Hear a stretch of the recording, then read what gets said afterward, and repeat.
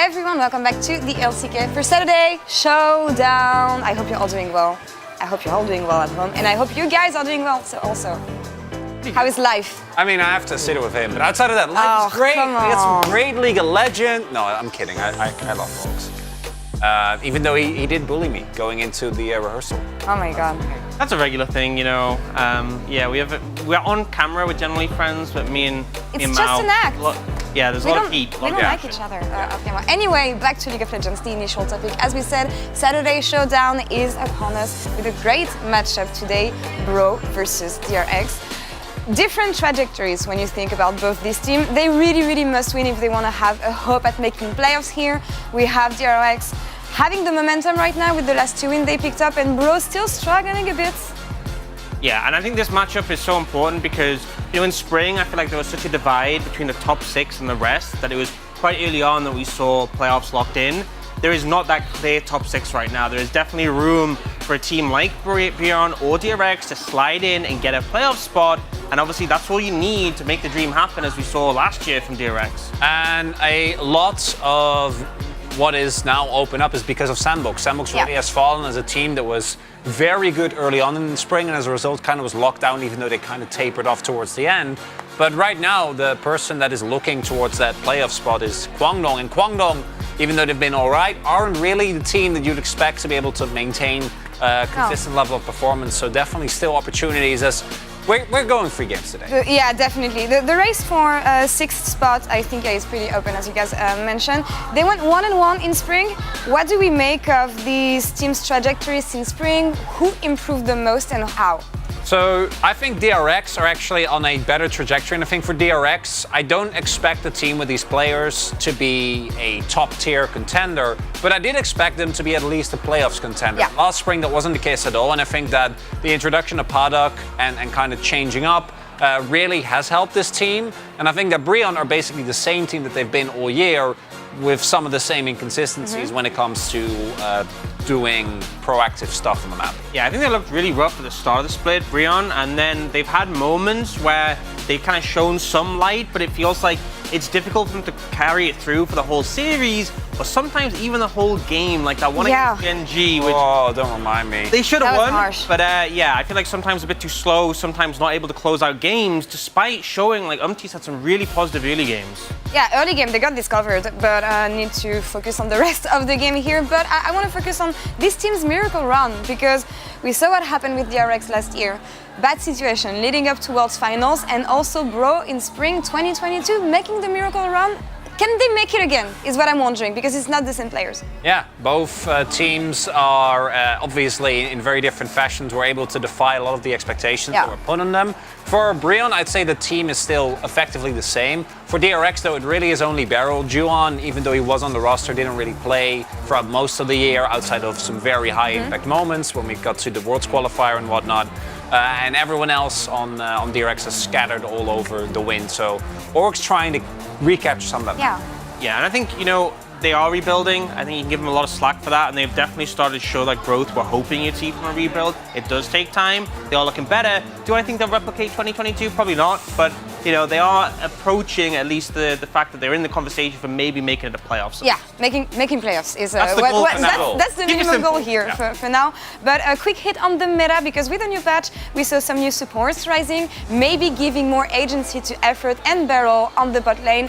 With these engaged champions, we saw the Rel, we saw a lot of picks that make them more powerful, it feels. Yeah, I feel like we've seen supports very subdued so far this split, because we've seen, you know, things like Milio, Yuumi dominating the meta, which don't allow that much agency, don't allow that much playmaking, and we've seen them nerfed. Milio's still strong, but now completely banned, and we've had the return of things like the Rel, the Nautilus, the Rakan, and I think for both of these players, this is definitely something they prefer to see. Beryl in particular is a player who often dictates engages in the mid to late game with his shock ball, and being able to lead the charge is so huge, but Effort as well definitely starts to look more comfortable in these champs rather than, you know, just sitting on the 80 carry as a Yuumi, which I don't think any support really enjoys. Yeah. It's very telling that Keria hasn't had a single POG until yesterday. Right? Like that in of itself, even though I think Keria's form not as great as it was in spring, still kind of surprising. And we have gone back to a lot more of the classic front-to-back style of team fighting, which in theory Brion should be good at, but I really think that specifically the absence of Delight is really felt. Delight to me was one of the big reasons why the team was able last year to make the miracle run. His engage support play has always been really good. And we're going to have to see similar things from Aphrodite today if they want to try and take down DRX. Yeah, looking forward to seeing who is going to have the upper hand in this support matchup. How do we think this one is going to go on the bot lane and impacting the rest of the team after? Which barrel do we get? That's a very like which era of barrel, and even within games, barrel has had a lot of ups and downs. At peak, barrel is the easy choice, but I have seen Barrel do some things in spring that have made me lose a little bit of faith, even though he is the defending world champion. Yeah. Yay. 3K assists here in the LCK for the current world champion, going to 400 game also in the LCK. A bit of a downfall from winning Worlds Finals to ending up in this situation. Yeah, and obviously Barrel's a player who has peaked really high, two-time world champion, but also has had these periods where you kind of question some of the plays he's making, some of the decisions. We know he's capable. I think everyone kind of knows that. It's just, will he show that capability today, tomorrow, next week? It's hard to say. Which side of the barrel coin we will see today? That's a question for later. But first, I want to focus on this team's lineups because there's been some changes, maybe not as impactful on one side than on the other. So what do you think of what the team have been trying so far? Yeah, the Ivory and Kara swap to me didn't really mean that much. It didn't really have a big impact. I think they looked pretty similar, and I don't expect that to have a really big change. However, Fade coming back after a break and actually looking so much better was really surprising to me. I was pretty big on Fade in 2021, 2022, never really delivered. His spring was looking pretty lackluster, so seeing him come back and really stepping up is really cool to see. Yeah, and I think Croco has looked rough, if I'm being honest, and I think this is the right arrangement to bring Juhan back in, and I think honestly for DRX, they've looked better when they've had this setup, this arrangement in the roster. So, we've seen a lot of shuffling, which makes sense when a team's struggling, but I think this is probably the one I'd be going, at least for the time being. Yeah, DRX found their groove, I feel, in the LCK after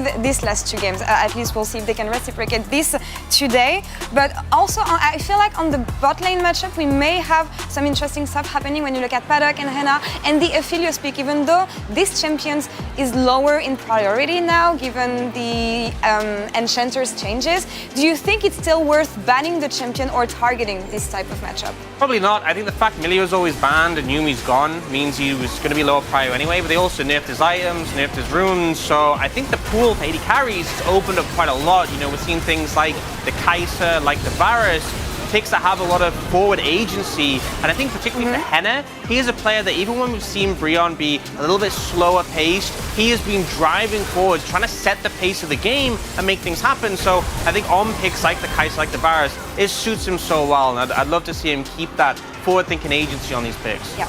And the biggest difference for me is that it feels like DRX, for all their faults, have been better at actually playing around their AD carry. I think Paddock very clearly is still a rookie, right? Called up from Academy and comes with a lot of caveats as a result, but has had some really high level moments where he is able to be the big carry, and DRX are a little bit more consistent, because as good as I think Henna has been, I don't think the team has really been playing around him very well. They don't seem to know how to actually turn what has been a pretty decently performing AD carry into actual wins, and I think that today is going to be really big, even with the bot lane meta shifting. I kind of feel like a big thing is you just see Henna go mid and try and dash on the enemy AD carry to try and make things happen, but if that doesn't, then Brion just kind of chill and wait for the enemy team to engage on Henna. Yeah.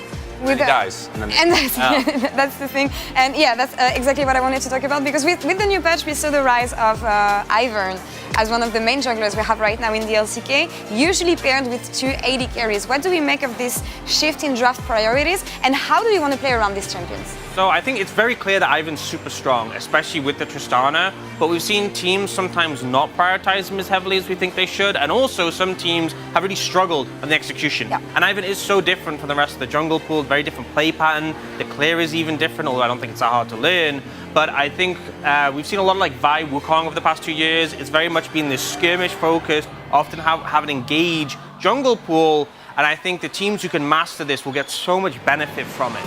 Yeah, Germans basically have been stuck in like 2-3 years of I dive the enemy backline. We see he not like go in when he hits a Q, when he shouldn't. Just hang back and presses E. I also think that one of the big reasons why Tristana has shut up in priority is obviously with the Shiv build, it's good into some of the other Shiv abusers like LeBlanc. But more importantly, with the itemization choices for AD carries, Kai'Sa and Varus, for example, both can go for a hybrid build where you do a lot of AP damage. So it means that an AD carry mid means that you still have a very damage profile, and it means that you go with a double AD setup, which Ivern really enables as well. Yeah, I think for a long time there was a lot of AD mids that people were like, oh, you know, this champ's strong, but we didn't see them in pro because teams wouldn't get a good damage profile off it. You know, you need AP in the top lane, and even then it might not be a sufficient amount.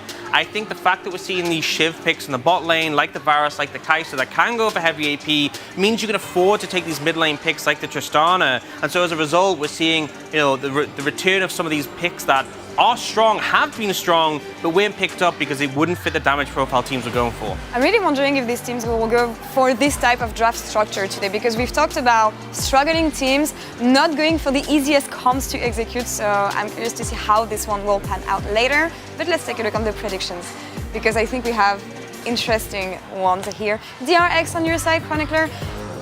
Argument on this. Yeah, I mean, I already felt pretty good about it, and after seeing them beat Sandbox, I think this team is on a roll. I think the ceiling of this team is definitely a lower tier playoffs team, but a playoffs team nonetheless, and I hope that they can actually cash in on that today. Yeah, and my shirt says Beyond, but my brain says DRX. I think they're on the upstring. I think they've been playing better and better. And as much as there was that close series for Brion against Gen G, that as much as it was positive, also highlighted some of their issues. The fact they weren't able to close out, the fact that as it got late in the game, they weren't able to make the proactive moves to secure a lead, secure a win, when they had a lead that absolutely should have led to a win. And I will join the based Giga Chats in chat Braver. with a bro prediction here. Honestly, I like their early games. I just want to see if it translates to something more than just the early game this time around. They had checkmate, and then they were like, no. Yeah, no, they didn't want to win. But we'll see how this one. I also want to say that I predicted this before DRX's momentum. We'll see. Honestly, it could go either way. And it's really refreshing to see celebrations from these players. Again, struggling teams, picking up these victories are really, really important for mindsets leading up to matches like this especially. Yeah, and both these teams have had also tasted more glory, right? And Rascal, as a player individually, has struggled so much, has been, I think, the best player on this team, has been trying so hard. Last year on KT, even though it wasn't nearly as bad, somewhat of a similar situation, he was the solo kill king, still didn't make playoffs in spring, and seeing this team kind of come together is really heartwarming, and same for Brion. They're a fan favorite for a reason. And what do the team captains think of this matchup here, Rascal and Umti? DRX gain momentum, that's it, but can Bro upset and surprise them on this? Is the 2 wins that DRX picked up enough for them to defeat Bro today? That's a question. I think it's difficult, and as much it's a close matchup. It's a really close matchup. I think honestly, any sort of result would make complete sense. I think we're going to see on the day. Well, today, what it's going to be. Yeah, this is one of the weird days of LCK where you can tell me any result, even taking into account the second match, and I believe you. Like, I could see 3 games for either side. I could see one of the team not able to make the right read on the current meta and kind of fall apart. Or it can be what I expect it to be. It's like 3 games, 40 minutes every single time. We're going the distance. I think it's going to be a bloodbath, definitely. Oh, yeah. What do we want to see here during this series in terms of draft? Because it's often down to draft, honestly, and especially with this meta. With the execution also, so knowing that these teams are struggling, what kind of champions do we want to see? What should they focus on? I think not necessarily specific picks, but I think don't shy away from the new picks, right? You know, we've seen how strong Ivern can be, Kai'Sa and this Varus are so powerful. I think teams who adapt early to the changing patch will have massive benefits. We've seen like Honor Life Esports, who are on a hot streak, kind of fall off because they were stuck in the previous patch's meta. So I don't want to see the teams make that mistake. All right, well, we'll see how this one translates into this series. That's all for us here on the side of the space. We will see you after game 1. Casters, over to you.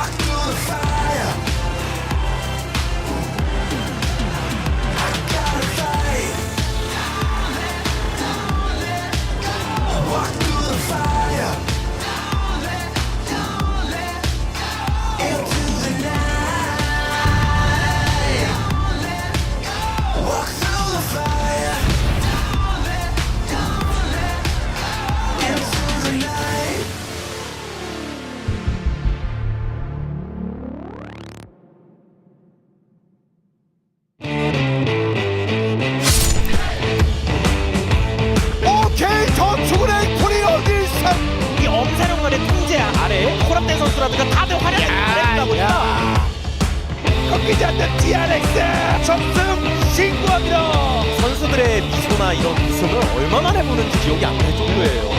여름의 서막이 드디어 열립니다. 오케이 우리 되네. 되잖아. 오케이 브리오 꼼짝마.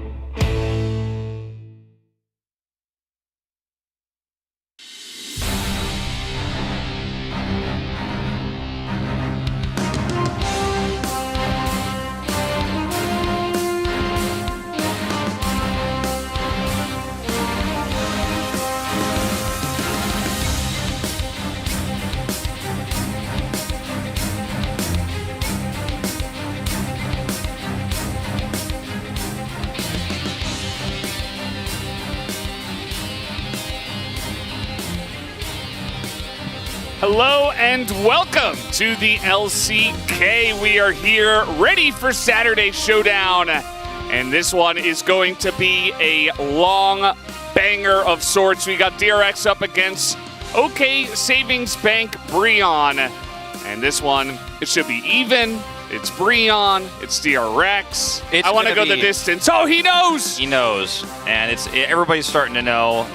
The Giga Chads are out in force. And I think that there are very different ways in which these two teams approach the game right now, Valdez. So while I think the level of play of both of them is so inconsistent and so often varied that we are expecting this to go to 3, I do think there's a very defined style for OK Savings Bank Breon and a very defined style for DRX, which we'll talk about when we get closer to the draft. But this one definitely could go either way. I feel like I'm the only one, apart from Laura, who voted for the Bros tonight. The only two Giga Chads. But I feel pretty confident in their results leading up until this week. And also that near win over Genji makes me feel even stronger. But DRX on a 2-match winning streak, they can turn it into 3 with how their strength of schedule has kind of slowed down here at the end. Momentum is definitely on their side. That's the thing. You always have to look at strength of schedule and how strong is Liv Sandbox really? I mean, they are a pretty good team. DRX just barely getting over the line against them. Bro, they got close against Genji, so that's a big feat in its own right. So these two teams, 8th and 9th right now. I mean, we're talking about, playoffs teams already on the pre-show, which, it's getting close to the end of round 1, so I think it's about time. But will one of these two teams even make it to playoffs is still a big question. Yeah, it's still early, but we're getting to the end of this round robin.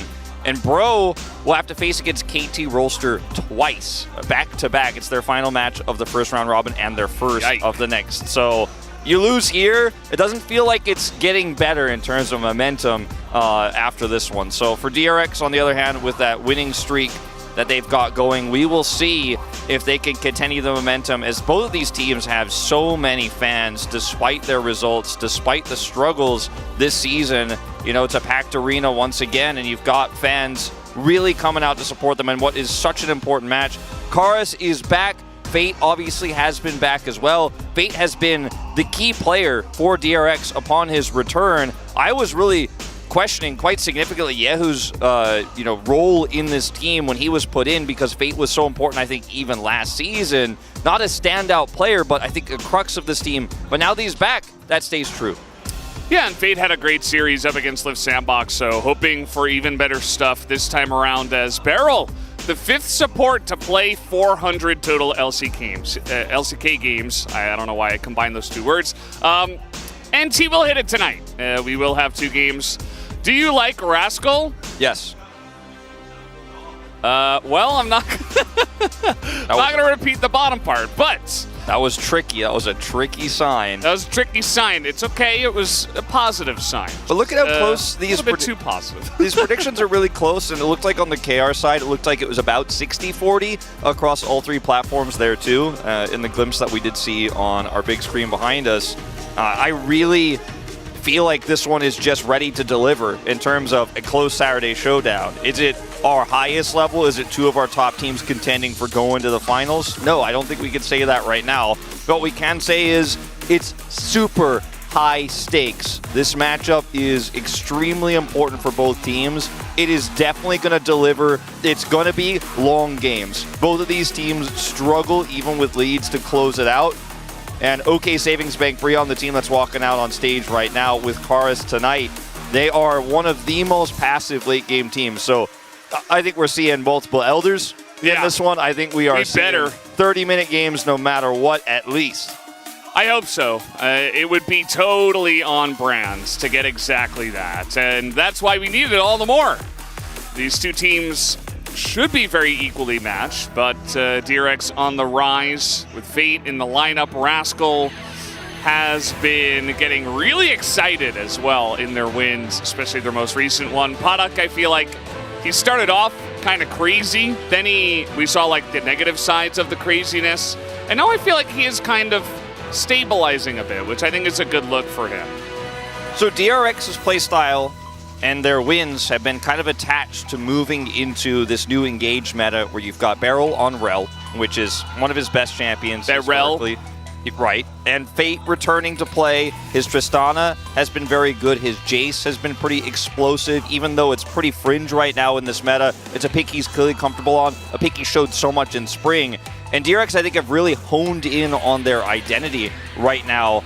And maybe it'll be what pushes them across the finish line tonight because it's a strong meta for this team. So we'll take a look at the top side of the map here because Bro play around Morgan, they play around top side. Umpty makes proactive plays early, and it's Brion's early game that you can really trust right now. Despite getting gold leads early, they aren't able to close a lot of these games out. But look at how much of an impact Morgan makes here in terms of his damage percent of the team. Not always what you want to see from a top laner, but because they play through him and his Renekton is doing big work in team fights, you know, it's definitely a win condition here for the side of the OK Saving Banks bros. Yeah, he's played a lot of Cassante, a lot of Gwen, which hasn't been very successful, but at least it does damage, alongside of the Renekton that you did mention. So Demon's numbers be what they may. It will be interesting. You were talking about some of the compositions as Karis is doing a little bit of Faker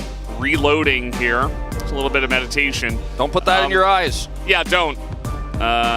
It's non-toxic, but I wouldn't want that to be anywhere near my eyes. Yeah, if that thing exploded, that would be a big issue. Also, we saw, I believe, Juan on the Ivern as well with the Tristana and the double 80 carry meta. A lot of our Korean junglers, I think part of the reason why we're not seeing it as much, even though it is pretty strong and has had success, is that they're just trying to be like aggro Iverns. Like, it feels like they don't totally understand what this champ is supposed to do. So I'll be curious if we see it again today. Always a discussion point is the long-legged tree. I think we will see OK Savings make Brion ban Tristana actually a lot in this series because of how good Fate is on it, and because Juan seems a lot more comfortable playing Ivern than Umpty does. I think that's one of the best ways to handle this draft is just to commit to a Tristana ban. That's the new tech, right? Because it gets rid of two things. Right? Tristana's good into a lot of mids, but also it really cuts down on double 80 carry because Tristana by and far is the strongest mid 80 carry. So I mean, also we know that Karis, he's played against the Tristana. He has played the Tristana. It hasn't looked great for him here nor in Challengers, so I think that's a ban that's pretty easy to just toss out here on red side. There's a lot of other high prio picks you can fish for here for the side of Brion, like Umpty said, Sejuani. Fate's Jace, another pick that we could really focus on here because Fate has been so good at this pick in particular. And on DRX's side of things here, the one pick you maybe are concerned about is Sejuani. There's the Tristana ban we were talking about, so already two of Fate's champions removed here. The one pick is maybe Sejuani you're looking at here as DRX, but otherwise can keep these bans pretty stock standard on red side. Vi. I like the Vi ban. Yeah, she's been getting through a lot just because people are concerned about other junglers such as Ivern, and they try to ban out the Tristana. There's a lot of stuff to ban nowadays, but I do think that Vi is incredibly strong right now, so I think it's just a good overall red side ban. And bro, I think they're looking to take the Annie first pick here, especially with the Jace taken away. Definitely a lot feels of other, like it. A lot of other mids banned out. I think the only other pick they'd consider is the Sejuani if it's left open. It looks like DRX is going to ban Poppy here to potentially look for that trade. And I think Sejuani has been so powerful for this team, but they'll actually prioritize the Azir for Karis rather than the Annie, just because of his comfort on the champion. This allows DRX to grab Jax Sejuani here pretty easily, pretty safely. And, I mean, Rascal on Jax, Juhan here can back him up. Does feel very comfortable so far here for the side of Breon, or sorry, for DRX, excuse me. Let's see what Breon's response is going to be to the Jax, because, you know, playing around Gragas and Azir has not been the way Breon have gotten early game success. And if you just lock in the Gragas now, it's going to be a very much slower early game.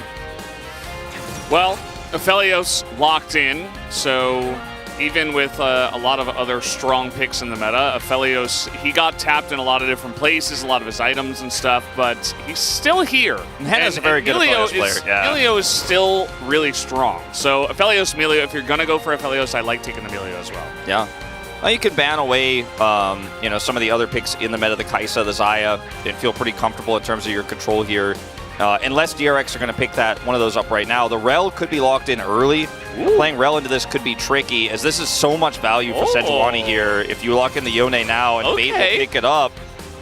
I like that. So very strong in the mid 2v2 into the Azir. We don't know what the matchup is going to be for Umpty, obviously, just yet, but I do like this choice. You can also take away the Gragas now, so that safe matchup for Morgan on the top side is gone. Yeah. I think if you're going to take a melee mid, probably Cassante or Yone is a good pick. The Aurelio we saw from Closer, I think we should probably shelve that one for a while. Yeah, maybe not the most successful one in this meta. Yeah, and he was playing like okay, it's just not great. Even into the double 80 carry, I mean, Ivern was being annoying, but yeah. Yone, a good pick in general. This comp with Samira Rel sounds super deadly. I mean, or Kai'Sa as well. They banned the Varus. Yeah. And the Renekton gets taken away here, so it looks like Morgan's just going to be on Gragas duty probably. But I'd like to see a Rel ban here, just because it seems like that in itself is so incredible with this. The Ashe is also very strong, obviously, for setting up the engages, chaining together that Sejuani CC. But DRX have so many scary threats. So we're just going to play Ziggs. What? Okay.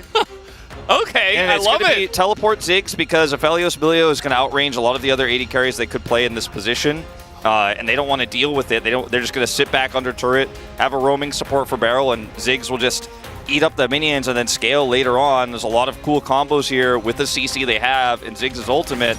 There's the Gragas. You know, it just seemed inevitable.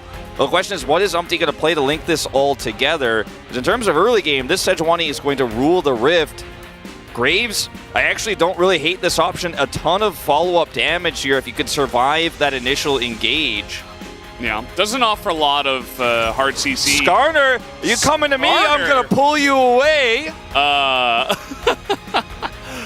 Okay. I mean, it's a little bit wild. It's a little bit crazy, but it does make sense when you consider the Yone is running into these fights, right? You know, Sejuani's trying to get in there. Jax as well could just be pulled out and put into stasis, so can't make an impact in that back line. Then you front to back. As it will be Leona, not the Alistair, that Barrel commits to. Now, we don't see Leona a ton in this meta right now. It's kind of been an alternative to Nautilus in a few different situations. It's really been Lehens this year who's picked it up more than anybody else. But historically speaking, for Barrel, it is one of his best champions, one of the ones he's most known for. He goes in on this champion, and with all of the engage they have, and the Leona that can help peel for very weak Skarner ganks, I mean, that's not even really a threat. You're not even scared of this. Ziggs takes teleport. Barrel can make an impact all around the top side of the map here, where the Sejuani has impact in both solo lanes. I think this is kind of Giga draft gap here for DRX. I think they got everything they wanted. This composition is sick. Yeah, I'm on the same page with you. I really like how they're taking some risks as well. Like, to see them, DRX, pick up Yone for Fate and then also pick the Ziggs. We've been calling for this for a while into the Aphelios, especially when the Aphelios was even stronger last patch, just because it's always been a nice answer just to essentially avoid lane, or in some cases to outrange the Aphelios. I think the Aphelios Emilio will have an easier time of it, but it's still, I think, a good pick overall. It shores up a lot of your AP damage that you're missing, which is why I was calling for the Kai'Sa, but you don't really want to play that into this bottom lane either. I just don't think this Skarner pick is going to give them what they want in terms of punishing the Ziggs in any way. So where's the control here on the Rift? It is very conditional. I really like the setup here because Sejuani is going to have so much power in this early game everywhere. Yeah. Everywhere. Especially in the top and the mid lane, your two melee laners. Guys, we are ready for game number one. Let's hop onto the Rift.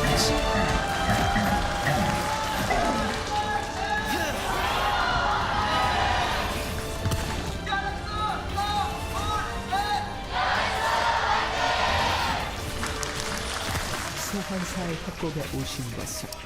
right, here we go. This is about to get pretty interesting.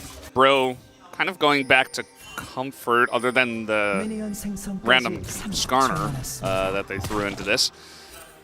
As far as I know, Skarner didn't get any changes. No, I don't think. I don't think so.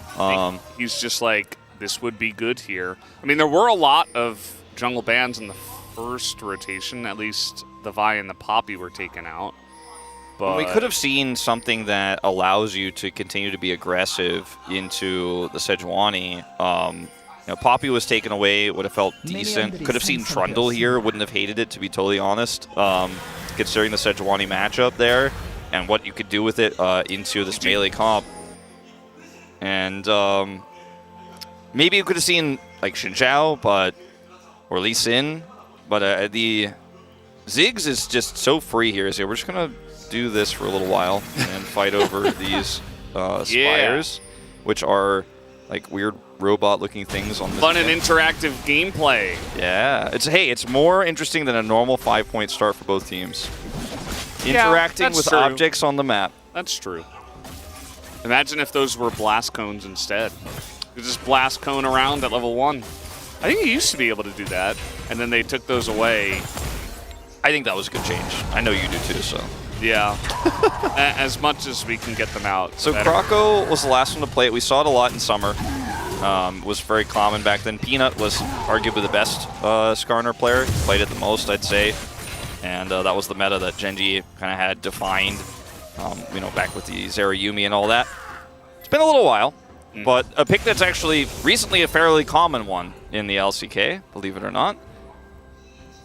And in these early levels, Ziggs has better clear than the Aphelios, so it can get level 2.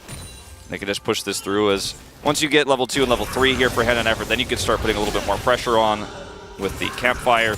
Henna is just not able to put any damage back here onto these players at the moment. Started Call, he's just sitting here, he's just farming. I mean, he's not really ever going to be able to touch this Ziggs, especially with the melee support, so just going to be hanging out in the bottom side, which is another reason why this Ziggs can be kind of nice. He loves to sit and farm, push lanes, try to get as many plates as possible. I feel like, especially with the Leona, not necessarily trying super hard to do that part of his kit, but definitely is going to have a free lane to just balloon out of control if everything goes right for Paddock. We'll have to wait and see where Umpty does go on the Skarner. Definitely a lot of eyes on this Skarner pick. Somebody tell Captain 3. Flowers. And it's respected, yes, tell Flowers. The early game of Skarner, I think I was casted with you when I said this once, and like I just remembered it, but it feels like it's just like a wet newspaper. Just like nobody wants to interact with it at all. On the side of Bro, it's just really difficult to actually make an impact. You have a little bit of damage, you have a slow, but your kit just doesn't really offer anything. You have a stun. His stun, yeah, I mean, it's really slow. Yeah, good luck. Unless you flash on them and then like E auto. Yeah, it's really jank. It's jank. Rascal. His kit is all in his ultimate. So, and of course, like his spires that you can provide a little bit of utility on the map. Love spires. Yeah. So, pre-6, he's not going to be doing a whole lot of anything. Except, you know, trying to farm, and that's what he's doing.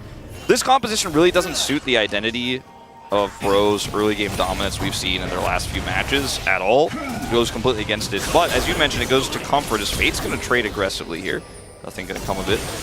But yeah, I mean, this is not what I expected to see from our first blue side draft here for the side of Bro, but I think DRX put something together here really clean, and Bro just kind of opted into, let's try to outscale this and defend this, and then maybe turn it on its head with some good Skarner ults. Yeah, we'll have to wait and see. You know, Skarner definitely, as you mentioned, one of those level 6 junglers. It's kind of like the first Nocturne ult. If you don't do something with it, you feel very useless. And, I mean, we'll just... he was looking for an angle there in mid, but he hasn't gone back yet, so he's kind of on an awkward path right now. Whereas Juon's like, oh, you took my Gromp, okay, that's fine. I got both Scuttles. Well, I guess he didn't get the bottom one, but his team did. Yeah. They denied it away from Umpty. So Umpty is currently behind in the jungle as well, so that level 6 is delayed. Now, it is Bro versus DRX, And DRX, I think, they're not as slow of a team as OK Bro, but I wouldn't expect there to be any crazy big plays from DRX either. Well, it's an unfavorable matchup for the Jax, even though he has a Sejuani here with him. So it's hard for him to put the pressure on to empower the Sejuani to make an early game play. Same to be said of, obviously, the early game of the Azir versus the Yone, which we did see some unfortunate and unfavorable trades. With Fate now just traded teleports, he's got ult, so he can put a little bit more pressure on here. Let's see if Karus goes in here after this Unbound Soul, because that's where you can get baited to try to put some pressure on here. And here comes Juhan. See if Karus can react to this. Doesn't have ult, but can just Arctic Assault here instead of that Permafrost. He's going to respect the possibility. Karus, I say that. Ooh, gets hit by that. Different story. Yeah. So Juhan's like, well, okay, I have Prio and bot, so I'll just take this free Drake. It's a Mountain Drake. It's going to be nice for, especially the top side of the map. Yeah. Even near Leona. Just to begin stacking the Drakes most importantly, hoping that you do not get Chemtech Soul and that you can begin to snowball with that. We'll see what is up next. And it's Ocean. Ocean, okay. Chemtech's still on the cards. Could be a thing. I'm personally hoping for no, but the series asks for it, The series, it calls for it. Like, generally no. But also, in a certain sense, I'm like, you know what? Let's just get 3 Chemtech Souls. Yeah, like I don't want to. In the DRX OK Bro series. I don't really personally like deck the halls of Boughs of Holly, but like during Christmas, I'm like, yeah, I guess so. Yeah, we'll put some exactly. of that up. Yeah. Like that's kind of me. I'm like, I don't really like Chemtech, but like it's Bro versus DRX. Like, I will be okay with it. Like I will just say, you know what? Like let's get. Yeah, let's have some holiday cheer, and like let's get 3 Chemtech Souls. I think it's appropriate, And it might happen. We'll probably get a lot of fa la la la as well in this series, if I'm being honest. I don't know why this is what came to my mind to describe the feeling of why Chemtech makes sense here, but red-white up here for Henna as he hits level 6, but they're not going to commit to any all-in or anything like that. Don't even have a ward in that brush. The wave clear of the Ziggs is just too problematic. Now, Umpty has 6 here, and they're going to try to force something in this 2v2. Fate is here. So is Juhan. Neither team, both team knows actually the one who engages first actually has a massive disadvantage. So they're like, yeah, let's just not do it. It's kind of sad, but also appropriate for this matchup.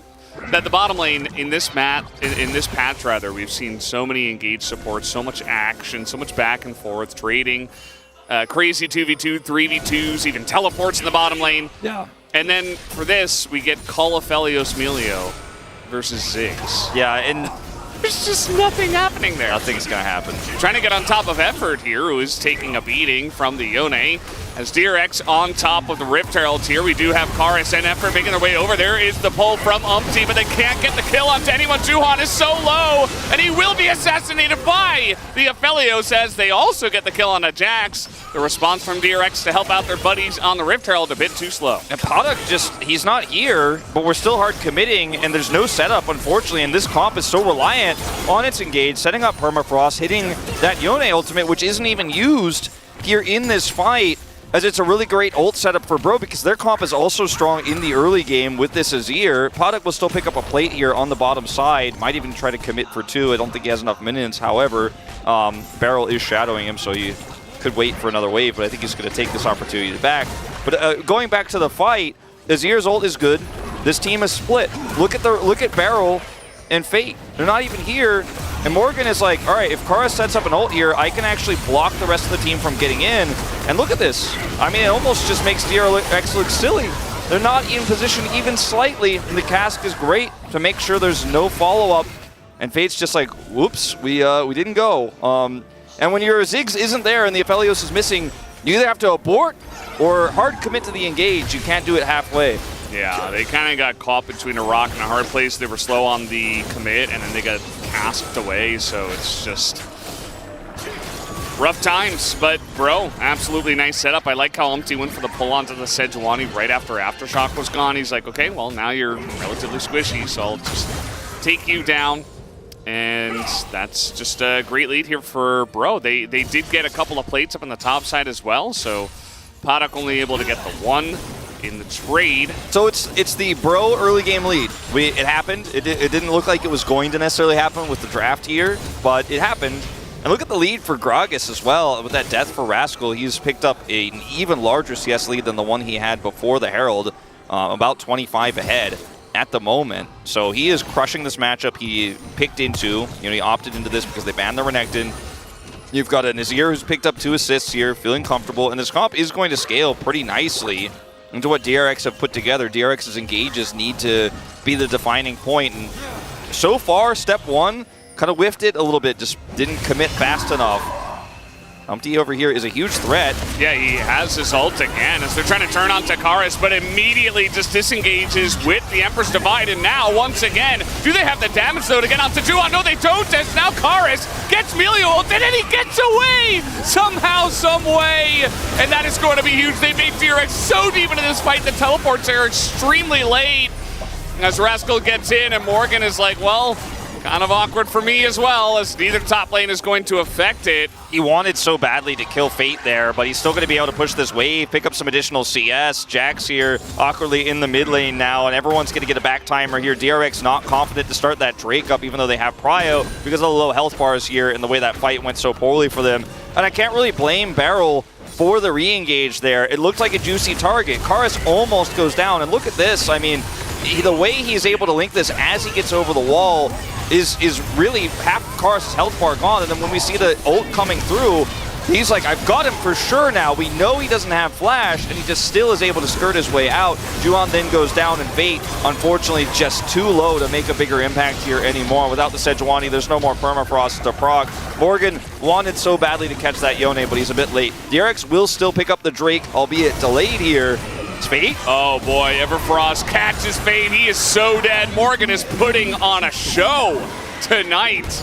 In this first game, he is having an unbelievable game, and DRX is Soul, but DRX, I don't know if they're going to get any more Drakes in this game. It doesn't look likely. They could not look more disconnected from each other in this one, especially from Fate.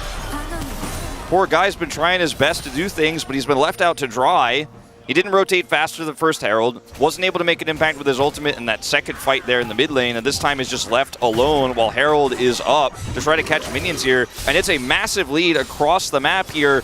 Bro's early game is unreal. Once again, 4,000 now, nearly gold in the advantage for them. Ziggs is scaling, right? Got the Leandries. Let's see if they can make a play here bottom side. Yeah, we do have teleport available for Karis if he did want to commit to it. He goes for a back now, maybe just in case. As, yeah, they're not going to go for it. Effort still holding on to that ult, which was crucial in the last fight to save Karis. The Emilio, once again, showing his strength. I mean, he got a little tap on this patch, and I mean, he's still really good, especially into Leona and Sejuani. So just doing his job in that last one. Yeah. And no dive comes down. Paddock is able to get one more plate, but it doesn't look like they'll get another one here before they fall off in 10 seconds. We'll watch this one more time. Fate is just in here. He attacks the Raptors and then shows on this wall, gets ever frosted, and he can't walk down this way, unfortunately. Just gets punished for it. I mean, he's just trying to hold the turret while they take Drake, just doing too many things at once. DRX not setting up that mid wave.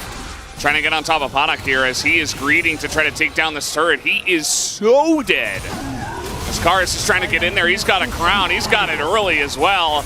As Paddock, yeah, he's just going to hold on to his flash here. Beryl and Juhan just trying to save themselves. Karis has ult. Yeah, Umpty has it as well. And they're just going to rely on the Azir as this is a stomp in the early game. Bro are really taking it to them. I mean, without the 2 Drakes that DRX have picked up, I mean, nothing is going their way. And, I mean, yeah, some plate gold did go over to Paddock when he didn't join that bottom side fight here, as this isn't even really an angular attack. Morgan has flash, ult, and body slam, so good luck making something happen here. Rascal doesn't have plates to grab, so while he will do some damage here and get the teleport, it's not really any gold he's picking up, and this Jax is not becoming a side lane threat anytime soon. Hasn't been accelerated in any meaningful way. And I don't want to say this one is over, but something's going to have to change. It's going to have to change really fast. As right now, it's starting to feel a little bit hopeless because the crown, in this case, actually makes a ton of sense. We don't normally like it too much. But what it offers you against this hard engage composition is so much extra survivability for that AD carry to do the damage. You have so much peel here, but you also have pick when you have a lead. This composition wasn't supposed to have a lead like this, not even close. But with the map control they're now starting to garnish, I mean, this is just so difficult to play out now for DRX. Nobody is safe. Yeah, and the crown is great against everyone except Ziggs, but Ziggs' poke is generally pretty easy to miss, and also, I mean, unless Fate's like using his Unbound Soul to get in there and take the crown off, like he's going to be holding on to that forever until these engages happen, especially because they're ahead. Yeah, you're just watch behind him. and okay, well, yeah. Gonna get a charge for that, get a flash. They're getting so much value here as DRX, they say, well, two sides are pushing. Side lanes. Yeah, two sides are pushing. And they will get one turret back here. Bottom side, turrets down as well. They won't be able to threaten that inner any further. So a lot of minions lost here. So I do think small win for DRX as Padak is greeting so hard here. They see Umpty, but they don't know that Karas is coming down here with that teleport. And this is a great block onto Barrel here from Umpty. And there's just nothing they can do. Padak, like you said, holds flash. And then Karas also shifts forward and does have his ultimate here. And when the stun comes through, he's like, all right, that's a guaranteed scoop on the Leona. And just caught pushing for plates. I mean, that damage is what allowed Fate to pick up the turret there bottom side. So ultimately it did mean something. But I think what we got for the side of OK Savings Bank Bro was definitely the better outcome. Yeah, absolutely. As now it looks like maybe we are going to slow things down until this Drake does come up here. It is 30 seconds away, and you can see that Bro are like, well, we're heavily in the lead. The lead has shrunk a little bit just because of that sign-laden pressure, but especially because it's Hextech Drake. Like, if this was Chemtech, I would say, okay, maybe if this game goes pretty late, DRX have got a decent angle. But now Bro are probably just going to be able to stack up a bunch of free Hextech Drakes, which is a big problem. I think they can still win fights, DRX, even low eco, because of how their comp works, but the engages have to be basically perfect. And Morgan has been playing such a good game that I just don't think they're going to be able to get it done. I mean, he's just blocking every sort of engage. His casts have been, for the most part, pretty amazing here in this first game of the series. Henna's got red-white for this fight too, and Fate's already upboarded, man. He's pushing bottom side here. They are not going to commit. They're just trying to sell the idea. TP. Okay, well, they're going to commit. It's a little bit too late as Beryl goes in and he dies. They take down the Drake as well, Dubro. They are being corralled just a bit, but look, Kar still has his crown. He's still holding on to that as Umpty is going to get isolated, has to flash away, and the rest of Bro will be able to get out of here. So unless DRX can somehow punish them after this corral, we'll have to wait and see. Here comes Umpty. He's still holding on to that Impale. He's still looking for that angle as Fate on the left side. This fight is getting crazy.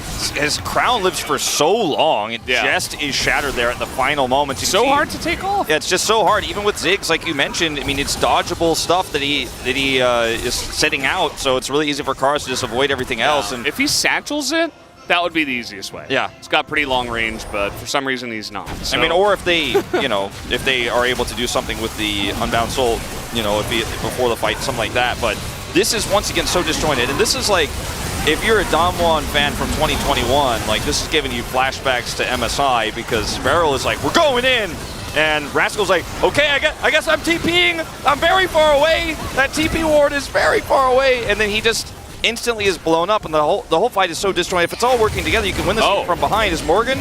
He's got Cask, he's got Flash. Nice permafrost, but yeah, it's nice to see finally that, Sejuani and Jax, they have some pretty good synergy. First time in the game that we've seen it here at 19.5 minutes. Yeah. I mean, it's a tough matchup for the Jax, right? To get advantages in, but you could still play around the Jax to get him ahead, right? And they didn't really do that. They didn't look for any sort of flash pressure, take away Morgan's flash, try to get him to react pre-6 or even post-6 with Sejuani coming through. They just let Morgan naturally get ahead, and then they won those first few fights, and then he was just so ahead that there's just not much the Jax can offer back. Now that Divine Sunder is done, and he's been able to get some extra free farm and some turrets, he's relevant, as shield was broken. Yeah. It's getting poked down. I mean, Morgan, it's going to force him to leap away. Stopping the back timing, I guess. as maybe Rascal will be looking for his own Zhonyas in the future, but Morgan already has his completed. Yeah, I mean, he has a whole item ahead. He has so much armor.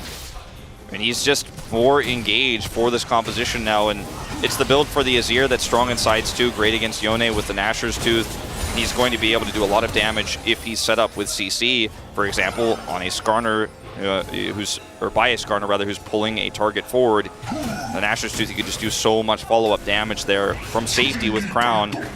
Zumpty is in no real danger. Not entirely sure if that's exactly the way he wanted to blast cone there, but it's going back. I don't know what we're doing here. They're really playing with fire, and that's going to be the Amelia ultimate gone, just for free. I mean, trade of 2 on the side of DRX. Still, I feel like it's a trade up for DRX in this case, but wasn't all for nothing here. As DRX are still trying to posture on this Baron, as they're barrel baiting, man. That's what they're doing. They're like, Barrel will, he'll just go in, man. Barrel baiting. We're just like, all right, let's stand nearby. He just can't help himself. He's gonna Zenith Blade. I mean, yeah. He's trying to Zenith Blade onto the Azir with Crown. Yeah. Also, the entire team is behind that. Barrel, he'll Hex Flash on us. We'll just wait for Barrel to go in and then start the engage. Yeah, Barrel not even on a item yet. Neither is Effort. I guess it's taking quite a while to really get that first support item. That was there you go. Comedy of different events that occurred in front of us, Valdez. But yeah, as you say, he does have the Even Shroud now, which is pretty relevant. Pretty important to have on a Leona, especially with this composition. It both gives you and your teammates so much more power. In general with Bro, I would say at this point in the game, I'm like, okay, it's time to do stuff. But actually, because of the Hextech Soul and the fact that they have no Drakes and they can just stack them and probably win all these fights for free, just wait. Yeah, it's time to do stuff in 35 seconds. Yeah. That's when it's time to do stuff. So right now, the stuff they need to do is get vision control. And look at that, Valdez. They're doing exactly as you were kind of leaning towards maybe asking. Don't overstep. Just sit back and farm. Get your Aphelios and your Azir ahead. Look at Rascal. Your Morgan, Gragas. Rascal is like doing Wolves right now because he just needs money so desperately. He wants to build that Zhonyas. He wants to be relevant in this game, but it's going to cost him a turret. He doesn't have enough vision on the bottom side of the map to actually even catch the wave. So he's doing Wolves. Turret's going down. They're question mark ping. Where is Rascal? They don't know where he is right now. So they're going to come over here and clear some more vision. So they have vision on both objectives now, Brionne do. They can kind of just skirt their way over to this dragon because they have the mid-prio. They have choke point control here with Morgan. And DRX have already just conceded the point. I don't think they're even really planning on contesting this. And they don't have the damage to trade for Baron either. Not that they had vision control. Is playing it slow. Rift is going to get them in position here. As they're going all the way. Barrel has had enough. He is going in, as so is Fate, and he nearly dies. Does a bit of damage to Morgan there, as going in the back line is Barrel. That is going to be the Hextech. Emilio is down, as the stopwatch here for Rascal pretty good. The Moonlight Vigil totally misses, but Bro still going to get away with the Drake and a couple of kills. They win in the kills. They could even try to sidle up here towards the Baron. I think they absolutely try to do Baron here. You used a lot of the resources of the engage here for DRX, and now Rascal being gone for 30. I think you could start the Splits, Bro, so they're not going to do it. They do have a Ziggs and a Sejuani, I guess, but yeah, I mean, take it slow. It's Hextech slow. Like you mentioned, the Hextech Rift allows this to happen, but look at Fate. He is a non-factor before this fight even happens, before Barrel even gets in. The team is so desperately trying to hard force, and even though this is an ugly fight for Bro, to be perfectly honest, it was a bit ugly. It's good enough because Fate's down. As I don't know about this. Umpty's looking for the pick onto the Yone. They are getting kind of poked out in this one, but so is Barrel, as Karis is just incredibly fed right now. The guy is just chunking anyone he can get his hands on, as Umpty still looking for that Impale. Looks like he's about to get it up. And not gonna use it there, so that's just a free pick on the Barrel. And Karis is actually a Fountain Laser right now. They are feeling the clock here, is really working against them right now, DRX, and they're trying to hard force these, or Barrel has decided that's what they're going to do, and it's just not working. The Rascal's already half health before this fight even begins, has no flash, so good luck looking for a counter strike in this one. All right, still waiting for the Skarner ult. There it is. They do get it onto the Sejuani, but that is a big Yone one. He gets on top of the Melio as they stop the Baron, but a couple of kills, huge 6 damage. As now Barrel trying to go forward. He's going to snipe Morgan and take the shutdown as a wild and crazy fight actually does get Bro off of the Baron. Yeah, they do get him off the Baron. And, I mean, Fate actually does something in this fight. He makes an impact, and he is able to help set up Poduk for success, doing a lot of damage in that one, despite the longer fight normally going the way of Bro. And I think Umpty's decision to impale there, while it did lead to the kill they were looking for, probably wasn't the right call. Could have just held the choke point, played it slow. But at this point, you're so far ahead. I mean, it's hard to make wrong choices here. Umpty takes a lot of damage here initially. Look at how low Barrel gets at the beginning of this fight. Instantly deleted, right? So now you're like, okay, we have unlimited map control. The cask here isn't great, but you got the flash out of the Ziggs, so it's still effective. And then here is the moment where they decide to go in. They're on Baron, right? And it's not really a requirement here for Umpty to actually hard force this, clear the ward, and just wait. There's no flash on this Jax. They have no ability to steal this from you unless you walk in. It's just the team fight calls are so discombobulated, it feels like. I don't know, like it should be crisp, right? If you're gonna make a turn, you gotta be crisp. It's now Umpty getting caught out here, but he is quite tanky. He has Randuin's already. Randuin's is like 2.5 items. The Randuin's is straight up the counter to everything that isn't Ziggs on the side of DRX. So when they go on to him, he's like, thank you. And now Fate's used his Unbound. And this should be, you know, if it were any other team, a Baron start. Do the Baron. Just do, bro. Give me that Shia LaBeouf that we're talking about. Yeah, they really need it. And again, like I said a bunch of times this game, they could just wait back and stack Hextech Drakes. I mean, yeah, the Drake is spawning in 70 here, so... They don't necessarily need to do that. They could just take the Baron. I mean, they're giving really DRX... don't take any risk. They're giving DRX, like, legit windows back into this game. True. Like, straight up. Because DRX have a really wombo-oriented team fighting comp, and if you are indecisive, they're, like, going to take that opportunity and get a pick or two to win the fight. And like you mentioned, the Ziggs is a big problem, actually. He is, and QSS is done for Fate. He's got Flash for this next fight. I mean, this is about as much of a tossing your advantages away as you could ask for with the lead they had. I mean, they still have 6,000 gold the advantage, but it's not over till it's over against a comp like DRX's, and you really have just given them so many windows. And look at the lack of vision here. Looked scary for a moment. They were actually going to decide this was the moment to commit to Baron with no vision of the enemy team. They do not, at least. They think better of it, and they're going to regroup and try to get that vision back. DRX have better vision over the Baron, even though they're down 6,000 gold. Yeah. And they even have vision of the Drake, so they know, like, they're in control right now of the Rift, which is not supposed to be the case, but yeah, I mean, the Randuin's is great against the Yone, especially with his crit, but also the Jax, he's got a lot of armor, but nobody's got real MR. Finally, Umpty is beginning to build some. Okay, Poduk is going to be nuking him. This is an opportunity here for Bro to try to set up and then clear this vision and turn. But if you don't do anything, Bro, you will lose this game even trying to clear these wards that you didn't have control of. This game is making me stressed out for Breon fans. I mean, I did watch the Genji game. That was... I mean, at least do the Dragon. Like, send somebody over there. Like, Henna can solo it. This team is straight up paralyzed, Valdez.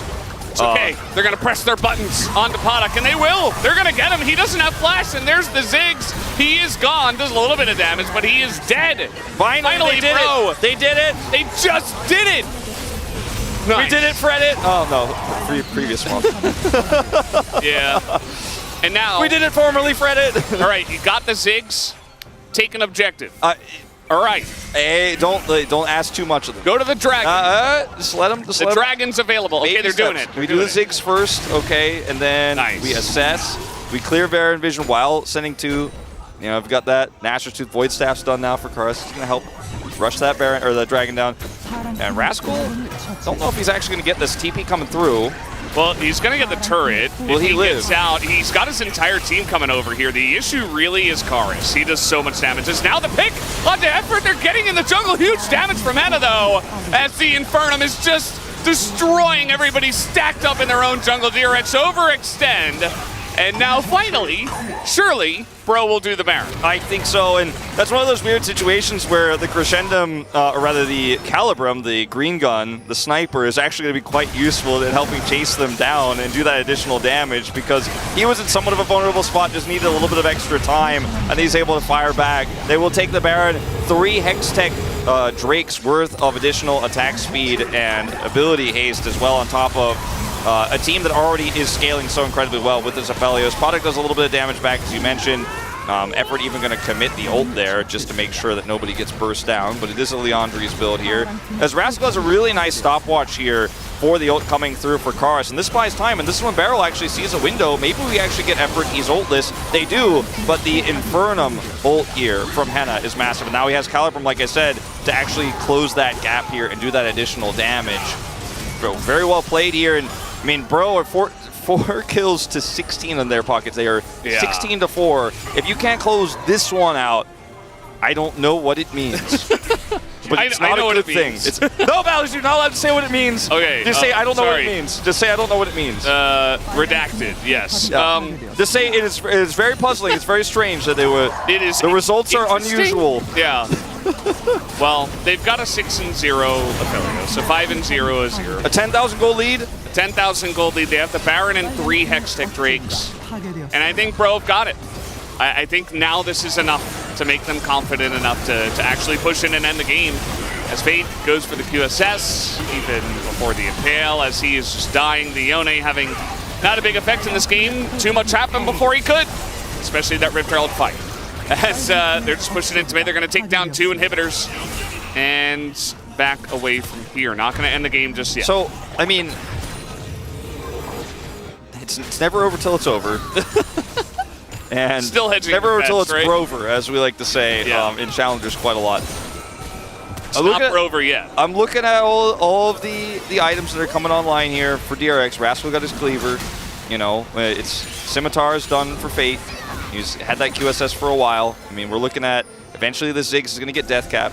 It seems likely to happen in this game, actually, if he's able to get a little bit more farm here. Yeah. He's got that inhibitor down, so send in minions to him for him to scoop it up. DRX get one more chance, and I think it's going to be in 2 minutes' time on this fight for the Hextech Soul.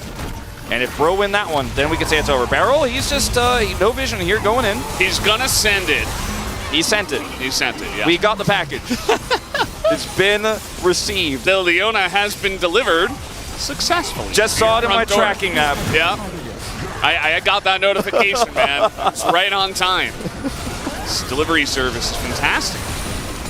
And they still have a Ziggs, but you are losing 2 inhibitors already, so it's kind of hard to stop the overflow from every single lane, and just the straight-up TP is going to be enough. I think they don't get that team fight, actually, on the Hextech anymore because of Barrel's choice. And they just didn't have vision. He wanted to go clear some, but there was no Baron up, so pretty peculiar, and now DRX are just going to fade away. Yes, that they are. I mean, right, Bro? All right, they're going in, and the stopwatch is enough. Beryl is gone. The team cannot follow up on this one. Rascal still flanking to this day. Henna getting in there. He's looking. He has a penta angle, actually. Has the triple. Can he get the quadra? Yes, he can, as he's looking for the penta. And it looks like Rascal, he's trying to deny it. He doesn't want it to happen, but it absolutely will. As he's going to Counter-Strike. Oh, man. He's actually denying him the penta. Well, that's how it goes. I don't think he's... he's going to get... No, they entered the game! No penta. And Bro will win in about 30-ish minutes of true mayhem in Game 1. In Rascal's defense, a lot of people do get very upset if you gift the penta. And I like that he fought for his right to deny it. But that was a one-sided game the entire way. There is good news for DRX fans and bad news. The good news is that, the bad news is your early game was horrendous despite having an amazing draft and having a lot of Sejuani value. You had so many ways to get massive leads and then crush this Brionne composition in the mid-game before they really have a chance to get online. That's the bad news. The good news is, with a massive lead, I mean, huge lead, like 6,000 gold lead and map control. OFK Savings Bank Breon almost let this one go. They almost let you back in. So maybe that gives you some extra confidence going, wow, if we have an early game at all, I think we should be able to beat this team in the later parts. Beryl did not spark joy in this game, but he certainly made some decisive calls on the Leona, to be sure. And I think it was a good pick, but they were just so far behind. They needed to work together better early. And they just gifted so much gold over the side of Bro that it was just unplayable. Yeah, DRX definitely a sleepy start, and you cannot do that against Bro. They have a very strong early game, and they took advantage of that. Guys, 1-0 to Bro. We're going to have a break, and then the space. We'll be right back.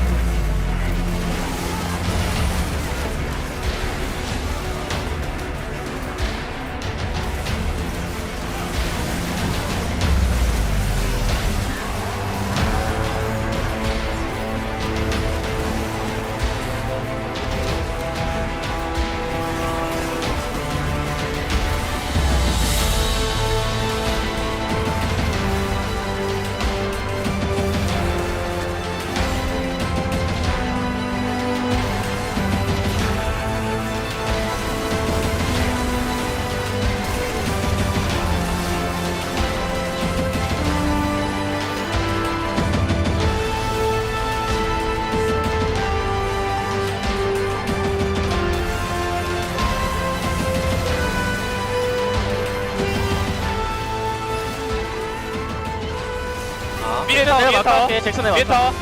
없어 이거. 한번 빠지고. 야, 레오나 들어온다. 막을게. 안 해봐. 넣어줘.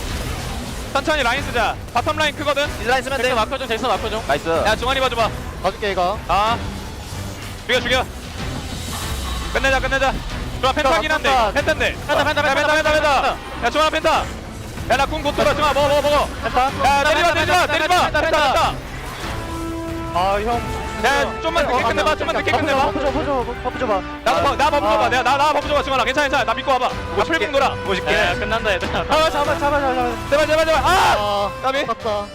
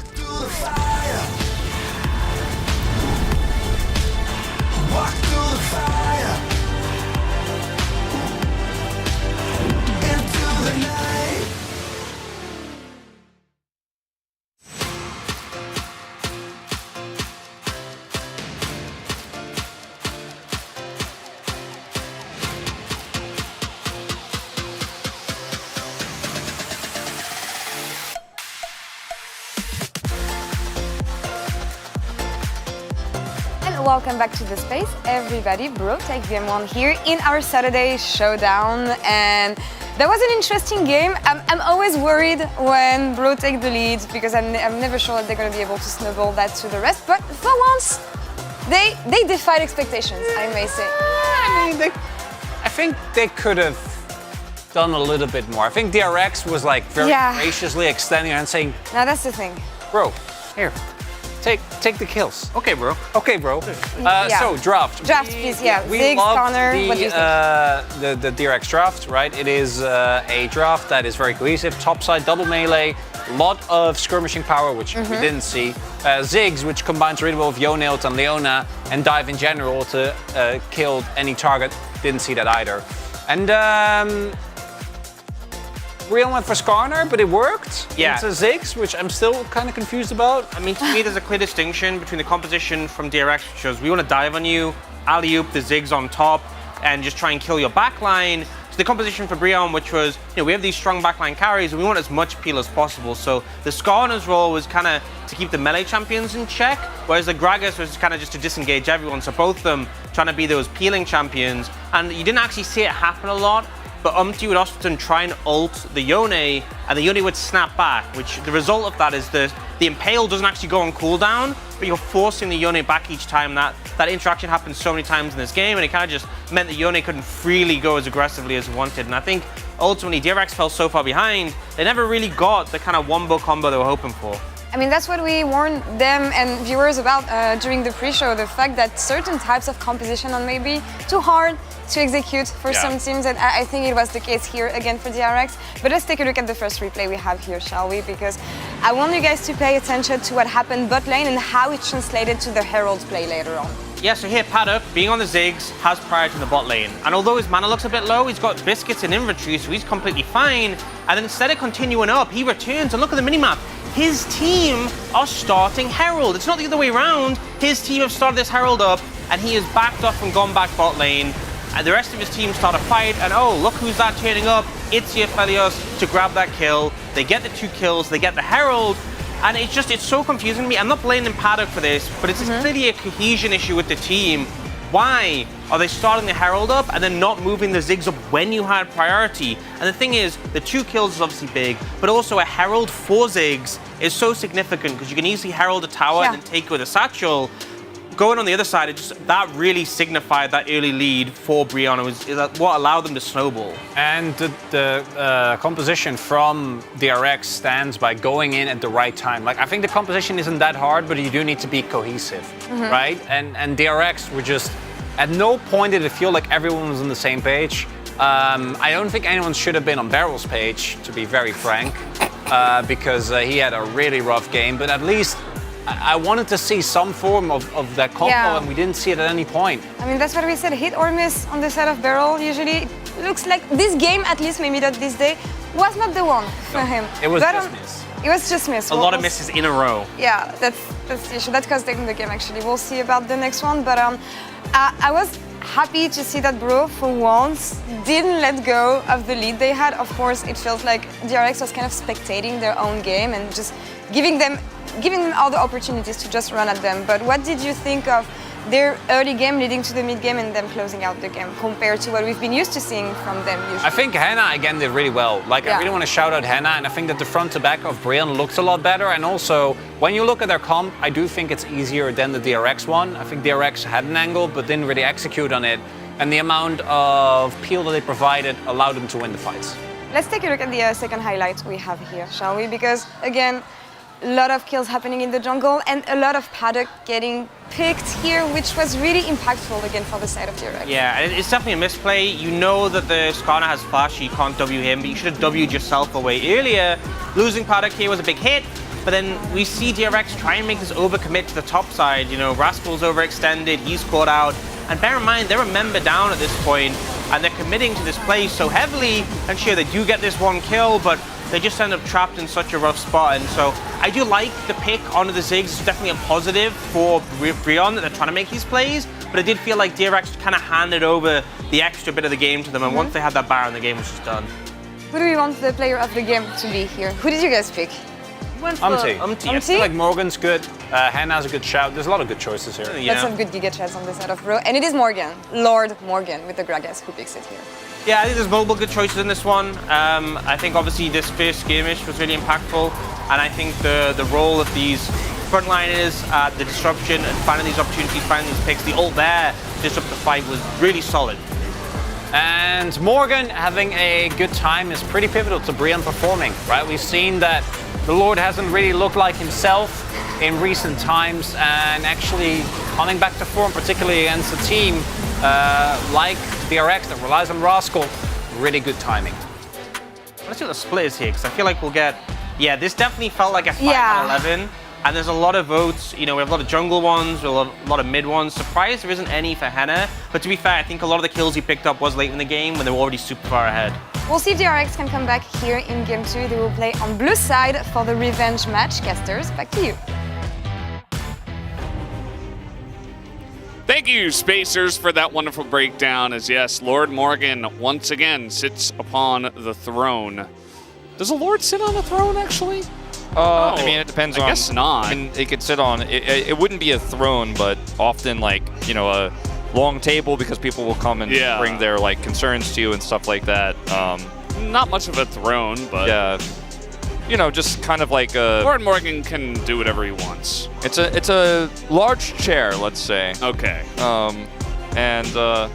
Much like the Secret Labs one he sits in right now, but... Sitting on a throne of Giga Chads. Yeah. Let's see what happens in the second draft, because DRX will have blue side here. Oh, the spin didn't work. It's okay. We were very behind on the English side here, so we just tried to catch up as quickly as possible, and... We spun our way into this draft. Yeah, let's see what changes here, because I think if you're OK Savings Bank Brion, you absolutely just run back the same bans, and we'll see so far here for DRX. Nothing has changed either, and I don't want to see DRX play that composition again because the coordination was so off, and like Laura kind of pointed out, like I think this team is capable of playing it, but they did not. They did not find the coordination, they did not find the teamwork, and it is a comp that requires absolute good shot calling and everyone being on the same page, and they certainly were not. I want to see them run something that's very simple. Honestly, almost like what Brion played in game number 1 themselves. Yeah. Not quite the exact one, but, you know, if they pick, you know, Fate up in his ear here, I'm like, that's okay. All right. So I like this. Take it away from Karis. Let's see what the response is going to be here. Bro can just go Aphelios Milio again. Doesn't feel like a bad rotation here at all. Yeah, and just react. Especially with Henna playing as well as he is, I think it's a good shout. Like, you can get him pretty much anything. Like, I'm sure he's capable of it, but he's so strong on the Aphelios. He's so comfortable on it. And Milio's in a really good spot, so, like, why not? Yeah. Right? Now, you give over Rascal, the Renekton, and the Sejuani, so this is very strong here for DRX. Like, the trade-off is very expensive for Bro in order to do this. And what they could... Oh, they'll take Jax over the Renekton, actually. What you could have done instead of this, as Bro, would have been to just take a top lane pick instead and save the Milio, since it's unlikely that DRX would pick it up there. They'll grab Ahri, however, here for Karis, which has been another one of the picks he's comfortable with. Ahri's only good, I feel, if you're being very proactive. Yeah. I'll just throw that out there. We'll see. We'll see just how good it is. It can be good for peeling and stuff like that, so maybe he can just stand next to Aphelios, Henna, and Viego, do the carrying, but... Viego is gone for sure here, you have to imagine. That is not going to make it through, as they're going to debate here. Take the Gragas away, actually, so that Morgan can't have that comfortable matchup into the Jax. What if they ban Skarner?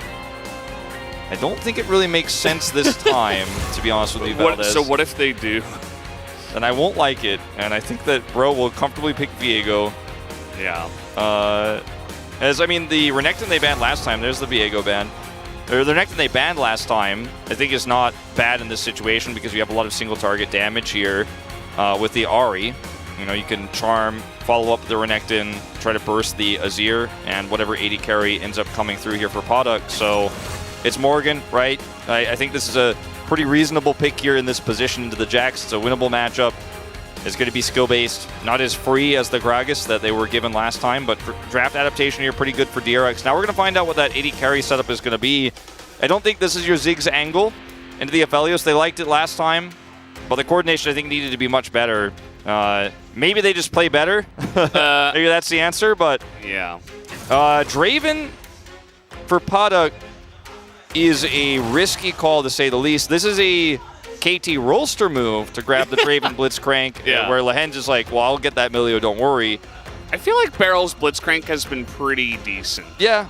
As Blitzcrank, you kind of have to sit back and you have to position back in order to actually be worth anything. So it helps out his positioning issue, let's say. Yeah. Skarner again. I mean, he played it really well last game, but as Ox pointed out, a lot of the interaction was about the Yone. Yeah. And this composition for DRX doesn't have to hard engage, and if you get cooked, you know, you could turn that into a positive, I suppose, as the Skarner, and then utilize your ability to pull back. If he is able to get Aranduins again, don't know if he even goes for it this time against this composition, but there are good things there. Would have rather seen almost anything else, though, to be honest. I mean, Lee Sin, I think, wouldn't have been too terrible here. Could have just seen, you know, I mean, Poppy is banned. I would have liked Poppy here in this situation, but anything that's going to work with Ahri, Xin Zhao even, which has been a great pick for Umpty in the past. Yeah, I do agree with you. I think in general, and even for Bro, I would agree with you. I do think that maybe they've identified a little bit after that loss to Gen G where they were so close that maybe we just need a little bit more simplicity. Pick the Skarner, press your R button, and even if the turns aren't crisp as I was calling for off the Barons and Umpty's literally just sprinting at you, it still can work if you're ahead. So they're good at getting leads. Skarner's good from ahead. You press your R button, you force some QSSs. Yeah, Maybe I mean, it's not, you know, it's a comp that makes... maybe this is the new thing for Bro. It's the comp that makes you do things, you know? Yeah. And they tried their best not to, but eventually they did do things They in had game to. one. So, Yeah. looking in the right direction, but I think this draft, once again, I favor DRX's side, just like we did in game one. Yes. Well, Bro have turned up so far. They're in the lead 1-0. Let's hop onto the rift for game number 2.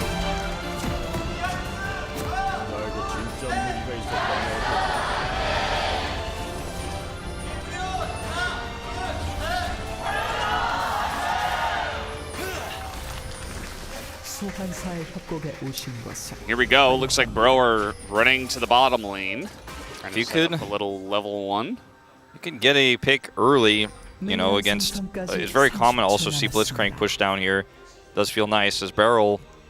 Is he going to commit a flash here? It does have Hex Flash, you have to imagine. Nope, just going to blind hook. I was going to say, I really hope we don't see anything crazy like that, considering no one is even here.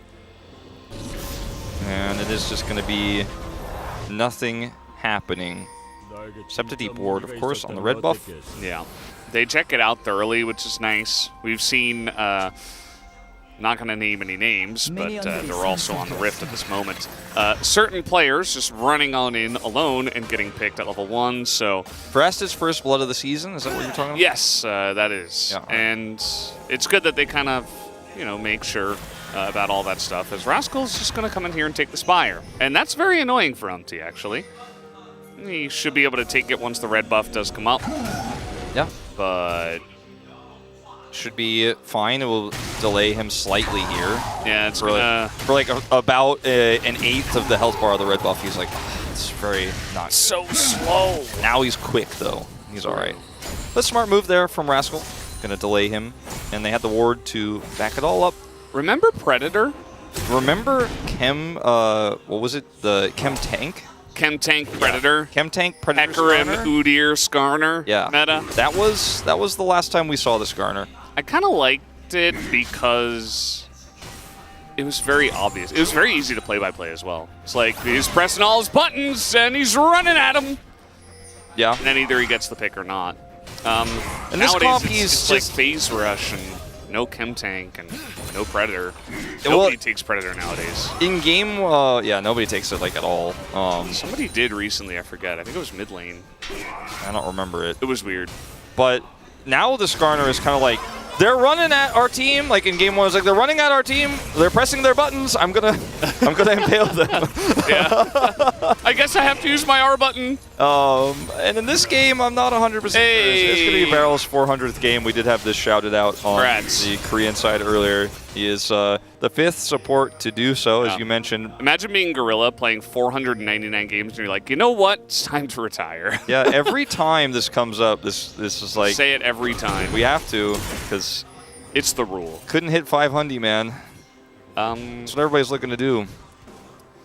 I mean, it's such a nice round number, right? Yeah. Like, if it was 599, I don't think we would mention it nearly as much. No. Or 399. Though, or honestly, even like 498, you know, probably be like, Yeah, we'll be like, 2 away. 2 games, I mean, that's a full series. It's a whole series. I mean, if it was 497, hardly even needs to be considered. We wouldn't even say anything No. ever. We'd just be silent when that graph came up. Well, let's see if he can win his 400th game, because he is on the Blitzcrank. He's going to have a lot of agency, and unlike the Leona, he has the opportunity to make engages happen without physically being in danger. Very important. So that is a plus, as he is going to now be on the edge here. This is where Blitzcranks like to hang out when they have a little bit of prio. Natural habitat. You can hook through the wall and then cannot be flashed. Why did the Blitzcrank just scratch his head? Because he was a little bit sad about the fact that Henna and Effort were respecting that he was probably in that bush and we're not in grab range. As Morgan... Yeah, and that's the nice flash engage. Morgan in a lot of trouble. There you go. Permafrost stacked up easy as pie. And Juhan with the melee ults picks up first blood. And will you look at that? They committed the Sejuani topside, got the Jax ahead. How crazy is that? It's, you know, you have 2 champions that pair really well with Sejuani in this meta, Jax and Rekt, and they opted into the Jax both games with the Sejuani. But this time, Juhan made it happen. That's an early lead, and it's going to Crocodile down significantly on CS against Jax here. So Rascal teleported back earlier. And, yeah, this is not an ideal situation for our Lord in the top lane. As you like to see the proactivity, and we'll watch the replay of it in a moment, but just getting caught a little bit over-aggressive in the lane. As he's level 4 here, does have his bar set, will get the heal, does not get the second dash, and is taken out. Yeah, Rascal with the KT Rollster emotes from the season where he got the most solo kills and his team got 7th. And so he was not able to make it into playoffs. That was a sad time. Rough times for a boy Rascal. It was really nice to see him really pumped up after the win against Live Sandbox a couple days ago. It's so interesting how, you know, both Rascal and Keen serve very similar roles in terms of their top lane dominance for KT Rollster, but I think Keen's champion pool was definitely the strong point, whereas Rascal's ability to kill without resources was his. And he would often have his own special matchups like Lee Sin and Dinar and stuff like that. But really quite interesting to see those 2 players find their own successes on KT. But now moving to DRX, at least some success in this early game. As Morgan hits level 6. And still flashless here, but Rascal, of course, used his in that previous exchange, too. And Morgan going to get a little bit more control. Got to be careful. And he is. Yeah, he just wants to proxy the wave. It's a quiet early game, you know, but the Skarner, as we talked about in Game 1, not doing a whole lot pre-6. We haven't really been watching him. You know, sometimes we peek at Aspire. He's farming. He's farming. He's getting experience. Yeah. You know, that's what he wants to get. He will not be getting an early Dragon. He will not be early ganking. It's an early game Draven Blitzcrank lane. So DRX will naturally get this one. They also have, with that gank topside and the massive CS lead they have in this Draven lane, pretty significant gold advantage right now, 1,500. Yeah, and that could balloon out of control, so you pick the Melio face up, you're confident enough to play the Blitzcrank. You have a champion here, Draven, that would love to get picks early on, after stacking up, of course, and it's a nice combo as long as it works. As the hook is going to miss. Nice sidestep here from Henna. Yeah, that could have been disastrous, even with Barrier and Red-White. I think that the damage output here, especially with level 6 for Podok, would have been absolutely enough to burst him down. Doesn't have cleanse, of course, and be too helpful in this situation, but there are ways for this guy to get blown up. I like the Barrier attempt here in lane for some potential all-ins, but with the advantage here in terms of experience and CS, he's just not going to be able to fight back. You can see Podok has the highest CS per minute in the game right now. He's not really missing. Yeah. And I mean, Draven early game, your base stats are so high, and you have that threat of the hook, Emilio's just not going to be able to offer anything back. Yeah, and your Qs make your axes do lots of damage. Yeah. So it's difficult to miss. I think it's not unrealistic here to expect that Bro give up both of these objectives because of the state of the game and the early game we were talking about. It's just way better for DRX. And they are grouped this time. Poduk is here, he has his ult, and giving a Draven a cash-in at this stage, trying to risk it for First Herald, is absolutely a recipe for disaster. And the hard commit, okay, Barrel is looking for Flash. Okay, that's a Skarner. Yeah, and still Skarner. Nice hook, though, as Umpty will flash in response finally. Yeah, I think if Karis was actually closer there, Umpty pulls Barrel into the bush, and then they charm and kill Barrel. Yeah. As we were talking about, Barrel can safely engage with his champion, but he was like, I will not. I will just flash for the punch. Scary times here. Barrel is playing with fire, and this time he will not chose get violence burned. today, He did. He certainly did. Woke up on the wrong side of the bed. He's like, you know what? Swifties, Blitzcrank. I'm getting in there. Yeah. Not even just Moby. He's going Swifties. Rascal? That was kind of cute, trying to clear the wave very quickly. Yeah, that was... But it didn't work. So Rascal just taunts him. Yeah, and he gets the ultimate. Ward hops away, and that is that. So well played. What I was going to say before Barrel decided to go in was that, okay, we're going in again, maybe. Not going to commit the ult. Thinking about it. Is that Bro committed to going halfway to Herald and then didn't get anything done cross-map either. So this gold lead is ballooning, as you say. A charm hits. Not going to matter. 2 turret shots. But Karis doesn't really have mana. He is going to be able to TP back into this lane, but yeah, still able to get a successful charge in. Fate gets some gold. So 1,500 gold lead, 550 of which was First Blood alone, now has turned into a 2,500 gold lead here for the side of DRX as Rascal picks up more plates. Morgan does not have teleport still, so I had to walk back here. We'll catch most of these minions at least, but almost 3 plates down on the top side, and with 4 minutes to go, I think it's very likely that will occur. And we have the exact reverse of the previous game with Bro massively behind us. Indeed.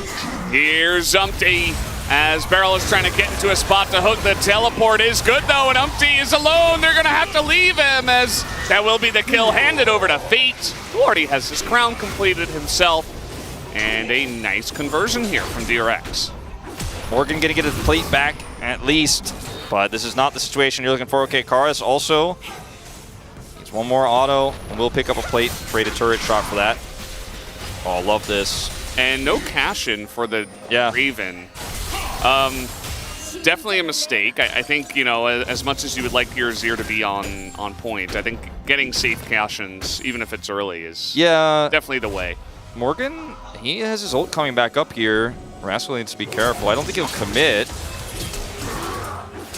He has flash, actually. Maybe he does. Yeah, Rascal getting pretty low, but eventually getting enough mana for his counter-strike. Yeah, I don't want to trade those flashes, I don't think, at this point in time. As let's see why this didn't go over to Poduk, because obviously that's the name of the game. As Umpty is sacrificed here. To save Barrel, I guess, but yeah, definitely he was okay. They definitely had the space to give it to him. Oh, here we go again. Umpty just bullying Barrel, who is alone trying to clear a ward. Down he will go. And that's a nice little free kill over to Bro, and that's right before the Mountain Drake is spawning. Barrel trying to clear out some vision, the team not there to support him, and Bro just able to easily capitalize. We'll just cut the footage of why he was there and just be like, oh man, he got outplayed. Yeah, he was just, oh man. And just there in the bush. Rascal does not have teleport, and they're going to commit here to this topside play. Let the Drake go. I think this is the right call for DRX. I mean, this is so much money into the Jax's hands. And even though there's no cash in here for the Draven, it doesn't necessarily matter if you have this side lane win condition of this Jax, and the Draven will become deadly later on. He'll probably eventually get a cash in here, and he's going to scale. This composition is so good front to back here for DRX, and giving up one Mountain Drake does not matter here. Yeah, it would have been nice to have Soul point early. It's Barrel once again out here. We're not sure why. but he's going to be okay this time. I'm not sure if Beryl knows either. Yeah. Effort actually committed a heal, too, so... It was pretty close. I mean, Umpty had the Impale, so if he gets a little bit more in range. Blitzcrank turns out pretty fast, especially with Swifties. Yeah. So, yeah, he's able to get out safely. And like the last game, Bro's comp, even from behind, has some straightforward win conditions in terms of their pick, right? You have the Renekton, so he can single target stun with the Charm, with the Skarner pullback, and somebody dies in that situation.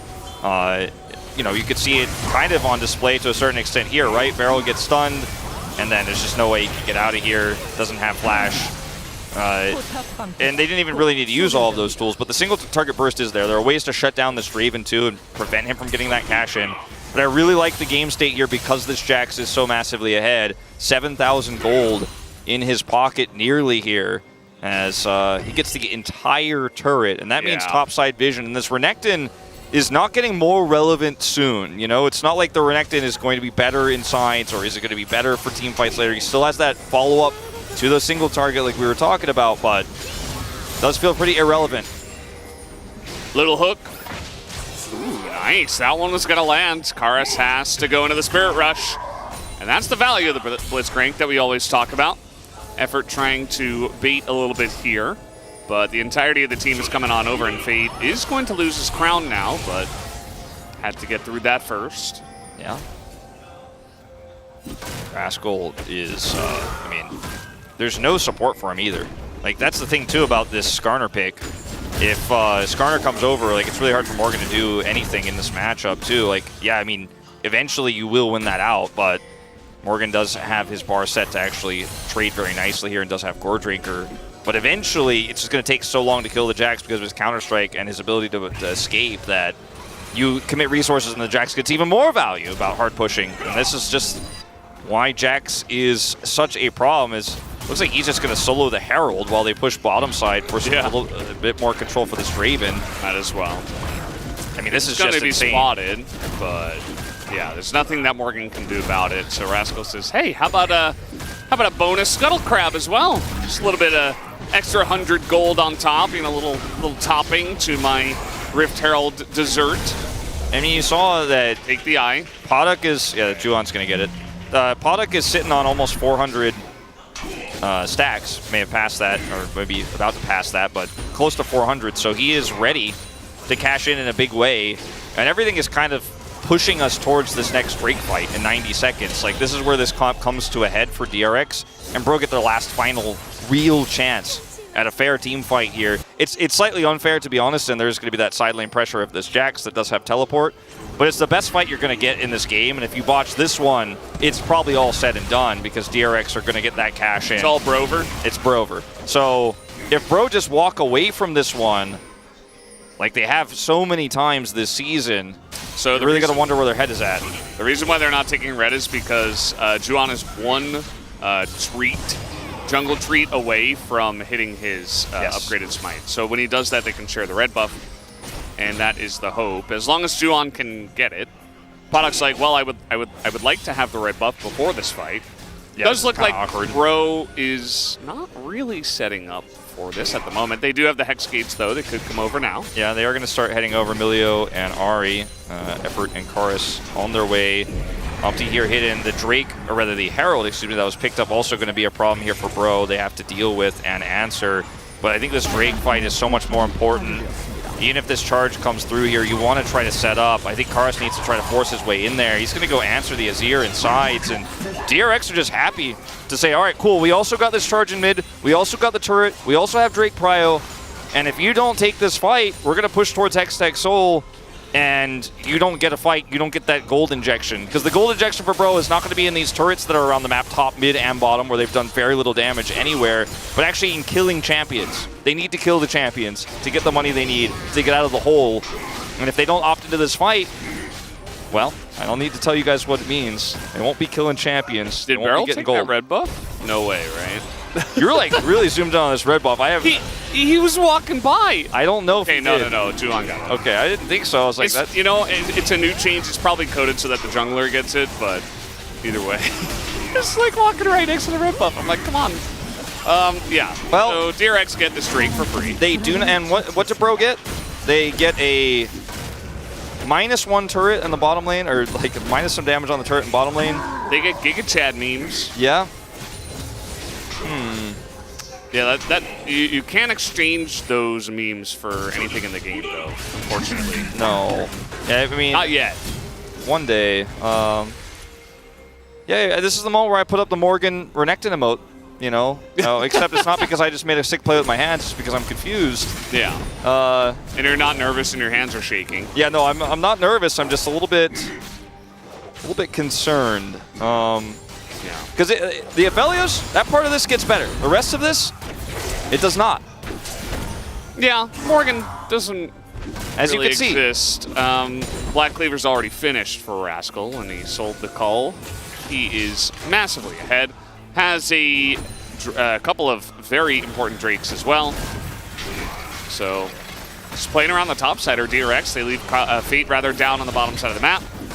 And just pushing the red, pulling the red buff over. The devil's advocate, of course, to why Bro didn't fight that Drake is you lose that Drake fight and the game is 100% over. And you didn't have the prio setup that you would have liked. You had to deal with the Rift Herald in mid.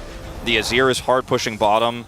So it's not an ideal scenario, right? But just letting the Herald go and taking a Drake, I think, is a better outcome. Even if you lose your inner turret at this point, because, you know, we're sitting in a world where DRX are like, cool, 5 minutes of time.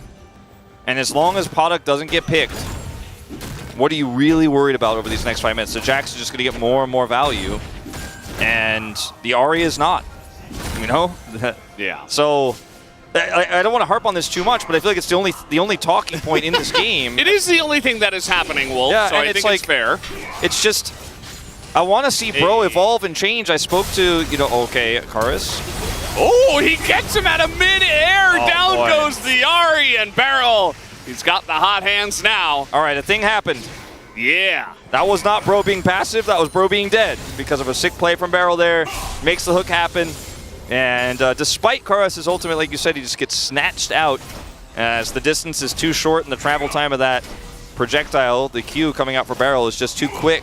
So despite the Ahri attempt there, Karis is going to get grabbed. The Blitzcrank hook is just so fast that even though Spirit Rush is quick, the distance that it needs to travel is not long enough for him to juke. And the drafts aside, this game is in a very similar state to what we had it in game number 1, where Bro were ahead about 6,000 gold. They had a bunch of Hextech Drakes on the way.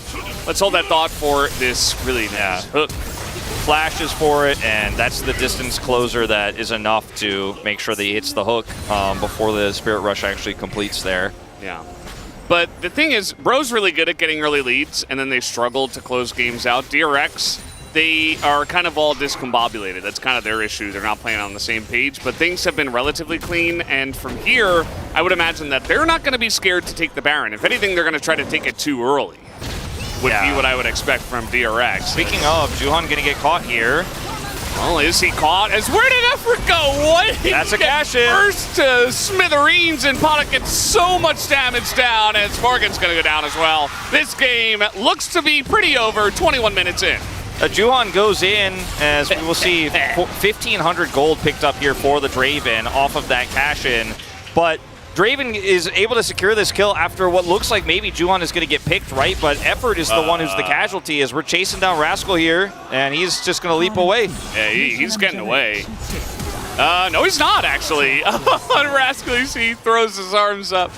The Karis did eventually get it. The Flash Charm comes in. That's significant. Anyway, DRX got the Baron. Yeah, that's significant, but as you say, DRX get Baron and they get that cash-in, which is the most important thing of all. As, yeah, he's charmed here, but Effort is the one who's making the engage. Whirling Death. Bye-bye. Yeah, Death, the most critical part of this, as... Whirling Death. Yes. Emphasis on the... And Potok, I mean, now he's a real threat in this game. I mean, that's half an item. He was already on his way to his second. He's got it now, IE. And actually, he's got even Last Whisper. Yeah. And from behind, the Skarner not able to do too much. As Umpty doesn't have flash, he doesn't have a way out of this one. He's just dead. That's another kill for Potok, who will collect even more money and is now on basically 3 items at 22 minutes into the game.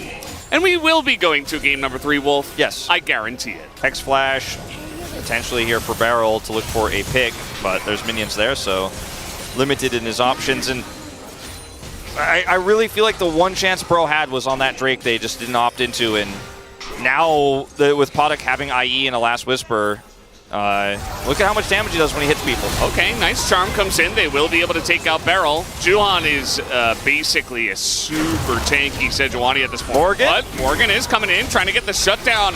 Onto Podok, should be able to. The cleanse is not good, and Bro somehow are going to find a little angle here in mid. This should be the Drake as well. Yeah, DRX. Some objective bounties, perhaps? DRX just walking forward here a little bit. Discombobulated, I believe is what you called it there. Yeah. And it's also, weirdly enough, a proactive play from Bro. Kara sets up the charm there, and then they're able to pick off the Draven. Now Rascal, he knows how to side. He's being Jax very well in this game, but still, I mean, one small victory here for Bro. I don't think it's really going to change the outcome of the game necessarily. But at the end of the day, you know, we'll give it a thumbs up. We'll give it a seal of approval. It was definitely one of the only choices you could make, given the game state here. As, yeah, Umpty, he's trying to be proactive himself here as well. And effort's like, I want to ult for you, I want to save you, but I'm very squishy. And ultimately, he gets away until Karis shows up because he has control of the bottom lane. Sorry, not Karis, Fate. Because he has control of the bottom lane. And then this charm here into Everfrost leads to Barrel dying, and then Podok is on his lonesome. Teleport comes through from Renekton. Morgan does have the ability to flash onto this Draven, waits for the first flash from Podok, and they have the burst damage to take him out. So 2 kills to this Ahri that's getting pretty fed. Unfortunately, not going to the Aphelios there. If he is able to grab some money, he's going to feel really nice about his chances of being relevant later on. But still, we have a Horizon focus for Karis. He's pushing towards that death cap. He is going to do a lot of damage in these upcoming fights. The question is, how many are we really going to get? Yeah, and, you know, Karis and Henna, if they can put 2 together, maybe they have enough damage. There's, you know, the really tanky Sejuani, who also did pick up the Knight's Vow. But if you can burst through that, and the Blitzcrank isn't necessarily tanky at all, I mean, he went for Everfrost, so there are definitely some targets that you could potentially get on top of as the Glacial Prison hits efforts. They're not really going to care about that. The Rascal problem, though, still an issue here, as Bro can't seem to stop the Jax. Struggling a little bit here as Baron is no longer a thing, so really hard forcing a siege up on this turret, but the wave clear is coming through and they're not getting much for it. Barrel just keeps fishing. There's a ward here for him, and was considering Hex flashing in to try to grab somebody, but with the ward cleared now. It's a real flash now. Yeah. And the lead continues here for DRX. We don't have another objective to fight over, so they're just going to keep sieging. And with this Blitzcrank, it's really easy to just threaten picks. And then, you know, if you don't commit, you don't commit. Uh-oh. That's effort. He is in a lot of trouble. Has to ult himself and use the heal as well. He will survive, but yeah, and a lot spent. He survives without flash there, too. So, does feel pretty nice. You know, he didn't have to flash or anything like that. At least, I mean, it doesn't feel great to lose your ult there, but at least we don't have an objective for a while. I'm really just looking at silver linings here for Bro as this game does continue. And they will finally, with the next big wave here of Cannon Minion in tow, take out this turret, and they're going to try to push for the inhibitor. All right, the flash on in. The Everfrost is there. He's going to catch Morgan, and the damage is insane. As Barrel will trade his life, but he is happy to do so. Podok will get another cash in. Henna was pushing top, trying to get some additional gold, picks up his last Whisper here, and will join in, and that's going to be what they use to defend the onslaught of their base. But yeah, exactly as you mentioned, a better trade here for DRX. And now, you know, setting up for mid lane. And all they need to do is continue to put this pressure on and have deep vision until the next objective spawns. They can't end, but they can just make sure there's no opportunities here for Bro, as Morgan's not even able to use his Gore Drinker. He's just blown up so quickly, and that's the end of the inhibitor. Inhibitor down, it's the bottom inhibitor as well, which is most annoying with this Baron coming up. And do you know that DRX will have their sights set on that one? 11,000 gold, as it's really ballooning out of control. Rascal nearly level 18. It's just so hard to kill Podok with the Knight's Vow you mentioned.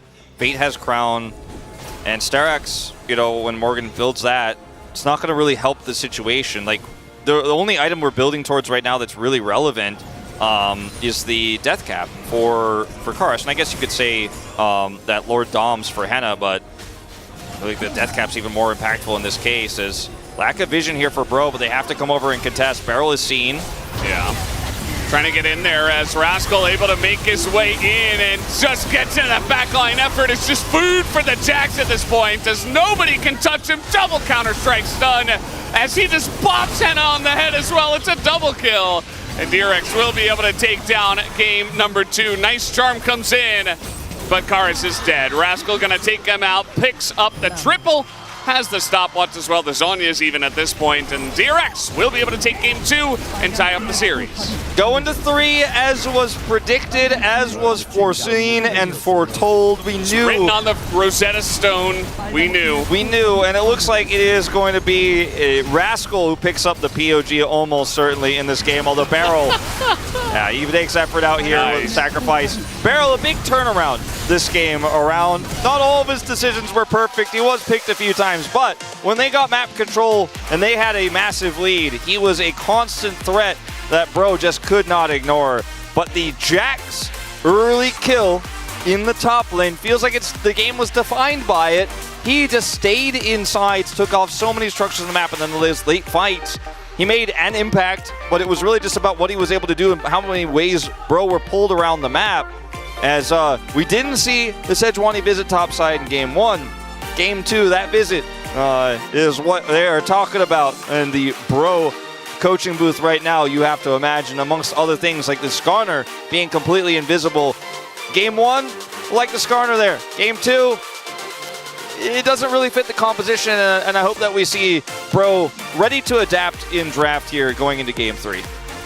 Yeah, definitely hope so. I feel like Henna, I feel bad for him, right? Like, it wasn't really about him in this game. Like, he didn't do any damage, but it's not his fault. He was 1-0-1. The bottom lane was fine, but as you mentioned, the game was just so defined by the top side of the map, especially the top lane in particular, that the bottom lane never even really got to pop off outside of Podok. So, not able to use your Fed, Ari, or Aphelios in this game. We're Bro, and DRX tie it up. We've got a series on our hands as we will move into a break, and then the space will be back.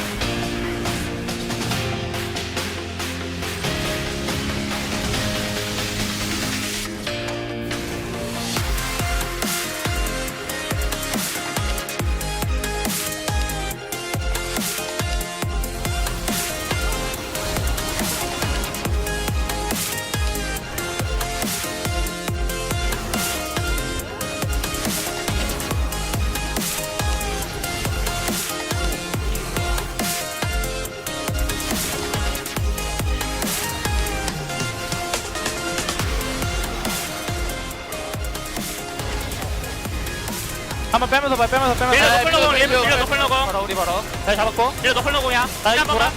앞에부터. 천천히 이겼다. 아 이거 봐줘. 스카너. 펀치. 킬줘. 나이스 끝 탑 라인 찍어놓을게. 탑 라인. GG 따봉 미니언 펜타. 나이스. 대황스 컬. 오아퍼. 이거 포키 어떤데? 아 노플이 포키. 보여줘. 그래. 보여줘. 지금 가자 잡았어. 나이스. 굿 성공한 희생인데? 맛있는데?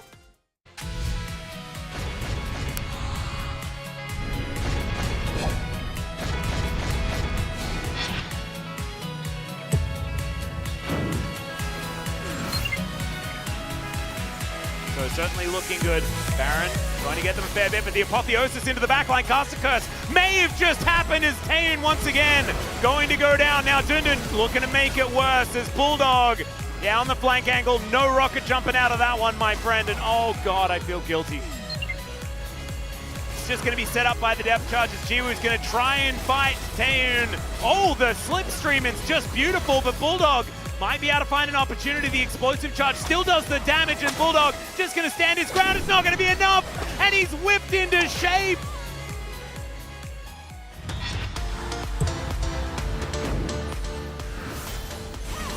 Comes in this time, and they might just be able to get this pick comp off with the flash away from Canyon, but so much is huge trying to get in there. FaZe going man mode into that back line, and he knows he's going to have follow-up as Kana is in their back line and is looking for kills. Will be able to take out Doran. FaZe is pretty low as well, but crazier. They don't know on this fight, and yeah, Peanut is behind enemy lines. They're looking for Def. The flash charm comes in. He is just dead! Def does 0 damage in the fight. He does nothing with this one for DK, as it is a total rout, a full ace going in favor of Gen G, a clean one.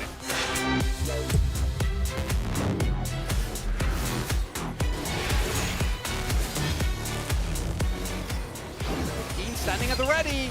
All right, there's the Destiny. We do have it behind. That is a massive Malphite ultimate. Guma is so low, but he's staying alive, but he does go down to the Viego right at the last second, as BDD behind enemy lines is just kiting it out. He takes Owner and Carrier out of the fight, and the front line of T1 is toast, as Lahens doesn't even go down in the fight. All 5 members of KT survive, and it is a very straightforward victory in the fight to KT.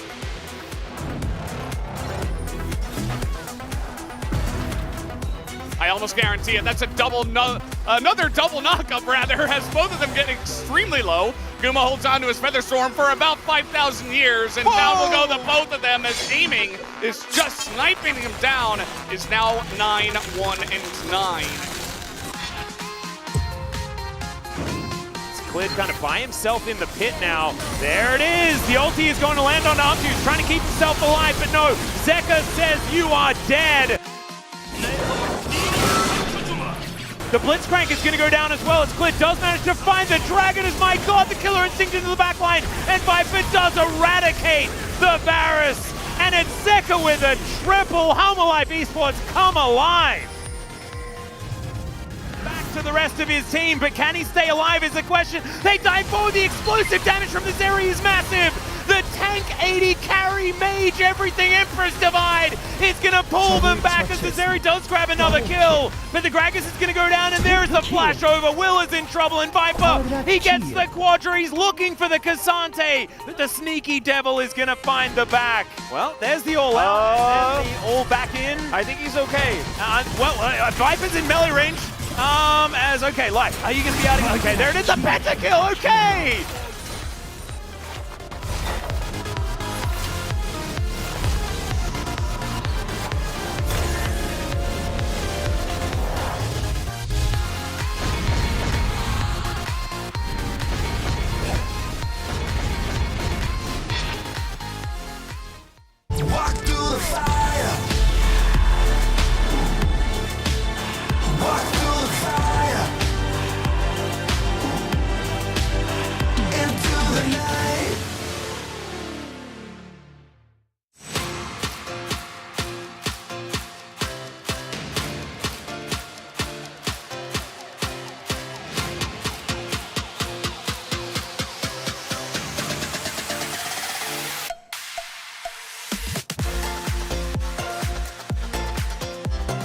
Welcome back to the space for our Saturday showdown of this week 4, and DRX strikes back. You don't look impressed. I just think. What are your thoughts after that one, Oak? Credit to DRX for obviously finding it, but Brion, considering like they had a strong, but like seeing these positives, Yeah. like oh, they know what to do with elite. They just completely collapsed on that one. They got barrel. No, I'm kidding. No. I'm not going to do that. We knew that it could go either way. It was effectively the same game, but flipped. Yeah. Where like one team got a lead, then didn't do a whole lot, and then the other team at some point was like, okay, well, we're gonna try something. Then they died. Yeah. And then they lost. One might say that this series is playing out to the expectations we had so far, and it is. Let's take a look at the drafts and check out the adjustments on the side of DRX. As they lost the first game, we wanted them to pick something little easier to execute maybe. What do you make of this choice? I was just going to say, you know, they went with the Sejuani Jax again, but they actually realized that Sejuani Jax is really strong, and if you play through them, it's actually really powerful. I think a big factor as well was the Gragas ban. Obviously, Gragas does negate like your ability to go more aggressively, but like the Renekton did not have a good time this game in this this top lane matchup because of the early pressure from the Sejuani. So that started off going really well. You have Azir in the mid lane who just kind of does his thing and vibes and everything's fine. And then bot lane, you had this aggressive duo. Not too much actually came from that, but like I knew the game was over because there was a point where the Draven hadn't cashed in yet and they were 5,000 gold ahead despite that. And I'm just like, yeah, I mean, whether he cashes in or not, it doesn't really matter anymore. Yeah. You want to take a look at the first highlight maybe Let's then? bring it up. Yeah, let's bring up the first highlight and the big cash-in from the Draven. It's a dopamine moment. That's why we picked Yeah. this game. Didn't have a whole lot Not much was going on. happening before that, so. And we just wanted to make sure that everyone was entertained properly. Oh, there's effort. And Executed it so big. I think it was like 570 stacks roughly at this point. And it's like 800 health is the give or take is the threshold. Yeah, with the ult as well. So he's just obliterated. And about 1,500 gold just from the, not including the kill gold, just from the cash in, 1,500 gold from the passive. So if things were bad before, which they were. Yeah. Even worse after, at another point it's like, okay, well it's just... It's, and we could have also gone, obviously, like there was the early gank on top, then there were like 2 plays on the bot side of the map, and then the game was done. So like it really, we just wanted to provide some comedic relief because this game didn't have a whole lot going on. We could have done a barrel reel, I guess, with him just walking up and then missing hook. Yeah. And try again. Still a better game than in game 1, but I want to touch on the fact that during the pre-show we talked about Henna and Paddock and the Aphelios pick being shared between these 2 players. Here we saw Aphelios again with Milio as the champion was open. What do we make of this type of bot lane right now? I feel like when the Milio is open, it gives a lot of power to the Aphelios, where it kind of justifies it being picked, but often the Milio is banned. But I still feel like you don't have as much power as you used to, right? Gale Force doesn't do as much damage. Bloodthirster was more expensive. Overheal's not as strong. There were games where we'd see Overheal and they'd be like, oh, it's blocked like 13,000 damage. And I'm like, oh, that's totally balanced. So still good, but I think here, the fact that it's into the Draven and the Blitzcrank's really hard to play into as a Milio, and also the Draven, like, once you're that fed, like, after the cash-in, he basically just bought a whole nother item. You can't walk up to Draven. You're short-ranged as well, and he'll just auto you once, and you're just dead. I want us to take a look at the last fight of the game and the one that brought the victory for DRX. And I want you guys to explain to me what we liked this time around on the side of DRX compared to game 1. What makes this series really hard is that it really feels like whichever team gets the lead, and this is, I think, mostly due to Brionne. I think that DRX have somewhat of a tendency to do this, but generally they're a bit more proactive. But Brionne, and we've seen this even against way better teams, if they get ahead, they kind of offensively turtle, which doesn't make sense, but after seeing last game, I think it does. After their loss against Gen G, I think it makes sense. And if they fall behind, they stagnate a game. So there are very little plays happening around the map, and it really just feels like whoever gets like the first 2k gold lead in a Drake or 2 will win from there. So early game skirmish and making sure that you get those going in a good way is really key. I know that is something that we've talked about during POC State last week, the fact that when a team is behind, they're not going to try to make creative plays to come back because you're in a losing situation anyway, so might as well make something happen on the map. I'm just wondering if teams could maybe try more in that sense, Ox? Yeah, I think Brionne in particular is a team who are super guilty of that. I think what often happens as well in the games is that they don't try until it's far too late. And the thing is, if under the other team's ahead of you and they have like a super fed Draven or really strong Jax, and you try and find a favorable fight, but they have summoners up, they probably just flash away from your engage and then they turn it around and you lose. So I feel like if you're behind, you need to keep challenging them. Get some shutdowns, burn some summoners, find that momentum back once more. But I think Brionne just kind of took the, we'll just farm up until we're strong, and that's never going to happen. And they never reached that phase, unfortunately. Who should be the player of the game here, though, on this side of DRX? I know that we didn't really vote for I think after it was this one. between Rascal or Julhan. Yeah. We went with Rascal because I think he played a really clean Jax game. And there you go. Set up by the Sejuani, it was unstoppable. And Rascal showing off some Attack on Titan love there with his pose. Really do appreciate the level of play that this player has had, I think, in general, and his success is pivotal to DRX. Yeah. Yeah, and honestly, when you look at this game, like despite the fact that the Blitzcrank Draven, nothing really happened from them in the early game. You know, as we said, before the first cash-in, they were 5k gold ahead. They didn't need to do anything. It really was about the top lane, I feel, the early momentum of this team. And once this Jax became strong, it just became too much for Bro to handle. Wow. Stopwatch gameplay. A lot of diving Brilliant. and Zonya's usage in those clips. Yeah. I like that one barrel vote. He did have the hook. You know, He had that one hook, yeah. Mid-air. I mean, that matters, I guess. Bro will be back on blue side for this one. I have no clue who's gonna take this series, so casters, take it away for the game. Thank you, Spacers, for that wonderful breakdown. And at the end of the day, doesn't matter who wins. The Bro fans will feel good that they bet their points on Bro and lost anyway. And if DRX win, you know, they'll feel pretty good. Yeah, this is one of those games where we will analyze the draft. We will take a look at what we think a team's win conditions are and like how we think it's going to play out. But that doesn't mean that it's going to go that way. And that's not because we're wrong. That's because it's Bro versus DRX. And, you know, we saw in Game 1, we thought DRX had the much better draft. The execution was poor. Game 2, their draft was stronger, we thought, and the execution was better. And I think it was a bigger draft gap, arguably because Bro's draft just really didn't have a whole lot of cohesion or synergy, just a little bit of comfort. Now, side selection, again, for the side of OK Savings Bank Breon. They have blue side. They can try to warp this draft back to their side, maybe go for a Sejuani first pick themselves if the bans remain the same. I'd like to see something like that. Keep it simple, play around Morgan, How do you feel about Skarner? I don't want to talk about my personal opinions about Skarner right now, because it's a long story, but... You and him don't get along? No, I told you guys about that support Skarner game in Challengers, or 80 carry Skarner rather in Challengers. I remember. But anyway, in this game, in this series, not a big fan of it.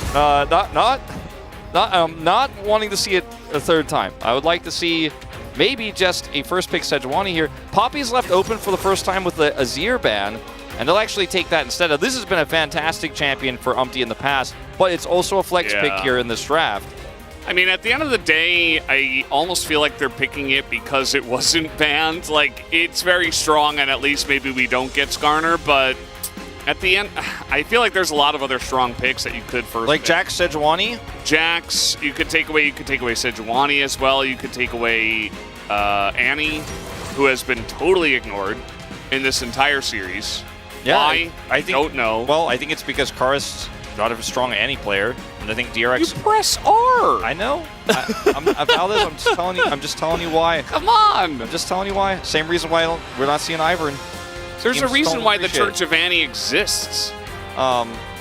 It's going to be Renekton for Rascal this time instead of the Jax, it looks like. Both of these picks are very strong. This denies Morgan for playing a comfort pick here. The Gragas is still up, and I don't. It's Renekton this time instead of the Jax, so maybe that's why they decided to go the Renekton way and not allow Morgan to have that ability to say we're playing Gragas Poppy here, and feeling pretty good about that. Obviously, the Sejuani Renekton. Let's see what the pick is going to be, because I was going to say, Umpty, he's locking in Aphelios for Henna. Aphelios has been pretty good for Henna, even in the loss. Like, it wasn't really his fault. He played the game that he was given, and obviously with the game state, he didn't make a huge impact, but I do think it's a really safe pick right now.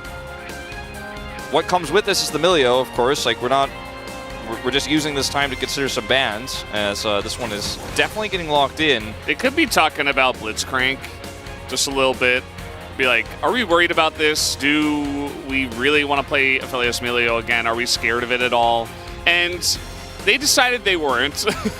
They said, well, we could play around it. We have Poppy. We'll have a strong front line. We can ban it potentially, right? There's a lot of ways to deal with it. They could just play Annie, but they're going to play Ahri.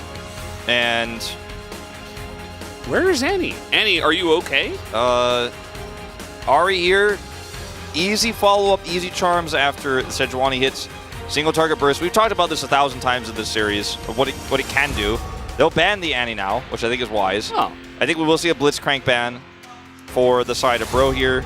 It's gone, so... What's next? I mean, you don't want to pick Blitzcrank, I think, What's as next? DRX. Well... Predict the next one. Probably Gragas, maybe? I actually don't feel that scared about Gragas, actually, though, if I'm DRX here. Syndra? Okay, well, nobody could have predicted that one, so...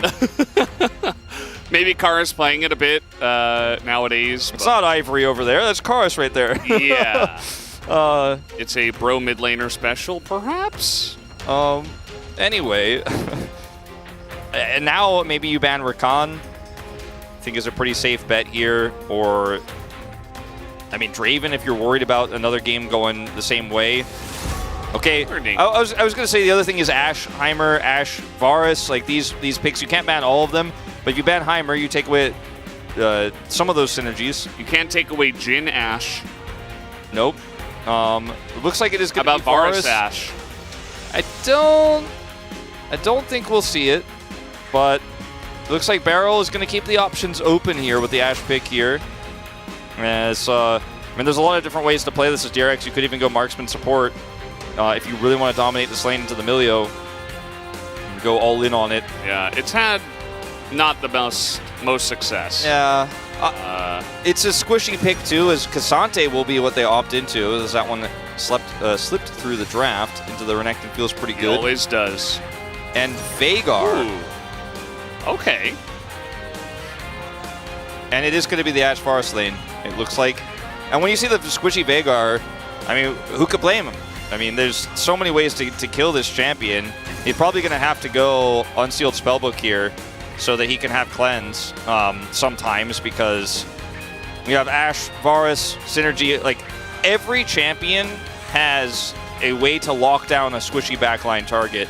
Yeah. And Cassante can block some of that, but not all of that. Poppy can block some of that, but not all of that. And Poppy is not safe, actually, in this comp. Like, trying to set up for the Keeper's Verdict to push people away puts her in danger against all of this CC.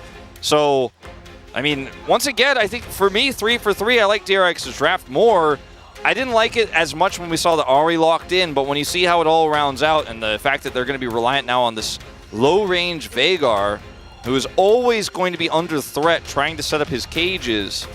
While the cage is strong into the engage, Sejuani goes through that with her ultimate. The Ahri's Charm going to go through that. The arrow going to go through that. So, I mean, I don't think it really fits the bill for me, to be honest, Valdez. I like to see Veigar. I love Veigar, but I mean, I just don't think it really. I don't think it's going to work necessarily here. As it always does, I think it will come down to execution. Like you said before, we will analyze the draft. Yeah, it may not matter, but we will talk about it because there's nothing else to talk about while the draft is going on. And you've got Poppy, you've got Veigar Cage. Those are your ways to essentially zone them away. But if DRX get ahead and they start getting picks, as you mentioned, it's going to be incredibly scary. So we'll have to, again, wait for the execution, wait to see who gets ahead and who will take this series. Let's hop onto the Rift for game number 3.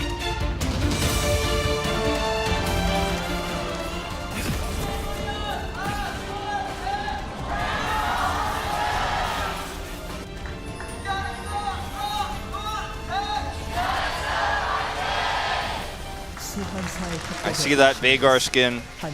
I see it. Oh, I missed it. What was it? It's a Leprechaun. I see the Veigar in mid for Bro, and I only think of my LOL King Lava.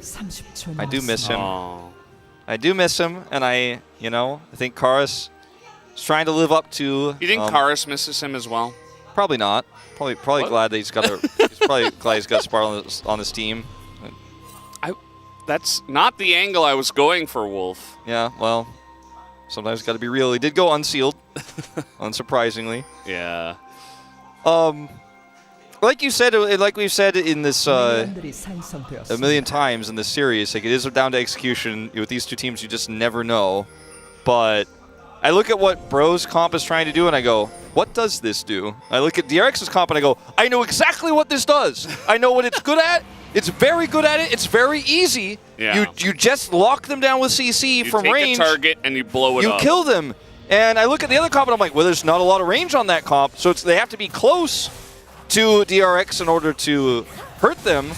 And so they're going to be vulnerable, and I'm worried. That was the last time I'm going to talk about these comps and what they do. Now let's see what happens on the Rift. Double Hail of Blades in the bottom lane. It got nerfed back in the day just because of this, and this lane especially.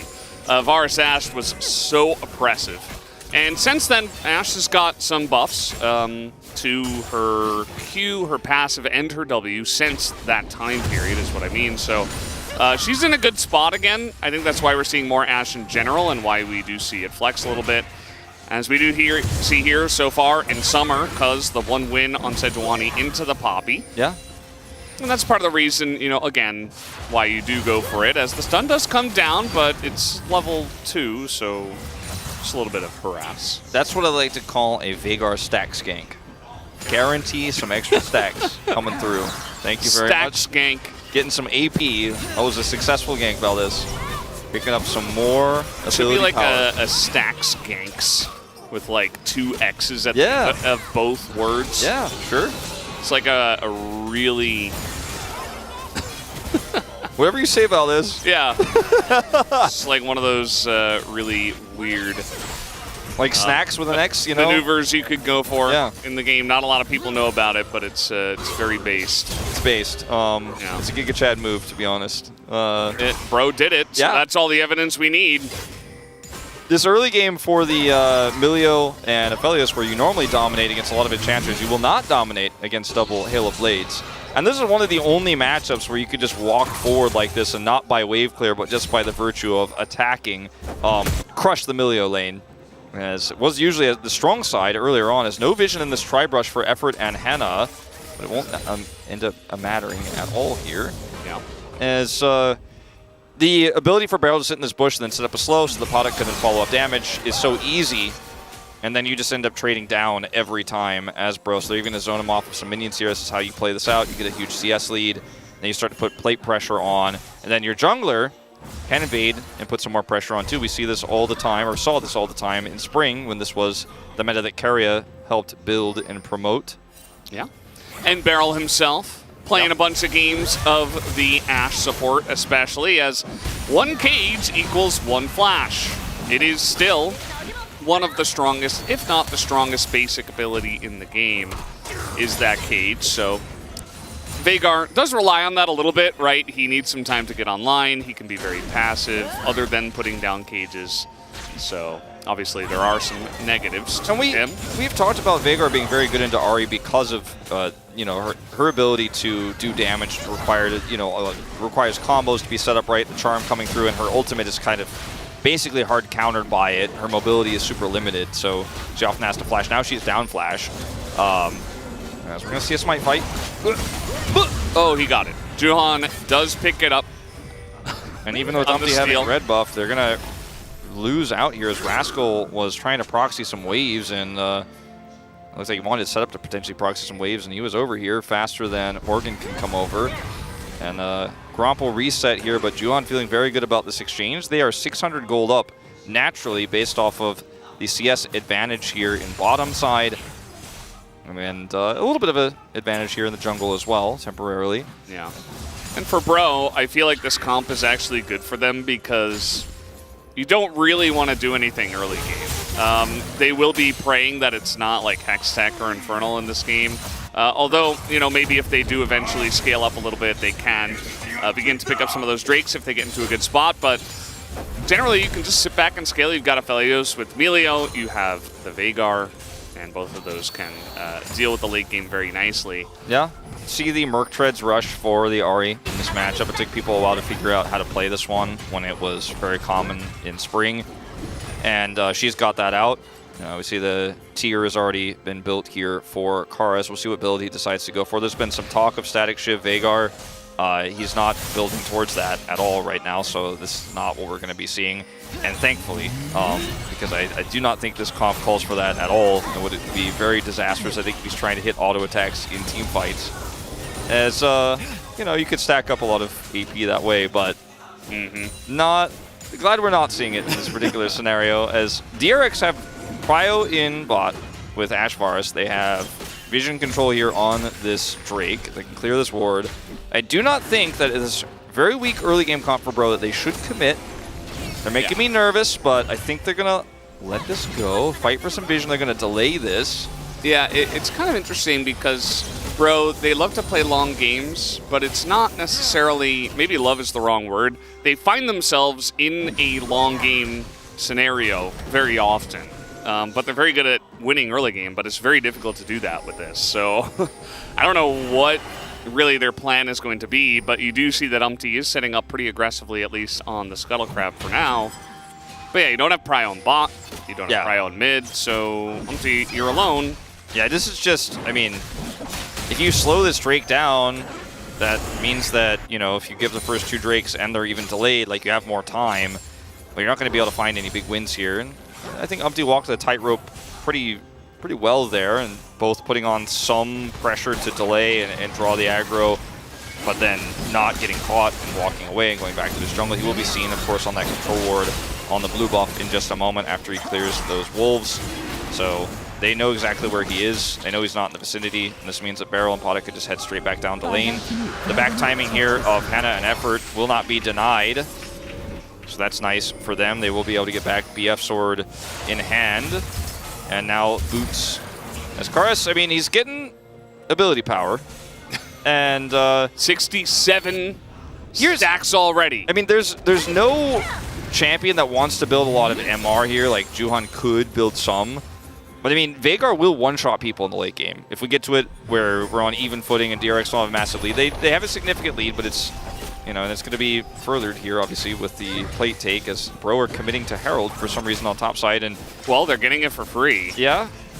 And Potta and Beryl are just going to take down 2 plates in the trade. I do prefer this for DRX. Don't think it had to go this way, but I mean, they're like, well, we're going to get something out of this guaranteed, as the sickle is also going to get stacked up here for Beryl while he's hitting that turret, so he's getting value out of this as well. And, I mean, let's see what Bro decide to do with this, because they are grouped on top side here, trying to potentially set up for a dive. But, I mean, somebody has to stop this push. Crescendum here for Hannah. But, I mean, it's a lot of plate gold getting split, and a lot of experience is being lost here as well. Well, they're gonna throw this one in as Morgan trying to set this one up. Away goes Juhan, and down will go Juhan as, yeah, just going to zone them off. Nice charm here onto Umpty, but Rascal trying to TP in and save this turret. He might just be able to, but still a lot of members here from the side of Bro. They're trying to pull him out with the all-out, but Rascal will not be stopped. They get the whole turret. Beryl and Potta will take down this bottom turret. I get the idea, Keeper's Verdict, you push them away, you get a kill, and then you take down the turret, but this turret is going to go down first here for DRX, and Pott's going to pick it up here. So much money into the Varus. And in terms of what you gained on the top side for your Aphelios, you got some money there in the split plate gold, but you're not going to be getting the massive advantages that you were really hoping for there on the top side. At least the kill did go to Henna. It is first blood, so that's a lot of additional gold. But you do just wonder, like, if they had just played this a little bit more split, defended the bottom side turret, and then given the plates to Veigar for free in the mid lane, if this would have felt better. Still feels decent here, but losing that first turret means that this isn't all worth it. At least the game plan works out here, and despite Rascal's best attempts here to try to stop them and get a kill back, he's just going to be able to clear the wave and stop. So if the execution was botched, this would be disastrous for Bro. At least they are able to mission accomplished, get some plates, get a kill. Not the full turret, unfortunately. It was close, too. I mean, Henna took a big turret shot. We saw Umpty get low. He nearly went down, and Rascal was coming back. It was getting dicey up there and slicey. But, yes, at the end of the day, DRX will win out. And Karis is building Rod of Ages. Seraphs, we're going back in time. Just straight up. Yeah. He's like, it's spring season. It's and Veigar versus Ahri meta. That's what we're doing. Just wondering, like, what else would people have played in this position, right? Because the Tristana, LeBlanc, Nico, Jace, Azir were all banned. Syndra also banned. Syndra was banned, Annie was banned, Ahri was picked away. As a little flash here, trying to get on top of Karis. No Cades available. He is just on the run, trying to get over the wall, and there he will, but that's flashed down now onto the Veigar. It's a really good point that you raised that we didn't really talk about in the draft, is how limited his options really were, as Rascal already flashed here, and the cage is going to keep him at arm's length, so very scary. It's going to be, at least the Veigar is pushed off of the map, so feel good about that. As, I mean, you are not safe, Henna. You have Cleanse, but You may be forced to use it here, as this turret is not going to be enough to keep you alive. Cleanse is down already. And if he gets caught by Chains of Corruption or the Sejuani ult allows for the Chains of Corruption, he is dead. So plate gold picked up here. So many plates going down in this game. It's crazy. The rotations we're seeing. And it's not necessarily because they're clean, but either way, I'll take it. And yeah, I'm thinking that, I don't know, like maybe... I mean, they could have played, for example, Corki here. I think would have actually been okay, you know, not a fun matchup into the Aria, but you go Hex Drinker and then you're scaling and you have poke and you can, of course, reposition against the CC. Could have played the Cassante mid. That's another angle, like flex it, but I think they kind of wanted that one for Morgan, so... I mean, I also just wouldn't, I don't think Karas is going to be confident enough to pick that up, as he is vulnerable. They do not have a ward in that brush. He has no idea. Yeah, a bit of trouble for him. That's no flash, remember, for Karas, but he does have some help from Umpty, who does come over. Beryl and a lot of help. The ult from both of them is enough, as Umpty will be able to pick up this kill onto Beryl. The cage was so critical, actually, for Karas that he was able to catch Fate with the stun there, so he couldn't follow up initially, because I think if Fate gets in there a little bit faster, maybe they actually have the damage to push Karas out before Umpty ends up getting over there. At the end of the day, though, there's going to be a kill going over to Brionne, their second of the game, at the exchange of the Drake. It's Infernal Soul with the double Drake lead here for DRX, and this is not exactly what Bro were looking for. Now, if they can somehow turn this one around, they're going to feel really good about it, because it is going to really improve their scaling, and this all the percentages going through to the Veigar are going to feel amazing in terms of what his burst damage is going to be like. Well, watch this cage here from Karas. Fate actually gets caught by this, and so he actually has a little bit more breathing room here. Also, the Orb of Deception goes wide, too. Yeah, deceptively close, but not actually hitting him. Yeah. Yeah. But yeah. Rough there for Fate. It was nice play from Karas, and yeah, I mean, I went through the list. It's basically like you're playing a melee mid, which, again, you're really indexing into more melee, or you're playing like Aurelion Soul, or, you know, and at that point, I feel like the Veigar is enough. You know, you're like, okay, well, we've gone deep enough to maybe pull this out again. I mean, the only other options we've seen, like, against Ahri in the past, you know, are like Vex, right, which I don't really think makes sense in this comp. Talia, another one that, you know, I don't think it comes down to Karas' comfort at that point. Yeah, I just don't think it really suits the comp that much either for what they're trying to do. So, and look, I mean, Brionne, they're only 1,000 gold behind here. 2 Drakes is the bigger story, and obviously all that turret plate gold going over to Beryl and Paddock is the Varus that's so ahead that it's really difficult for Henna to actually make a big impact in these fights if he's caught, because the burst damage is real. The same with the Veigar, right? And that's always been our concern with this draft. Not that it doesn't function, but it's so risky, right? There's so many threats, and look at Beryl trying to set up for this. That's Beryl in the box, has to flash. Didn't want to go down without using his arrow at least. So definitely a good play as Keeper's Verdict. Away goes Rascal once again, but do they have the time to turn this? They're trying to take it down, is Bro, and the zoning is coming in. Umpty will pick it up, but DRX are looking for the kills, but the cage again is going to totally zone away everyone, and Umpty just running away. I think Beryl up at the front there, having to flash early and not having the arrow engage they're looking for is disastrous here as Karas, he's trying to bait them in. It looks like efforts here. I don't think they can actually make anything happen. There's no wave anymore, but successful pickup of the Herald. They get out scot-free. Well, Fate will pick up the turret, at least on the top side of the map here. DRX's engage, and that setup was just not really very clean at all. Beryl getting caught is a big problem, because if he actually just ults there into Paddock's ult, into a follow-up, the Renekton goes in. Looks like a very different fight there. And because he's caught and the cage is used, like, Rascal's like, the cage is down, I want to go in, like, I need to get in there. But unfortunately, they're not in a position to do it anymore. As Fate, you know, is on the top side of this fight, he wants to try to pick Henna. The rest of the team is pushing down for this pick onto Poppy. Rascal's over there, or pushed away, excuse me. And then, like, the fight's kind of done, right? Like, how do you actually close the gap anymore? Arrow doesn't hit anybody.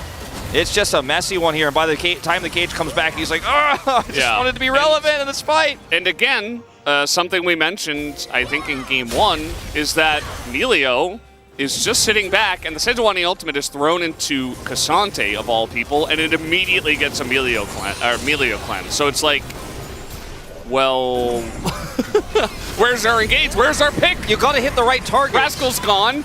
The arrow doesn't hit. And your Sejuani ult's down. I mean, now you're Fate's on the wrong turret. Fate's on the wrong side of the fight as well. He charms Henna and he gets the cleanse, but like, he's not with the team, so there's no follow-up. And so Bro get away with picking up the second Rift Herald even in this position. Yeah, I mean, I feel like it's getting better for Bro all the time in this game.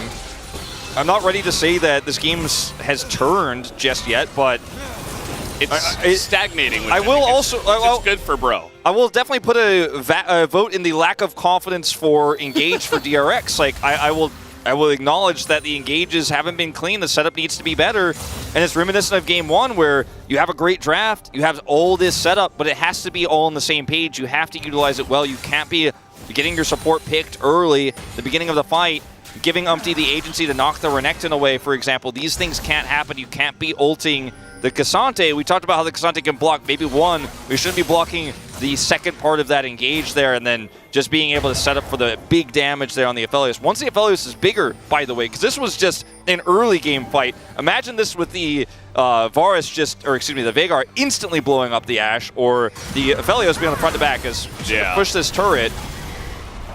Yeah, I mean, trade an ult for a turret. Actually, trade one ult for one ult. As Barrel's arrow now going to be down. Now, Rascal is in position. He's the one guy that realizes that, hey, it's Infernal Soul. We should probably get that instead of sending 4 or 5 people, you know, including both teams, up to the top side of the map, which is really just blowing my mind right now. So DRX, they're going to take down this Infernal Drake for free.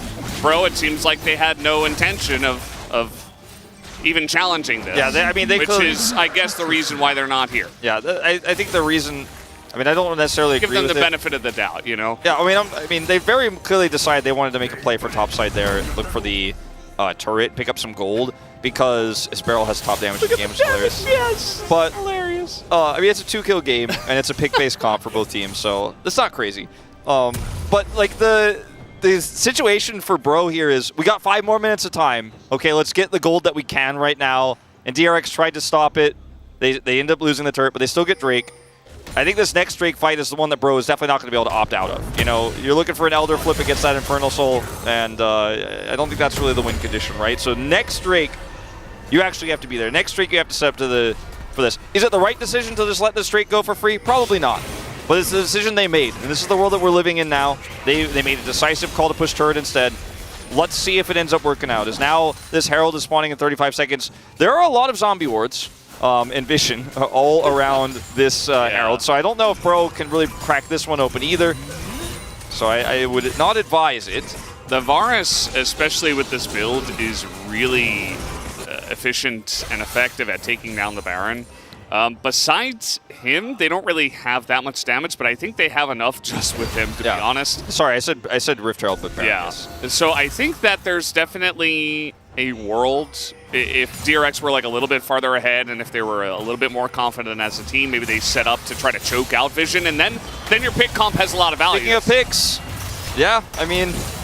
See, that's not a thing. Like, nobody's there.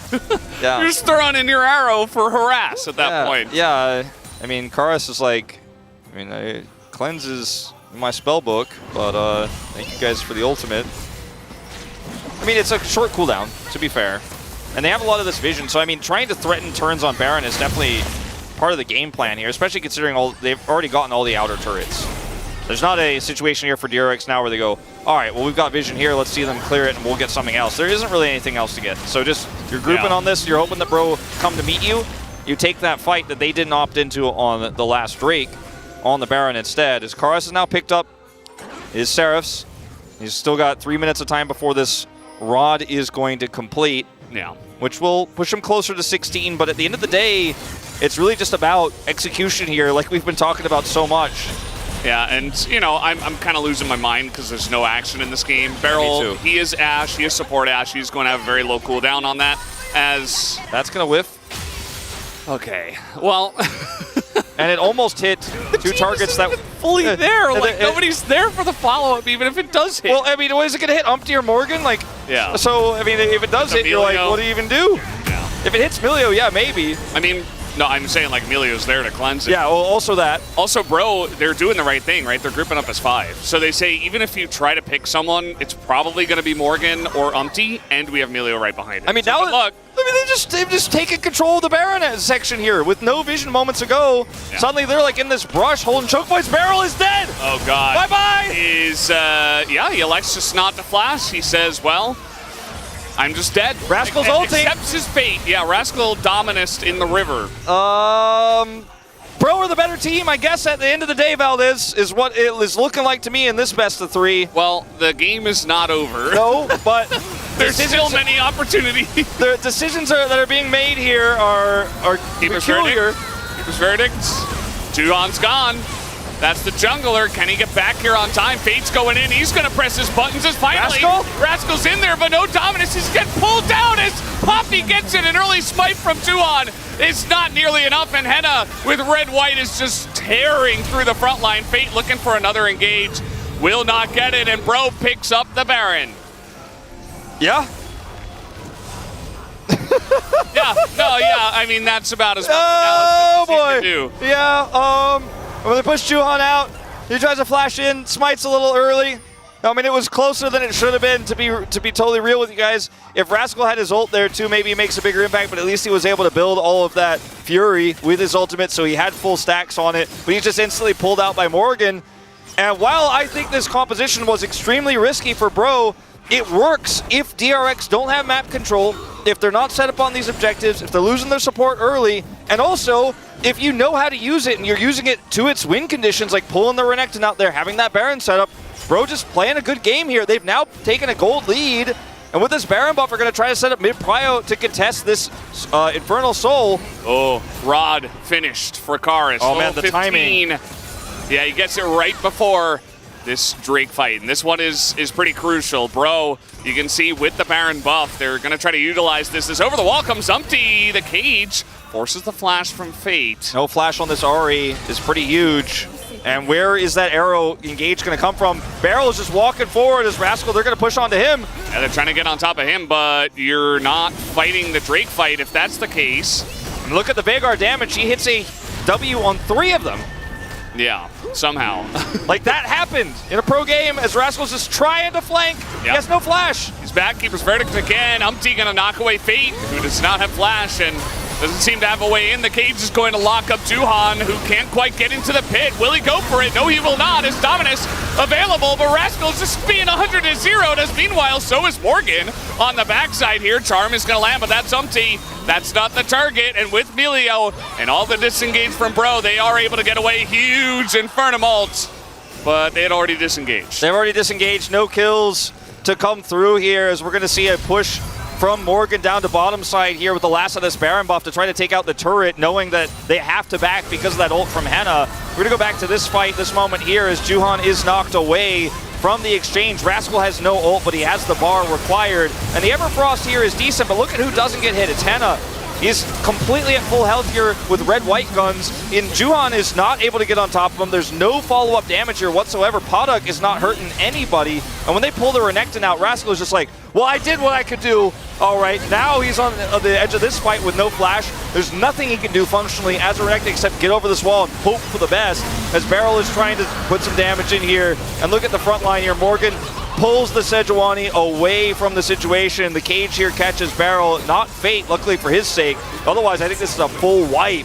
Yeah. And man, the damage is real. You see the teleport coming back through as the Bro coaches are pretty hyped. Edgar, super excited about how this team is playing this one out. Yeah. And I mean, they have taken control of this game, Valdez.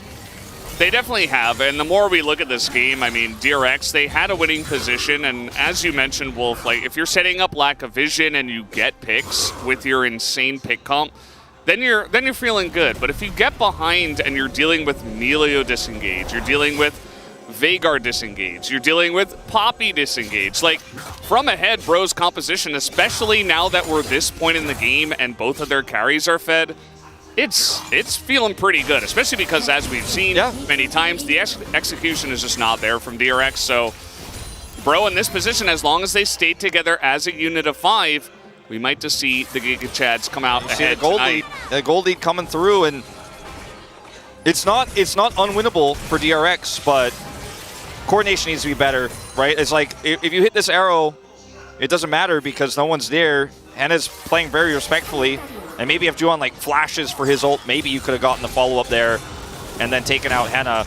But like you talked about all the scaling aspects of this. I don't want the story of this game to be Varus Ashe is outdated. I think it's actually really strong still. I think it's very good in the lane. They controlled the lane. The draft was, I mean, they had win conditions. It just, they didn't play to them. I just feel like that's a dishonest narrative if anyone tries to push that after this game. It's just that DRX have been not on the same page in games 1 and 3 of this series, and Bro, they have been. They know exactly the threats they need to deal with. They're threatening Barrel when he tries to come in if he gets close. And the cages have been well placed here for Karis, and I feel silly for doubting this comp. I mean, obviously a lot of this has come down to DRX's execution, but still, Bro have made it work. It's not over yet, but the cards are definitely in their hands right now.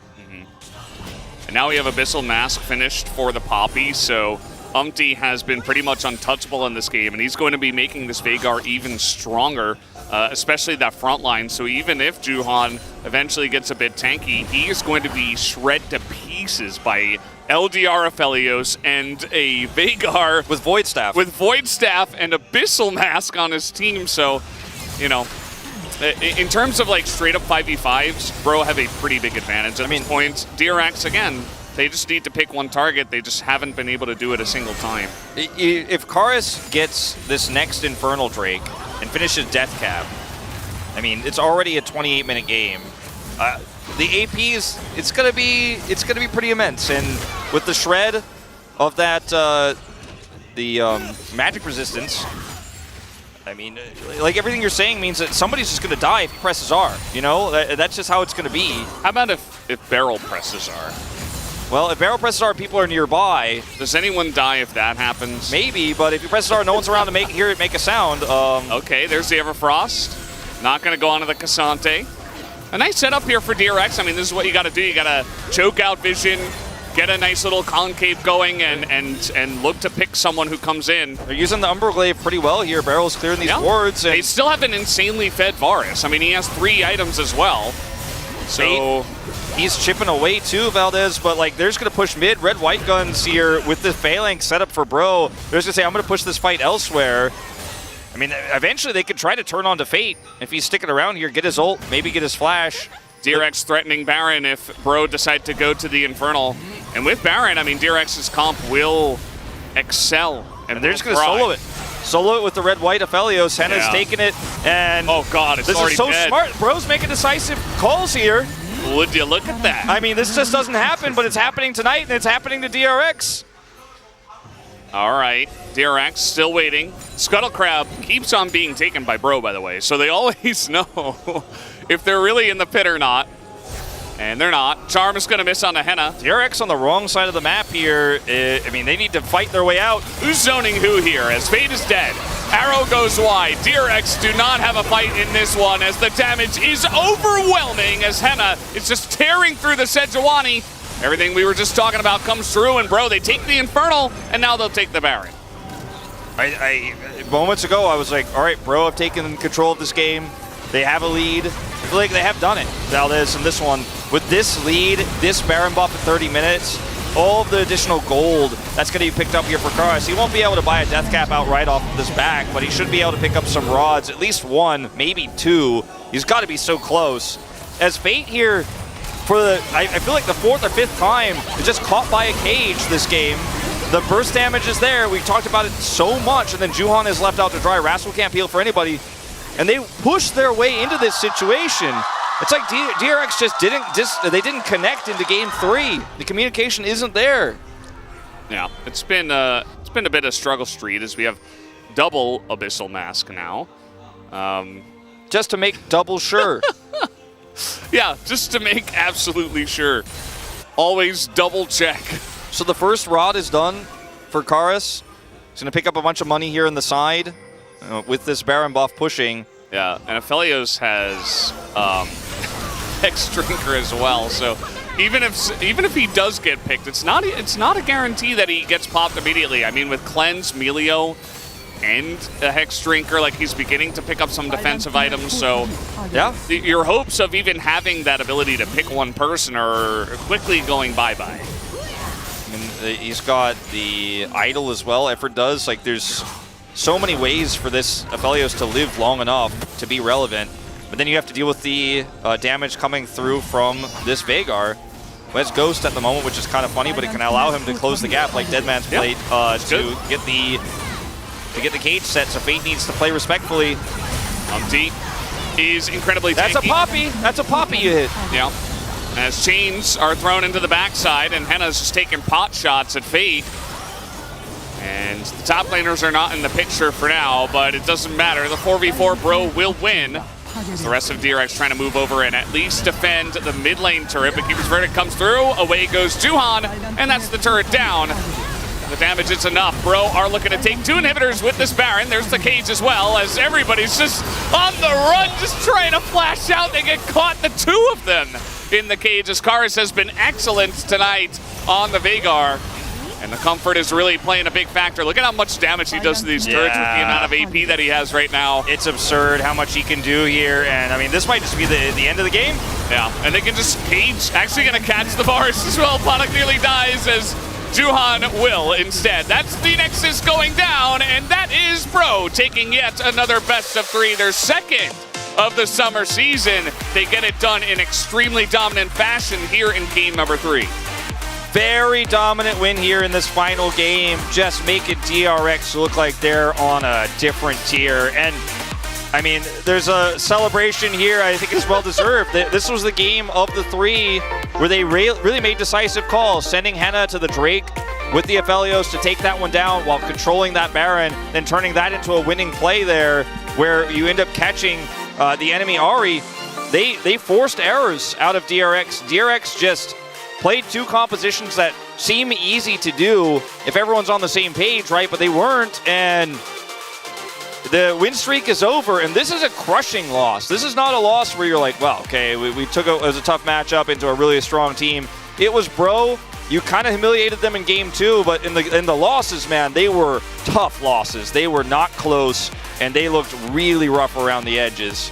So Morgan, got to give a respectful bow here as Brion back on the board after what was a disappointing start to the week in the near win over Gen.G. They failed to cross the finish line, but they will this time around. Double games against KT are their next matchup, so it is going to be... Oh boy. They're going up the coaster. Yeah. They're going up the hill, so I'd love to see it.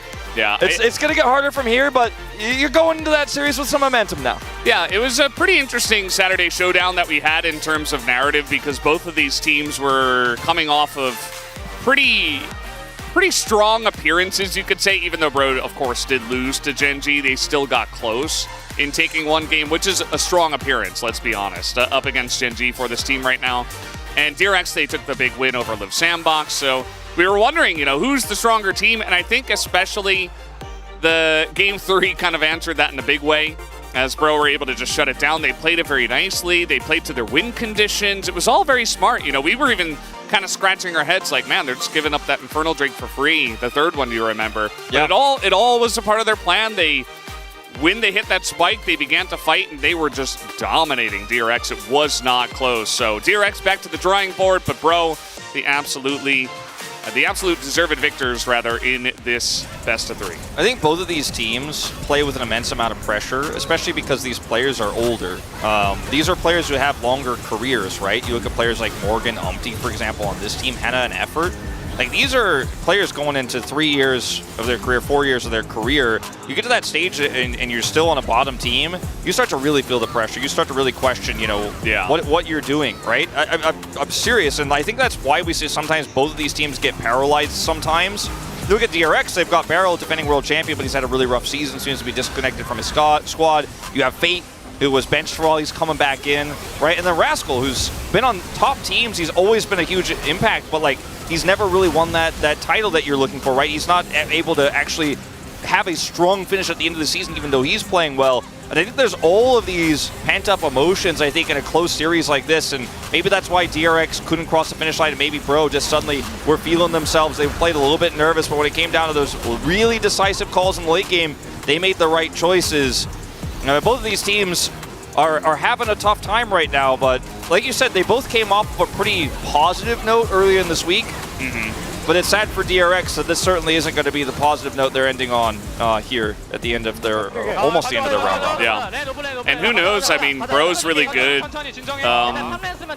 well. I'll hold the thought as Umpty's just saying, like, please, you know, calm down, just take it slow. It's okay. Pulling up ults, they're going to try to hit here and just hit the front line. End it. Nice. Get him. Pull him back in. Yeah. Bring him, I guess, technically, yeah. And Bro have this where they're really good against the top teams, actually. But they come in here against DRX, they look like the better team, so maybe they can create an upset against KT. I mean, you never know, right? KT, the roller coaster. Will we ever see a dip in that coaster in this season? We'll have to see. Maybe it's Bro who can get it done. Liv Sandbox, obviously the team that DRX beat earlier in the week. It was a very close series. I don't think this says bad things about Liv Sandbox that DRX lost this series, because I think the DRX that we saw in that Liv Sandbox series was a different DRX than what we saw tonight. Very different. So I don't think this necessarily means like, oh man, that means if Liv Sandbox lost to this team, then Kwangdong has an easy series on that second one. I still think that one could go the distance as well. Absolutely. I would expect it to go 3 games. We didn't have any Hextech souls, actually, for this first one, which was kind of disappointing. Rather, Chemtech. We had Hextech and we had Infernal. But either way, guys, we are done here on the desk for this first series. Let's go over to the space and see what they had to say. Well, what I have to say is simple. It's a great day to be a Bro-liver. I guess the chat can agree on this. Chronicler, you don't look good. I'm okay. Hey, this is wrong, by the way. Laura was the only one who got it right, so hats off to her. No, I'm pretty sure we went for No, we did not. Dan and I got I'm wearing a completely green wrong. shirt, you know? Production's really dirty like this. Look at this. Look at this chat. Yeah, my frustration is not towards the winner, who I think, as the casters were saying, was rightfully Brion, but it was at how it transpired. Because getting free dragons and like a 3k gold lead and not doing anything and then just kind of losing is not the way you want your Saturday Showdown to end. It was a different pattern than the first 2 games, though. I can say 3. There we go. There you go. Thank you so much. Thank you so much. Yeah, different pace of game for this third one. Can we check out the draft, please, to see what they cooked here? Because casters were saying on this side of Bro, I'm not sure what they want to do with this when the DRX composition seemed a bit more straightforward here. Yeah, I think the thing with the Brion composition is it's very suffocating to some of the picks on the side of DRX. Because you have this Veigar, you have the Milio, you have the Poppy, even the Cassante as well. It's actually very hard to close distance on these picks. And when you look at the composition of DRX, you know, Renekton said you only want to close that gap. Very hard to do into what Brion has. And on top of that, you look at, okay, well, how do they lock people down? How do they engage? The ultimates for a lot of these champions, the Charm from the Ahri, the Stun from the Renekton, all of these things are cleansable by the Milio. So if you throw these out, you have to layer them, you have to burn it, and it makes it so much more difficult. I think that's why DRX lost a lot of the wind in their sails, because they were like, okay, let's try and find an engage, fire the Ash Arrow, oh, they cleansed it. Okay, let's go for another engage, okay, well, they cleansed it and backed away. Or they fired a Q from Milio at our Renekton and we couldn't find the engage, and I think this is why they really started to struggle, because they just couldn't execute against that. They also went triple Merc Treads, right? And I think that the DRX composition can work if you force Brion to move into you, but at no point did they do that, right? Like the 3 dragons initially were taken uncontested, and I think they had to really be very proactive on trying to go for objectives after that as a unit and force Brion, while they were still behind, to try and make plays, but they didn't do that at any point. Yeah, I also honestly think the Ashe support is super overrated. I know you got a skin for a barrel, fair enough, you're trying to sell those, but I think the reason it was strong then and the reason it's strong now, it's not just because of how strong the champion is, it's the meta around it, right? The jungle meta was very different. We saw so many other marksman AD carries. The spell thieves got nerfed. All the melee supports got buffed. Like, the meta has shifted so much since then. I don't think just because Ashe got some buffs, she's going to be playable support again. And this is another game where I feel like, okay, a little bit of an advantage in lane, didn't really do anything afterwards. So I'm not sold on it at all. What was the turning point, the turning moment of the game? Because the early game didn't go so well for Bro. Cross map plays, try to dive top, that doesn't go so well. We get some plates here, but DRX gets the first tower on the bot side. What changed? When did the pace of the game change? Well, maybe we should take a look at highlight because it's very obvious. Right. Yeah, it's really it's very straightforward. I present to you Exhibit A. Ah, yes. And then after this, we have DRX being an attempt. I don't know, man. This clip like infuriates me on so many levels because Barrow getting picked is one thing, but then Rascal not being able to actually utilize his ultimate. Because if you look at how close this fight turns up being, this is very early on. Baron does so much damage. And if Rascal has his ult there, I think they can actually kill them here. And then the game could have been completely different, but instead they lose this Baron. That means they lose the subsequent Dragon. They don't get Infernal Soul, and without Infernal Soul, this comp is never going to win. Yeah, and I mean, you saw as well the miss smite with Sejuani a bit rough in the end. It's kind of as well those windows around the cage. Whenever we saw this a lot in spring when Vega was popular. It's like the cage gets put down, and then when it's faded away, you have like this short window to try and make things happen before it gets up again. And I think they found that window, they went in, couldn't execute, didn't get the damage down, they didn't get the smite down, and then by that point the cage is back up and they just had to back away and lick their wounds. After game 2, we've talked about both these teams not being able to create comeback opportunities in game. Are we satisfied with what we've seen on the side of Bro for this one? Even if I think it's a massive slip up from DRX, you still have to be able to seize these opportunities, I feel. Yeah, I think it's a positive. Doesn't mean I think that it'll still work when they're against stronger opposition. No. Not necessarily, but I think when you're in the position Bro are in the standings, you take any win that you can get and any improvement, any signs of life you can show. We've obviously seen that the early game has been solid, even against Gen G. So showing that they've got a bit more agency and ability to close out and come back from deficits in the mid to late game is always going to be good. I think it's a positive for them and a good week, honestly, picking up the win here, challenging Gen G earlier this week. Let's take a look at the winning fight and see how they managed to grab the victory here. And at this point, you can see there is nothing really that you can do here. As DRX, you don't have the damage, DS support doesn't provide anything from this point. The W poke, completely irrelevant. And you have an Aphelios that is completely online. You have a Veigar that completely dissuades you from ever going in. And I think also just mechanically, Rascal having another rough game is gonna get caged or die with his stopwatch still up. It wouldn't have mattered, but that combined with Dominus, right? I think that DRX really crumbled under the pressure in this final game and weren't able to drag him over the finish line. And Brion kept their composure. And honestly, even Effort was kind of using the ult a bit earlier than I think was necessary. Like even that final play, and there was a couple of other instances where it was just thrown out a bit too soon, but it still didn't matter. They were just really suffocated out. And thank you. Yeah. Not the high octane. What does it mean? What does this statistic mean? That's the Brion guarantee. That's what they do. That's what you're getting when you see a Brion match. There's a reason why there's so much room for entertainment when you're watching Brion. A lot of room to type because the game's lost a long while. They grabbed the victory in the end, and it's time for us to reveal the player of the game here, and it is Caris. With the Veigar again, new pick, new champion. I'm not sure we're going to see this champion again, but what did you think of his performance this game? Yeah, I think really solid with the cages and really quite effective at shutting down a lot of what DRX wanted to do. Obviously, in a game like this, where it is going the distance, where it is a lot about farming up and just leaning into the late stage of the game, playing Veigar is fantastic, if I'm going to be honest. And I wasn't the biggest fan of his builds. I do think that the Everfrost and Deathcap build is a lot stronger. I don't really feel like there was a need to go for the Roa build here, but his cages were, I think, a big reason of why we didn't see DRX be able to do anything. His positioning was really good in fights. He was always where he needed to be. And yeah, votes for Anna. I think had a great game. Has been just playing great in general, so makes sense as well. Coming into today, we said that it was an important matchup for both teams in the hope of grabbing that last 6th spot in playoffs later on. I'm still waiting to see the stability on the side of DRX after a great start of the week and end of last week. And I was not expecting them to crumble like this today. Yeah, I think game number 3 really hurt because they were in a lead. And also, we're gonna immediately see their main competitors, Sandbox and Kwangdong, after this. Yeah. The interview is ready for now. The winners are on stage. We'll come back right after this. Jason, take it away.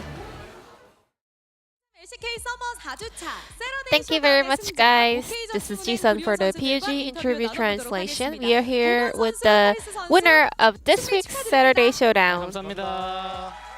Please welcome Morgan and Karis for the interview. A very decisive series for both teams, and you guys came out on top of DRX. Yeah, we all thought, or like maybe even the 10 of us all thought today was a very important day, and I'm so happy that we were the one winning the series. What about you, Karis? So I made it back to the LCK this week, and I am so relieved that I was able to make a successful return with this wins. Exactly, Karis. Ever since you kind of rejoined the starting lineup, you were able to display an improved performance. What do you think? Yeah, like I was gone for a while, which helped me actually kind of build up more confidence. And starting last series, like I was a little bit nervous, but I tried to manage that better to play without the stage jitters, and I think it has become a lot more stable. And Morgan, today was one of the most important series for Bro in order to keep your playoffs hopes alive. What did you focus on preparing for the series? We all just wanted to win the series, our desire was really strong. But we just wanted to make sure that we are not paying attention to that, because that can actually affect our performance. So we just wanted to make sure that we are feeling comfortable and relaxed. Morgan, we had Skarner making its return to the Rift after 318 days. We thought it was a counter pick into Yone. Could you break it down for us? It was not a Yone-specific counter. We just played Skarner one time, and Screams and was able to showcase his experience on that pick. So we were able to have some decent outcome with that Skarner game. So we were able to test it out on today's series as well. And we had Moragas popping up in game number 1. Well, a lot of people say Gragas, after the passive nerf, is not one of the best champions. Do you think this is still viable though? Well, I mean, yeah, the passive nerf does hit hard, but I think it's a decent pick into Jax. So we decided to give him another go. And then at the end of game number 1, Hena was so close to getting his penta, and everyone worked so hard to present him the penta, but the minions actually took down the Nexus. But Morgan, you were so close to hitting your skill shot. What did Hena react to that? He was also saying the same stuff, like, had your ult landed, I almost got my penta. Was that on purpose? But we were just joking about it. And Karis, game 3, you locked in Veigar, and it was his first game of the summer season. Was that your idea, or was that something you guys prepared? We had so many bans towards the mid lane, so I wasn't sure what kind of picks will be available in the second phase. And then we saw Poppy was left open, and then I thought, yeah, Poppy, Veigar actually have really good synergies, so let's comp that. Well, in fact, DRX was having the control of the game early on, but the Baron try kind of turned the table around. Were you confident about the late game team fights? Yeah, I mean, Hena right now, he's on a fantastic form, and our comp itself also has a really good late game scaling potential. So yeah, we wanted to wait until the late game, just like we can pull off during scrims. And then before we go, anything you would like to say to all the Bro livers out there? I think this win to stop the losing streak kind of means a lot to us, and we hope to continue our winning streak in order to make it to the playoffs. I will look forward to your support. 진출까지 열심히 노력하는 브리온 선수들 많은 응원 부탁드립니다. 자, 이렇게 해서 So, 오늘 승리한 Brion. 저축은행 브리온의 다음 OK, 경기는 Savings Bank Brion will be going up against KT Roaster in the upcoming match. They are also on fire. That's gonna be your last match of the first round robin. KT Roaster, you know, yeah, they are one of the best teams in the LCK. So I hope you can, you know, prepare the best for that series in order to put up a great fight up against them. 카리스 선수도 경기를 Karis, would you like to add on to that? Recently, KT, you know, they are showing a lot of potential. They are one of the best teams, but I hope we can improve our performance by the match and take them down, maybe. This will be the end of the interview from the Bro POGs and back to the space. Thank you. Thank you, Jason. Smurfing as always, and Bro will be facing off against KT in the next match. It would be a very KT thing to do, to lose against Bro, I think. Yeah, Look at that.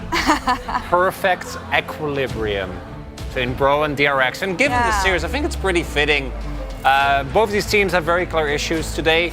Bro was able to actually work on them, progress it in the final game. And again, we're going to see Kwangdong versus Sandbox coming up next. And I wonder if those teams are going to look a little more proactive. Any thoughts or expectations for this matchup? I think it's a hard one to call, honestly. I think going into the week, I favored Live Sandbox, but I think Did lose against DRX. Yeah. And DRX just lost against Brion, so I think it's anyone's game. And we just saw from the standings how important these wins are going to be for that 6th place spot. Yeah, again, this matchup really important for both teams here. That's all for us here on this side of the space for now. We'll be back for the second series in just a moment. You can watch the second episode of Replay in the meantime. See you soon.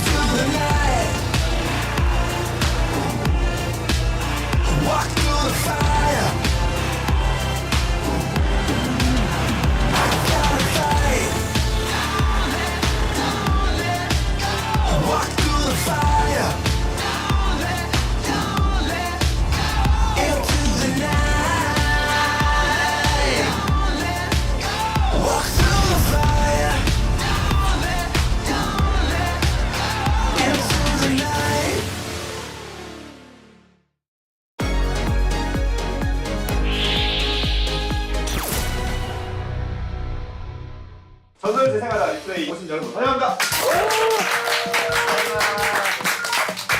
옥저버 분들이랑 경기하신 이후에 연습 좀 하신가요? 저는 일단 무지막지하게 많이 하긴 했어요. 형 몇 판 했는데요? 어제만 거의 한 15판? 16판? 아니 하루에 15판씩 하진 않았을 거 아니에요? 어제만 매일같이 15판 하지 않을 거 아니에요? 그건 아니지. 아니 근데 평균적으로 맨날 친구창 들어와 있는 거 봤는데 이틀에 최소 10판씩은 다 채웠을걸? 진짜? 10판이 뭐 더 했을 안 채운 사람도 있지 않아? 자기 안 채웠다. 손. 머리가 안 좋아가지고 롤체까지 껴주는 거예요? 롤체까지 껴주면 20판 부족한 사람이 많이 하는 거지, 그치? 형우야? 아 그거 맞지. 맞아, 세영아. 안 해도 돼. 얼마만큼 안 하지? 세영 애초에 난 여기 온 게 널 보고 왔기 때문에. 나한테 나 안 오면 안 했는데. 형 다시. 형 왜 저한테는 그런 말 안 해요? 그러니까 카카오가 카카오. 아니 실제로 아니니까.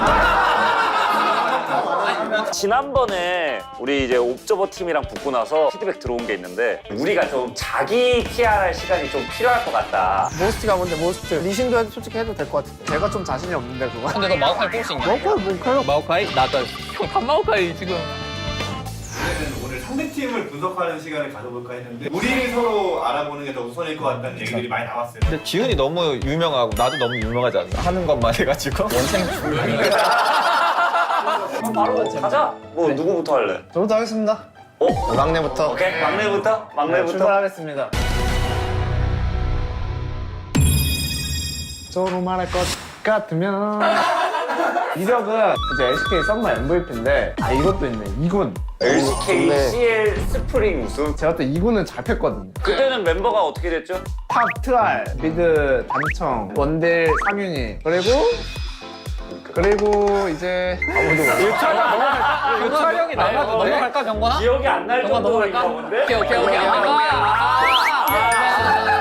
그런 멤버였구나. 맞지. TCL이 뭔지부터. TCL은 터키. 터키. 트위치인 줄 알았어. 20년 롤드컵에 갔다 왔다. 우승했나요? 무슨 소리야? 다음 큐 슛. 매드무비. 제 와이프가 만들어준 겁니다. 원래 결혼하면은 앞에서 틀어주거든요, 영상을. 결혼식장에 롤을 틀어놓는다고? 왜 상상이 안 가지? 괜찮은 것 같은데? 프로게이머들이 되게 좋아했었어. 그래? 이거 기억나는 사람? 이거 너무 옛날이라서 기억 안 날 것 같아. 이건 기억난다, 이건. 뭐야, 이거? 뭐야, 이 집 뭐야? 여기 마린형도 있어요, 마린형. 우린 것 같은데? 형 저희가 그때 이겼어야 됐어 진짜로. 왜 졌어요? 근데 저거 우리 그때 우리가 2대2 처음에 이겼다? 기억하니? 제가 결국 이겼잖아요. 랭킹 커버, 역갱 다 잘한다. 울챔스 최초 MVP. 최고의 60점을 이었지만 지금은 뇌만 남은 초식형, 마지막에 칸스 밟는 골. 칸스 성대모사도 잘해요. 한번 했죠. 변화는 좋은 거야. 비슷해. 어때요? 비슷한데? 파스가 말하는지도 몰랐어. 형 저도 지금 계속 나올 줄 알았어. 넥타이 말이야. 공화 생물이에요. 최고의 육식 정글이었다 과거형인데 예전에 그럼 뭐 어떤 정글을 많이 했길래 포식이었던 거밖에 기억이 잘 안 나. 형 탈 때도 이블린은 생각보다 팩트라 할 말이. 나의 챔피언 모두 S급. 논타겟 없죠? 논타겟 없죠? 이것도 뭐 거의 논타겟 없죠? 이것도 그냥 논타겟 없어요. 그냥 저는 논타겟만 없으면은 싹 다 S급이다. S티어만 있는 거야? 네, 저는 다 S. 그 챔피언 4개 말고 둘이 하잖아요. 아니 나는 형의 두 배인데? S티어가 2개 뭐 있다고 치면 나머지는 다 할 줄 아는데? 그런데 저도 할 수는 있죠. 근데 안 적어놔가지고 4개에서 고르면 좋겠다. 2012년 이렇게 꼬꼬마가 이렇게 변했다. 결혼까지.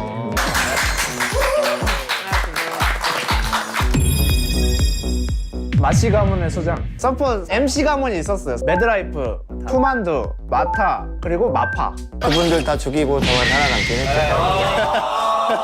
자기소개하면은 한때 원딜들이 제일 싫어했던. 왜 싫어해? 제가 로밍을 많이 가가지고 원딜들이 싫어했어요. 여기서 유일한 리온입니다. 왜 우리 이온이라는 거에서 박수 치는 거야? 스프링 때 데뷔해가지고 로열로더 출신입니다. 또 14년 롤드컵 때 MVP. 이제 여기에 두 명이 있거든요. 마영이랑 저랑. 매드부비 생각을 많이 해봤는데 메란님이면은 블리츠로 땡기고 막 이런 장면이 많이 기억나는데 제 장면이 많이 없더라고요 저는. 그래도 이것 때문에 이긴 것 같아가지고 장면을 넣어봤어요. 네. 먼저 2번 월드컵 결승 때.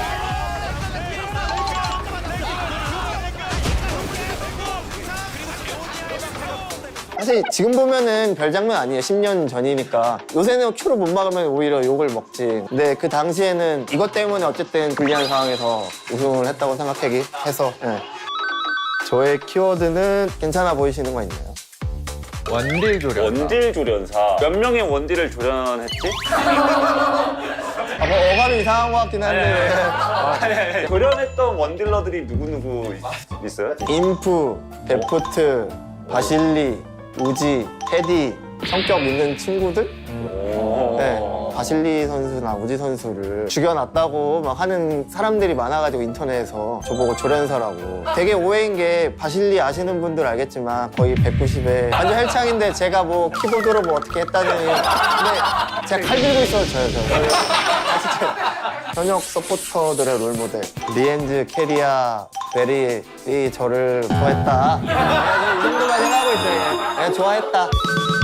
저의 S급 챔피언은 최근에 라칸을 되게 많이 했고 블리츠도 사실 되게 자신 있고 이부팀 상대로는 충분히 쓸 수 있을 것 같아가지고. 자신감. 네. 아니 형 저 아까 4개 했을 때는 뭐라 하더니 왜 5? 하나 맞잖아. S급과 A급을 나눠놔. 그러지 봐봐. 성의가 있잖아, 성의가. 다른 뭐 질문 없나요? 진지한 질문. 네. 지금 미혼이시잖아요? 네. 그 혹시 롤 관련 아나운서 하시는 분들 중에 가장 괜찮다고 생각하시는 분 있을까요? 진지하게 생각은 안 해봤는데 제가 혜진님을 스프링 결승 가서 처음 뵀었거든요. 사실 화면에서만 볼 때는 텐션 높고 부담스럽지 않나 뭐 이렇게 생각했는데 막상 실제로 보니까 너무 미인이셔가지고 나와주셨으면 좋겠다 이거네요. 자세한 답변 감사합니다. 나와달라고 한번 말씀해주세요. 뭐라고? 나와주세요. 네, 여기까지 하겠습니다. 다음 이윤입니다. 안녕하세요. 저는 한때는 상혁이보다 아지를 잘했던 아지르이 아니지 않나요? 상혁이보다 아닌가요? 사진. 근데 이건 진짜 강사 같다. 강사같이 나왔어요. 아 이건 교수님이 여기. 국민대 수학과 교수님. 아 형 국민대예요? 경력에 롤드컵 우승이 있네. 나의 매듭. 많이들 기억해 주시는 영상이니까 보겠습니다. 가져야 되는데 와 이런 거부터가 시작이었죠. 에어컨 있는 거 봐. 이 콤보 너무하긴 해. 대체 에어본 왜 있었는지.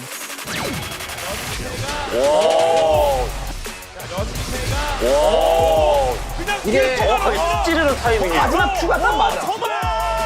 와 저게 맞아서 딱 잡아. 저게 대포는 그래도 사람이 맘먹을 수가 없다 해가지고 대포 이거 할 때 풀공을 썼죠. 가시오페아. 도박수를 던졌다. 그래서 도박수인데 도박까지도 아니지 그냥 대포는 좀 보통 좀 더 먹으려고 하니까 뭐. 그래서 해봤는데 잘 됐네요. 근데 솔킬 딴 사람 표정이 너무 많아.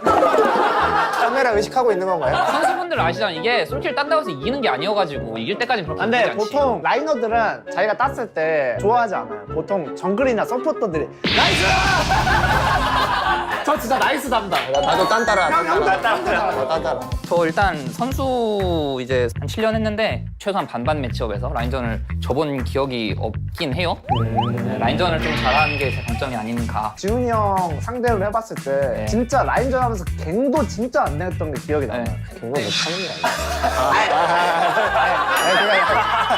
맞아 형이 걔가 못하는 거 아니야? 갱을 못한다고. 아 갱을 못한다. 나 근데 이렇게 얘기해야 되는데 이렇게 말해. 잘했다는 거예요.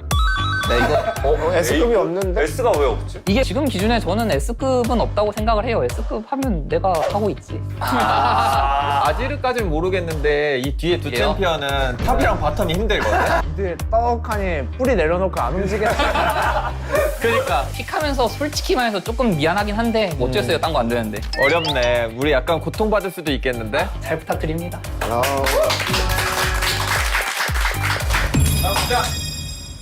Let me introduce myself. 누가 방아요? 혹시 아이디가 왜 캡틴잭이에요? 그러니까요. 저도 그게 궁금해요. 아, 닉네임이 왜 캡틴잭인가? 롤이라는 게임 이전에 이제 카오스가 있었죠? 카오스에서 제가 참새를 굉장히 좋아했어요. 근데 참새가 이제 영어로 스페로우잖아요. 그래서 북미 때 닉네임을 스페로우를 쓰다 보니까 캡틴잭이 되었다. 잭 스페로우. 이런 깊은 뜻이. 저 카오스에서 온 캡틴잭이었습니다. 넘겨주세요. 사진을 아주 건방진 걸로 해주셨는데 메인 경력으로는 이거겠죠? 아무도 가지지 못할 초대 우승. 2012년 누구보다 빠르게 롤판에 들어와서 우승 한번 하고 갔습니다. 넘어가시죠.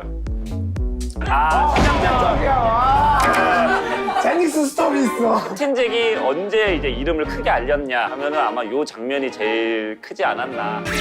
특패 딜도 모르가나에 비해서 절대 뒤처지지 않을 거.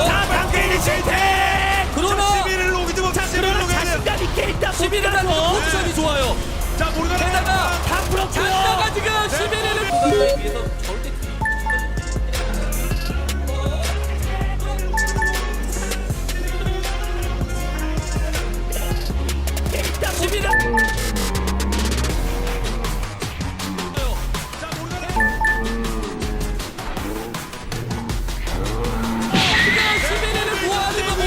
지금 이렇게 하라고 하면 할 수 있는 선수 많이 없을 것 같긴 한데.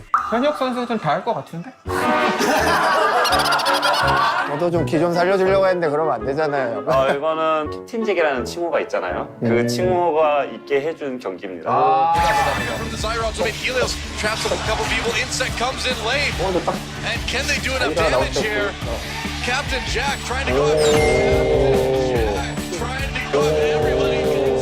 좋은 반응을 보여주는 거구나. 지금도 가능합니다. 지금 정화는 자신 있나요? 지금도 정화 제대로 쓰는 건 자신 있습니다. 멋있다. 넘어가죠. 저의 솔직함을 표현하기 위해서 디테일하게 세 분류로 나눴습니다. 일단은 지금 나 이거 쓰면 그래도 진짜 현역 살짝 준하게 할 수 있을 것 같다가 이제 11호. 서로 11을 들고 싸우면 자신 있다? 자신 있다. 챔피언 풀이 넓죠? 옛날 챔피언들 기준으로. 근데 이제 제가 안 하는 거. 일단 자야가 있는 이유는 제가 프로 그만두고 나왔어요. 그러니까. 저 논타겟 그다지 자신 없습니다. 이즈리얼 프로 때도 별로 안 했어요. 네, 됐습니다. 여기까지 하고 결국에 자야 2호로 나온 캐릭들은 다 안 하시네요. 네, 여기 진짜 많아 보이는데 사실 가장 중요한 아펠리오스랑 제리는 꼴배기도 안 보이긴 해. 저기 보이는데 화면 밖에 보인다. 뭐 이제 장단점 내에서 살짝 얘기를 드리자면 반응 속도? 아니면 뭐 그냥 평타로 열심히 딜하는 거? 그냥 그런 거 잘할 수 있습니다. 뭐 궁금한 거 있으세요? 혹시 분석 데스크 언제까지 하시나요? 관심이 약간 생길 것 같아가지고. 질문에 저희가 아나운서님과 토크를 하기 위해서 아니, 실제로 가면 맨날 아나운서님이랑 형우 형이 그렇게 한다길래 저를 소개시켜준다고 하던데. 근데 약간 자리를 자리. 아니 그런 기억은 없는데. 다음 질문으로 네. 혓바닥 그 멤버가 더 좋은지 지금 멤버가 더 좋은지. 매서운데? 너무 공격적인데? 근데 이런 첫 팀이었어요. 첫 팀은 그죠. 뭔가 보이지 않는 좀 더 돈독해지는 그게 있는 거고. 근데 왜 한 명만 살아남았죠? 몇 명만 살아남았죠? 그 정도로 돈독하진 않았나 봐요.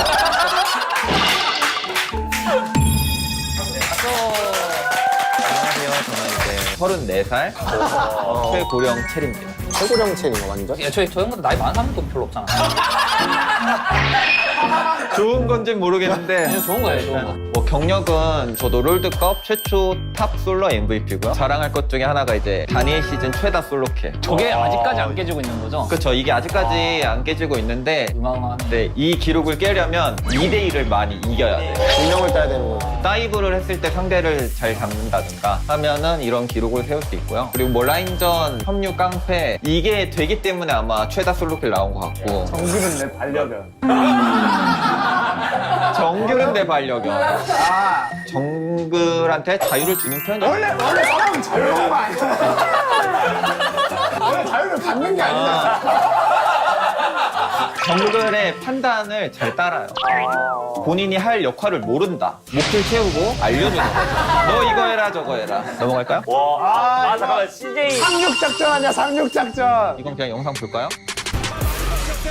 이게 5대4 상황에서 아니죠. 5대5 한타를 하고 4명 죽은 상황에서 혼자 남았는데 시간을 끌려고 이제 탈출한 상황이죠. 마우파이는 다이앤을 들고 있는데 레전드. 있어요. 네. 아 그리고 바람 먹습니까? 마린이 한턴 번 것 같습니다. 마린이 시대를 했고요. 이게 마오카이를 무시했으면 게임이 끝나는 상황인가요? 시간을 돌려서 다시 해볼 수 없기 때문에 모릅니다. 그냥 가서 끝났을 수도 있고 안 끝났을 수도 있어요. 다음 영상은 보시면 탑에 적정글을 와드로 확인하고 1초 만에 바텀에 텔을 타는 상황이에요. 텔레포트를 타서 본인의 장점을 말해달라고 해가지고 제가 이 영상을 넣어달라 했거든요. 다 와요. 가사기 사이. 위에서 고릴라까지. 좀 상황 판단이 빨라요. 맵을 잘 본다. 넘어갈까요? 일단 럼블은 제가 S급으로 하나 넣어놓은 게 럼블을 제가 할 수 있으면 누구 한 명이 좀 많이 못하더라도 캐리를 해줄 수 있다 해서 이제 럼블을 S급에 넣어놨고 A급은 그냥 다 나머지 그냥 다 할 수 있다는 뜻에서 A급 넣어놨고 팀원들이 탱커를 해달라면 탱커하고 조합에 이니시가 없으면 이니시 캐릭을 해줄 수 있고 APP라면 AP 해줄 수 있고. 그럼 혹시 럼블이 살았을 때 서포터가 럼블 달라고 하면 주실 생각 있으신가요? 잘하면 줄 수 있죠. 뭐가 문제입니까? 질문 받겠습니다. 혹시 이 선수는 잘하는 것 같다 아니면 뭐 나랑 비슷한 것 같다. 최근에 두두 선수 크샨테 술자리에서도 이야기했지만 크샨테라는 캐릭이 그렇게 캐리력이 높을 줄 몰랐어가지고 엄청 스타일리시하게가지고 두수한테 마린마저 인정하다. 그래 그렇게 기사가 나. 마른님은 역체탑이 누구라고 생각하시나요? 역체탑. 근데 그거는 좀 어려운 것 같고 단일 시즌으로 하면 내가 제일 역체인 것 같아요. 생각 마른이었습니다. 이런 말을 할 생각이 안 했는데. 다 봤는데 어때요? 안것 같아. 형 왜 이렇게 건들건들. 아니 어깨에 힘이 그러니까 이 팀장이라서 그런가? 주장을 잘못 뽑았나? 왜 이렇게 모르는 정보 많이 들은 것 같아. 형우가 자야부터 시작해서 그 이후의 캐릭을 다 안 할 줄은 몰랐는데. 전 자야까지는 할 줄 알았는데. 처음에 그 술자리에서 제가 연습했을 때 이분을 이길 수 있는 확률을 4할이라고 말씀하셨는데 지금은 몇 퍼센트 정도? 한 4할 1푼 정도? 조금 늘었다. 진짜 난 오히려 줄었어. 게임 판수가 나는 중요하다고 생각해서. 근데 판수가 안 많으면 못하긴 할 거거든. 솔직히 오늘 스크림 해보면은 정확한 예측 가능하다고. 오늘 스크림 하고 다들 범인 뽑기 한 다음에 범인은 50판 채워오게 하죠. 좋은데? 난 무조건 가능해. 40판 하자. 다 50판 너무 하자. 자, 여러분들이 40발의 벌칙이 걸린 스크림을 하기에 앞서서 다음 상대팀을 발표하겠습니다. 다음 상대는 리브 샌드박스 세진더스.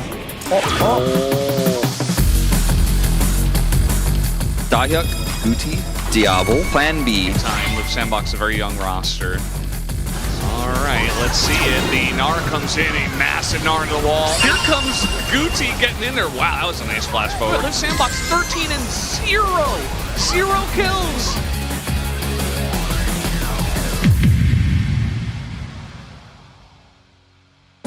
혓바닥 터스랑 했었던 이벤트는 3군과 2군이 섞여 있었다면 이번엔 정의의 2군이 진짜. BO3. BO3. 진영 선택도 경기가 이렇게 하루 전날 코인토스로 진행을. 우와. 진짜 빡빡하네. 그건 뭐 조합도 대충 벤픽도 짜와야 되네. 무엇보다 중요한 거. 이겼을 때 상금이 있습니다. 그 첫 촬영부터 이겼을 때 상금은 500만 원의 상금. 인당 500만 원이요? 감사합니다. 진짜 대박. 라이언 만세. 라이언 만세 최고다. 그러면 LCK 우승. 저희 비틀즈 화이팅하고 갑시다. 원래 뭐였지? 그걸로 갔지? 저희 비틀즈였는데. 그거 별로였어? 아니 그냥 그래도 이번 화이팅이니까 잘. 아래로 위로. 위로. 아래로? 아래로 갔다 위로. 아래로 갔다. 위에서 아래로. 빨리 와. 비틀즈 화이팅!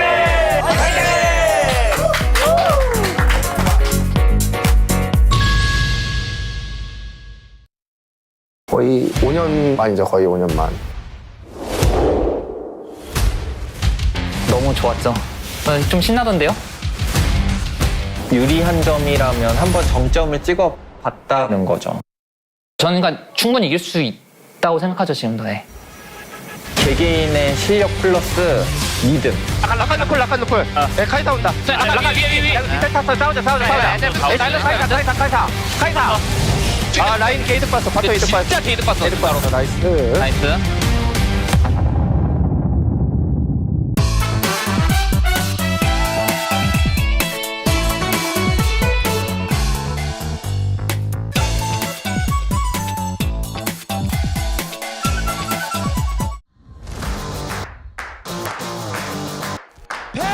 여러분의 환호 함성과 함께 시작하겠습니다. 대전 마이스티.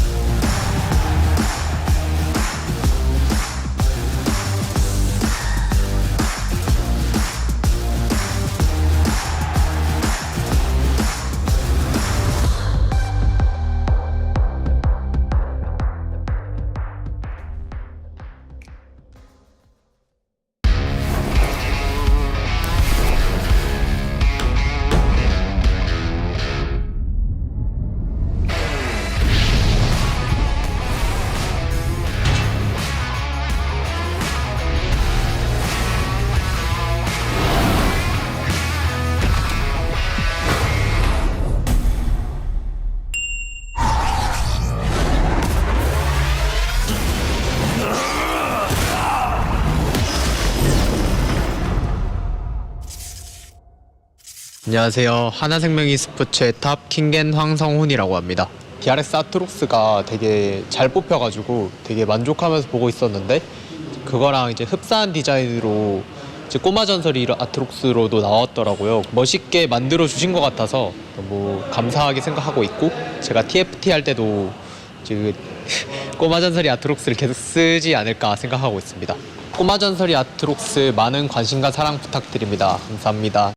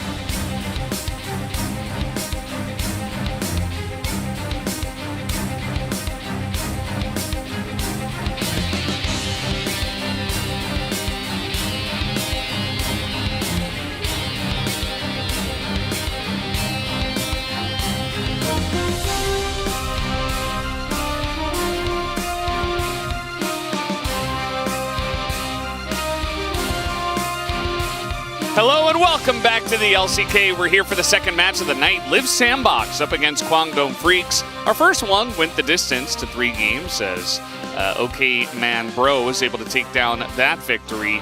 Who's going to take it this time around, Wolf? It's tough to say. Liv Sandbox coming off of that loss against DRX, who did just lose to OK Savings Bank Breon, as you mentioned. So hard to really judge their power level right now. We're seeing a lot of these teams finishing the first round robin right now. Still haven't quite gotten their full coordination back. Kwangdong Freaks similar to Breon in that they have a very strong early game. What happens after that? We'll have to wait and see. It's definitely a bit of a question mark. At least we did get a decent amount of action in the first couple of games that we had earlier today. I think that this series should also bring in a little bit more action. These two teams not too scared to fight in general. But again, it will come down to the execution when it does come to our right side of the bracket here compared to our top teams. The teams that are struggling to find that 6th place spot, which is where Kwangdong Freaks are currently at.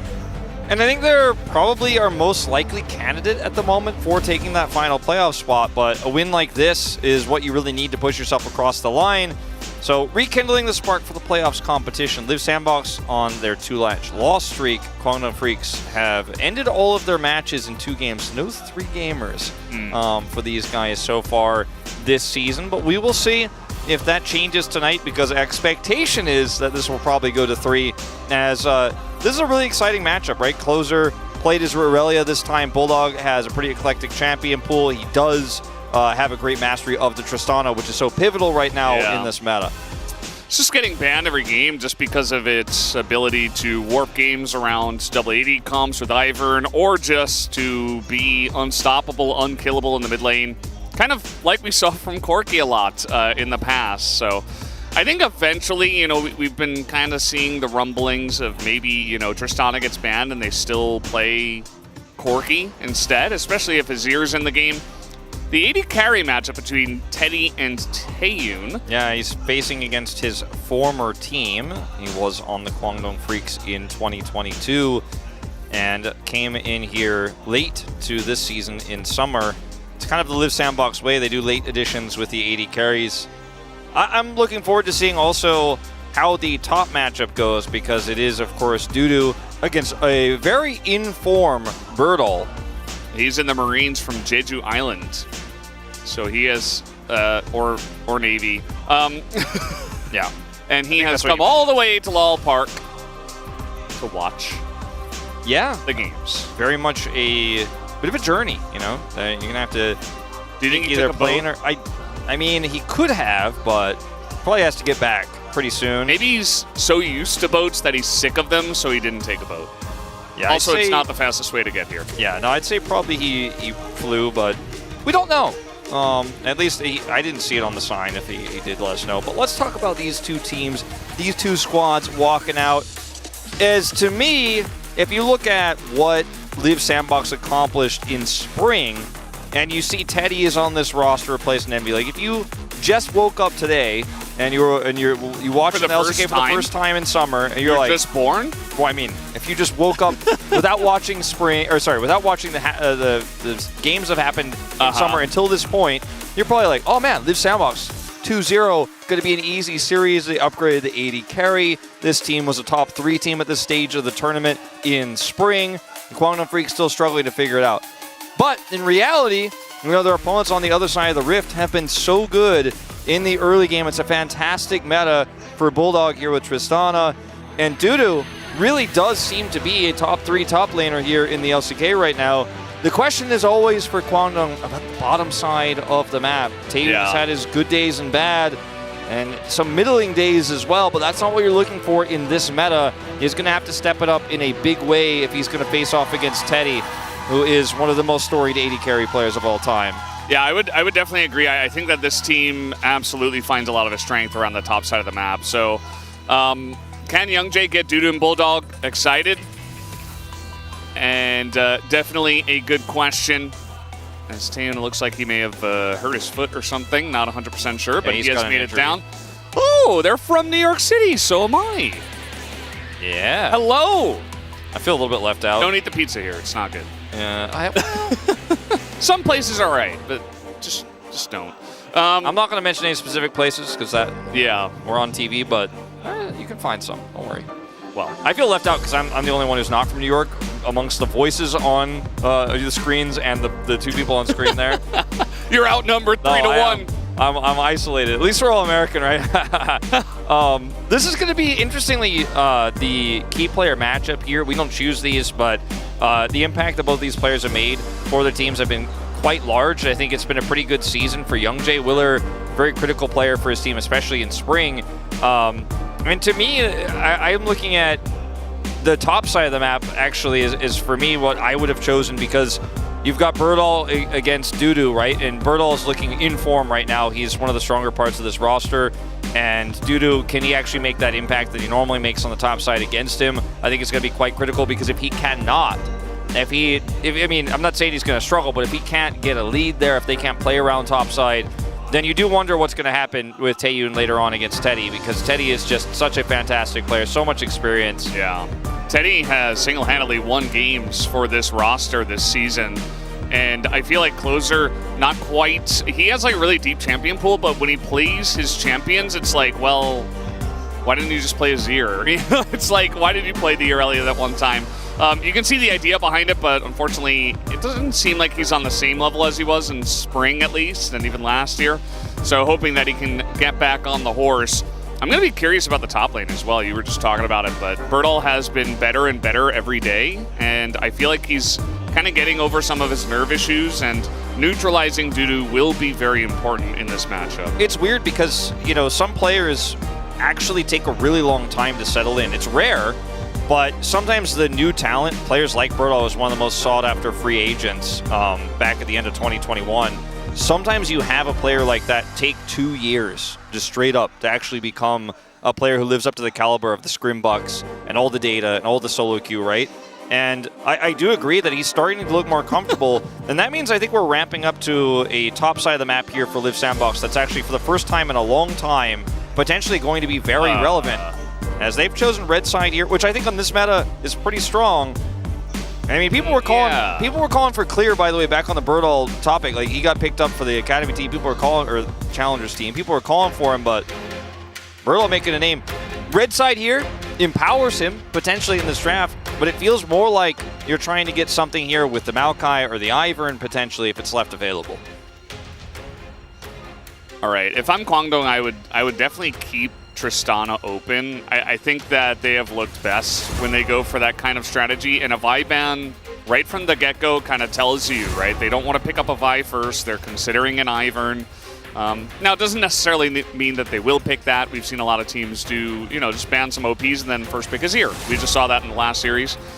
But let's see what they do decide to go for. Is Kindred also gone? Yeah, it looks like they are really wanting to pick up the Ivern here. The Tristan is going to say no to that right away, so we'll trade those bans. I mean, Bulldog, though, he can play. He's a very kind of... He's got an eclectic champion pool, I mean, right? That's what we say about him. Tristana, he played the Aurelion Sol first. Like, this guy, I wouldn't be surprised if he's like, no, sure, I'll play the Corki, it's fine. Instead, they're just going to ban away the Ivern. Yeah. They're saying, well, we don't want to play it anymore. Not going to happen. I do think that there's a pretty good chance we see something like a Sejuani first pick here, if it is left available, just because it's so strong right now on both these teams. Young Jay Comfort. Yeah, and I mean, we saw the Aurelia from Closer last time because they wanted to really hard force this type of composition to work, and Viego is gone here, interestingly enough. And I think that makes the Sejuani pick even more appealing, because you're not going to have Viego Annie or Viego Ari. I mean, it may make you want to go for the Azir. The LeBlanc is available here. So is Nico.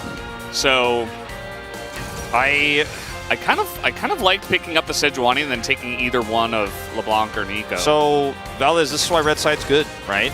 Now you get 2 picks, right? You get Kaisa, which is a bit less appealing than the Nico to me, but if you get to leave all these OPs open, you get 2 initially. And now Kwangdong Freaks here, see what they want to do with this LeBlanc pick they've already gotten. It's going to be an 80 jungle pickup for them. The Nocturne here does allow a lot of backline access, but the priority is quite high at this point in the draft to tip your hand on this. Don't like picking it here. Now you've hovered it, so Liv Sandbox will be wary. We'll lock in the Aphelios, which I like a lot more here. It's a stable matchup into the Kai'Sa. You can grab the Milio that's still available. Please get Milio for him. I think this is a tease because I don't recommend this. But they don't want to give it over either. They're in kind of a bind here. Well, that's neither. Yeah, that's... Take it away, analyst. Well, I mean, the Volibear is going to be great lockdown. I have nothing to say. And we don't know what the mid matchup is going to be, but LeBlanc Volibear can be a lot of power early, but not like it doesn't have a lot of synergy. And oh, so we're just ignoring Nico. Yeah, well, I mean, I think for Live Sandbox's comp here, you can go with it because you have Kai'Sa here, right? And like you can still pick it up later. You could draw a ban with it. You could go something like Kai'Sa Rel with Nico, and this comp actually seems super strong, right? And we've seen teams actually play exactly that. So we have Jack Sejuani, because that wasn't banned. You know, you banned the Ivern instead here with the Kindred. And Quantum Freaks have, I think, really kind of stumbled their way into a huge draft disadvantage here, as you said. And I don't think the Volibear solves anything just yet, as we will see Renekton taken away. There's some synergy there on the top side of the map with the Volibear Renekton in terms of the ability to blow up a Jax and get through his Counter-Strike. Yeah, we've seen some Volibear top 2 from guys, I think it was Rascal, who pulled it out. Yeah, it had middling success and actually not even much success at all, but it's an option, especially if you draw out a couple of top bans. You might even try to just, you know, hey, you just, you figure it out. So banning the Rakan instead of the Nico and the Rel means that one of those two picks will go through, but if you ban at least one of them, then you hurt the synergy of the two quite significantly. So, I mean, I'm not saying it has to be Rel, and I'm not saying it has to be Nico, but I think both of those picks are incredibly strong. It almost feels like Guangdong Freaks have just, they don't think Live Sandbox will pull it off, but I think they absolutely could. Yeah, they're banning Ashe support. Yeah. Like, I don't know. With Kai'Sa. It feels like we're ignoring a lot of really OP picks that are still available. Varus is also, I feel like, a way stronger pick to take away than the Ashe in isolation. And Varus could be played as support here. By the way, this Kai'Sa could still be played mid into the LeBlanc. Absolutely a strong possibility.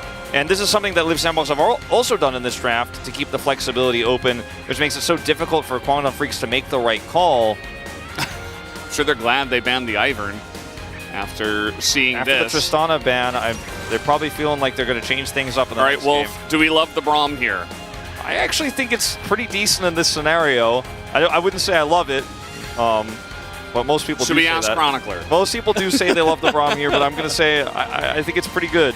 As it is going to be a Cassante pick. Dusante. Yeah. I mean, it's very, very strong. Obviously, it's tough for Jax to get a huge lead early. It's not going to match in sides, but you've got a Shiv LeBlanc for that. And you have Volibear to help set it up in the top side of the map. Bottom side is going to be a little bit more muted. Now let's find out, is it the Rel that we were asking for earlier? It looks like the answer is yes with the Kai'Sa mid. And otherwise here, you know, what's the game plan? I mean, the Nico was open, but because they opted into the Varus, you didn't have that combo anymore. So we will see a Kai'Sa mid here, finally, for the first time in a while, picked up by Live Sandbox. We saw Faker attempt this in the AP Kai'Sa era last year. And Wolf, this is the first game of LCK Summer that Nico has been totally ignored. It is. She has had otherwise 100% first involvement. Game. Yeah, either ban or pick in every other game. And I mean, I think the draft here for Live Sandbox, it has its weaknesses. I think the Kai'Sa is fragile early. I think that if Youngjae could try to make an impact, there isn't a great amount of synergy for LeBlanc Volibear, but he sets up the stun, then you get the root, you have a lot of damage there. If you can get ahead, get your Shiv first, your impact in the side is going to be greater than Kai'Sa's because the LeBlanc kill pressure is there. There is setup for that. So I think the Kai'Sa pick is very risky in this comp, but what they gain by pushing her mid is strong engage in the bottom side of the map with that Varus pick. The bottom side definitely going to be more of a focal point. You have that side lane win condition in the Jax. I think both these drafts feel pretty solid, but I think the draft that we're seeing here for Live Sandbox feels a little bit more rock solid in where it can go in all parts of the map. You just have to make sure you don't have, well, no Malphite, of course, but it's not going to be rock solid. All right, Valdez. You're doing me. Doesn't work. Just hear me out. The one thing that goes wrong here for Liv Sandbox, though, is if this Kai'Sa or Varus fall behind early. They need to make sure that does not happen. Well, let's see if they can get it ahead as the Kai'Sa for closer here, I believe for the first time in the LCK. Let's do it. Hopping onto the Rift for game number 1.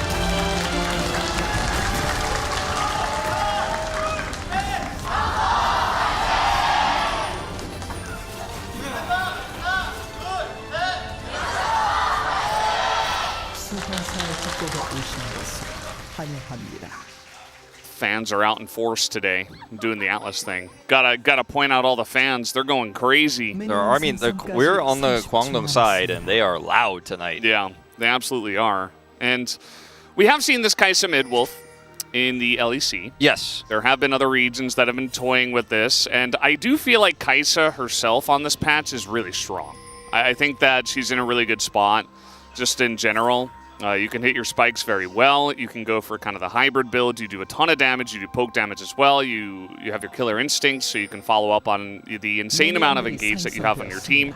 So even though oftentimes it's used as an answer to LeBlanc in other regions up until now, I just think that Kai'Sa in general is in a good spot as a champion. So I kind of like the priority. Now, ignoring Nico I don't think was good, but no, still. I mean, well, like, I think it's okay. They wanted still strong. They wanted to draft it this way. The Varus obviously removed really any strong possibility of that being a thing. Varus support with Kai'Sa is not exactly what you want. Yeah. Halo Blades here for closer for the ability to trade in lane against Bulldog here, do some additional damage. Karis was actually the last one to play it. This was during the AP Kai'Sa era. I thought as Bulldog is letting him get a full passive stack on him. Yeah, I thought Faker played it more recently, but I guess Faker played it first, and then we saw that game.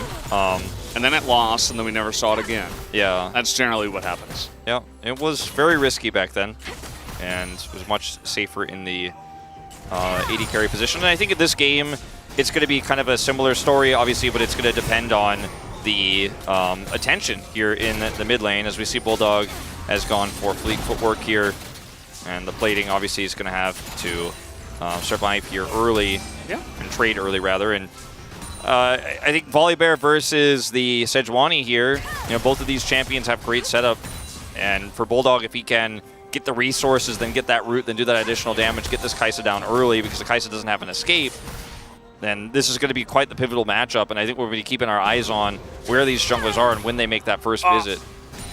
Yeah, that happens. I'm sad that I had to see that. Varus is feeling the pressure, so. Varus is not killing minions. It's not happening down there for Teddy. It must be a big wave that they slow push into the turret, I guess. Looks likely. But we haven't seen it for a while because we have all eyes on the mid lane, only. Yeah, he is where our focal point is going to be. And obviously, like, okay, thought maybe something was going to happen here. We got the jump cam. This is the kind of stuff you can do here as the LeBlanc because you have your passive, you have the escape, but Closer does get the full Q to stack up the Acathian Rain there. Looks like Bulldog doesn't really get it. Like, he's staying in there and letting Kai'Sa get a fourth shot, like trying to let his chain land, but this is what Kai'Sa loves. This is what she wants. Don't do that. Don't let her get that. You need help in the early levels before you have items. You're sitting on a longsword. Kai'Sa is designed to use longsword. She has Hail Blades, which is going to allow her to stack her passive, press Q. Ooh, look at this rotation coming in from Youngjae. You're questioning the Volibear. Let's see if he can make something out of it. As Birdall stunned up, he's very low. He's going to hop to his own minion, but Youngjae is making his way in with the Lightning, and Counter-Strike is still available. And yeah, the Jax is totally fine. Even with the lane in a really rough spot. He's actually going to deny Youngjae's back as well, and Willer very nice. Going to come up here. This is really awkward now for Kwangdong Freaks because Dudu knows the possibility that Sejuani comes up here. They do not have vision in this brush. Willer's going to go over the wall. You can't see with the Rift Scuttle there on that angle. You can't see it, so he doesn't know at all. Counter-Strike engage. Oh, he's just going to face check it. Tries to reach over. He does have to flash away. But that's the flash taken out of the Kwangdong Freaks top laner. Big win here for Liv Sandbox. Very well handled here by Birdall on the top side. And that's, if you don't actually, if you flash onto the Jax and force him to flash, you know, maybe you can make that work, but he also just can leap strike, as we saw with the Volibear gank there. Then he denies the Volibear, makes it so the Volibear can't stick around no matter what. He's already lost so much time. And then the timing of this is so perfect for Willer. He skirts the vision. They know there's no ward in that bush because obviously Birdhall's in the lane watching whether Dudu goes down there or not. He didn't. There's a ward in there now. Not going to be able to retroactively save you. I mean, even though we had that trade that went a little bit wonky there for Bulldog in mid, both teleports are traded. We've reset there. LeBlanc has a little bit of presence. Passive will be coming back up. And this lane matchup is going to be critical, but we haven't seen any ganks yet. Yeah, just hanging out. Just farming it up. We have a little bit of time, Wolf. You and Lore were able to get the correct prediction. You were the only 2 Giga Chads on the global team for the first series. Yeah. With the 2-1 victory of Bro over DRX. I believe I voted for the Kwangdong. second series, I believe you voted for Live Sandbox. There was only one other, no, maybe it was you and I, the only people who went for Kwangdong. Because only 2 of us went for Kwangdong. Everybody else voted for Live Sandbox. I'm going to check. So another big match for our predictions. Yeah, it could be big for us. Prediction race. Yeah, it's very important. Yes, very huge. Actually, we make the person who has the worst prediction rate smear peanut butter all over their face at the end of the season. Wow. And smooth peanut butter as well. Oh, God. Oh, no. Well, Rel's going to engage here into the 3, and everybody's just getting AoE down. In goes the Kaisa, misses the W. Doesn't matter. June is just fresh beat for him as, the sun is going to come in, though, as unfortunately Closer is getting locked down, and that last auto is going to be enough. Over the wall goes Bulldog with the chains, and he is getting so fed as the shield comes in, and it doesn't matter, as down he will go to the Volibear. So 2 kills for Volley, 2 assists for the Bulldog in mid here. The Bull. Bulls and challengers. Yeah, well, this is not a bear situation here for the LeBlanc, as we watch this one more time. Closer has, like, no health, so him coming over here to participate isn't going to be that great. The crash down is avoided. And, yeah, I mean, it's so quick. It's so quick. Instantly stopping that damage. The Void Seeker misses, and then Closer has to flash. And June, while he will die here, he did everything before he went down. He literally made this fight, and, I mean, Closer's just so incredibly low. The Bulldog still has his flash. I love the Braum here, Wolf. I mean, it was pretty good. But also, I just don't think you have to force this fight with your Kaisa. You might just want to cut your losses, because now this is a LeBlanc with a lead. Volibear has a massive advantage after having a complete whiff, no impact in that topside gank. And we talked about how pivotal this mid matchup can be in terms of the race to Shiv. So far, you know, Bulldog still needs a little bit more gold before we're going to lock that one down. But look at the massive lead that Kwangdong Freaks now have in total gold. Yeah. This is going to be also Drake that they pick up here. They've had bottom side prio this entire time. Velios also started Cole, so he's about to have a big influx of money as well. And, yeah, it's not looking good. But back to the peanut butter thing, like, you've been taking some risky preds this season. So you got to be careful. You know, nowadays I've been experimenting with the smooth peanut butter. It's not that bad. The crunchy is definitely better, though, so... I mean, look... just preparing myself just in case I lose prediction race, you know. I know I've been outed as a smooth peanut butter enjoyer, but... Yeah. I'm also tolerant to crunchy peanut butter enjoyers. How do you live with yourself? I have tolerance of other peanut butter enjoyers. You guys are intolerant. You guys are prejudiced, actually. Yeah. I think it's a little bit messed up, to be honest. I mean, There's no discrimination going on, but... peanut butter after all, so, I mean... I'm just saying, like... What can I say? Oh, we got a big trade up here, all out. Birdall does have the counter-strike. He's barely ticking away as those ranged minions helping out. Now he's dead. And now he's dead. Well, Dudu is nice. He does have the Volibear coming up. Do they have the damage to take out to Cassante? You never know because it's Cassante. But he will go down. And that's a big roam, and you do see that Bulldog is here with June. Yeah, so huge rotation going over here, which means that Bulldog is trying to pick up this play. Kyle attempts the deny. He will still pick up the money here solo as June moves away. So that might be enough for him to go ahead and grab his static Shiv. Closer's picked his up as well with the 2 kills he now has in his KDA. As, okay, we are staying for this. No, we're not, thankfully. Yeah, Young just taking down the Rift Herald as we speak. There was a back ping from Live Sandbox. They don't want to contest it. So that's the first 2 early objectives to Kwangdong Freaks plus the early fight. And Things Bulldog are going well for them. Bulldog, he didn't have his teleport back up just yet. It's coming online now, so he needs to stick around for a little bit longer. He wants to get that Shiv ASAP, but he can't actually return to lane, so he's kind of trapped here, unfortunately. As the Herald will go down without a hitch because of that top side commitment, everyone resetting, Closer teleporting back to mid. I thought it was a pretty good reaction from Kwangdong after what ended up being pretty disastrous there for Dudu in the top side. Just making sure they lock that Herald down instantly. Yeah. Good read from Taeyun as well on the bottom side. Taeyun, definitely a solid AD carry. He's struggled in recent times, not due to his laning phase. He's had decent moments in laning phases as well. It's just team fighting. I feel like he's kind of slow to react to some of the initial engages that come in. So if he can work on that, definitely would be a fantastic AD carry. We're taking another look here at this top lane mix-up. Bertle has Counter-Strike and just enough time to flash. And he buys enough time for Willer to come over here, and Dudu doesn't realize until it's too late that he is in fact doomed. And doomed. And I mean, you can see in the mid lane that push does come through from the LeBlanc, so that's what they get plus the Herald. So it's not all bad. They still maintain a 2,000 gold lead here, as was shown by the UI just a second ago. They have a lead in every single lane. The laning phase has been good for Taeyun.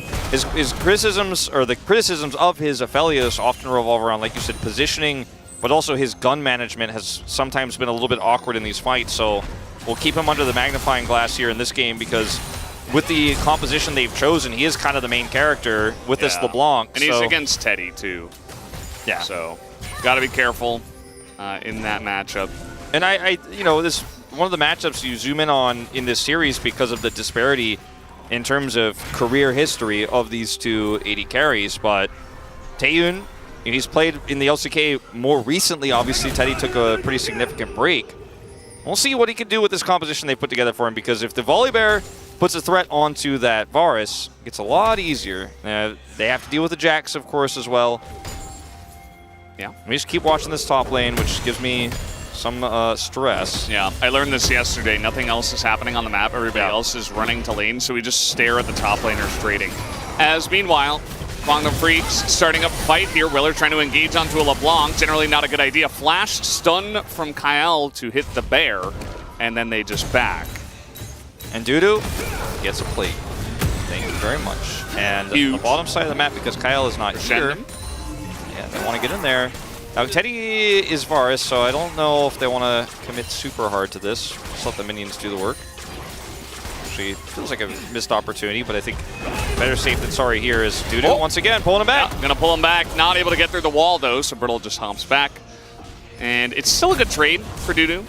Gets into the all-out state as now Chains landing here as in goes Volibear looking to dunk, but Closer handles it well. Willer's here as well as the stun comes in. Youngjae is just so tanky at this point. He's gotten so much early gold that he has, you know, about 7 different components, but he's still able to survive. Yeah. Still going to pick up a plate, some plate gold here in the mid for the Kaisa as Closer wants to get a little bit more damage done, but runs out of minions. And over here, the Drake has spawned. Live Sandbox with that near pick there onto the Volibear. Do have a lot of prio. Taeyun eating half his health bar. That was very close. Taeyun does have cleanse. And I think that we're in a position here now where Live Sandbox are starting to pull ahead, right? Bertle has staved off the pressure in topside so well, was forced to teleport by Dudu's ult, but then with the back timing of the teleportless Dudu, he's now able to get a play to himself. This Herald is... well, it's going to get the crash. Yeah, it does. But barely. No money for Bulldog, it appears. And that is not what you want to see. Bertle does have Divine Sunder now, so he is he's very happy. It's a good spike for the Jax. Jax is where you begin to really come online. Yeah. And so that's why he's in there proxying, putting on the pressure for his team. Live Sandbox looking to take this Mountain Drake. And I think the sands have shifted, the hourglass has turned, you know. The Sandstorm has begun? No. We're not. No. Oh. That's an old Twitch meme. It's very good, but that's like what I listen to on my way to work. Yeah, but okay, if Willer is going in. He's very low there, the Kwangdong Freaks bottom lane, so just stopping the backs, keeping them around. Could give an opportunity for Teddy to get a chunk onto this turret, but Youngjae is here. certainly is. Taeyun super low here, does have both of his summoners, but this aggro juggle is starting to look a little awkward. Well, then the Taeyun, he just cleansed Gale Force away. But trading the ults could be good, especially because there's no big objective. I mean, the Rift Herald is coming up here in a minute, but he might be able to get that Sejuani ultimate back online by the time they fight for that. And it's just keeping him around, it's just doing damage, forcing Taeyun and June back, and hopefully Live Sandbox, for their sake, for that commitment, to take that bottom turret. You have ruined the top lane for me with your realization of our observer habits. Now every time the top lane is shown, I just know like it's an observer strategy. Yeah, just look at the mini-map.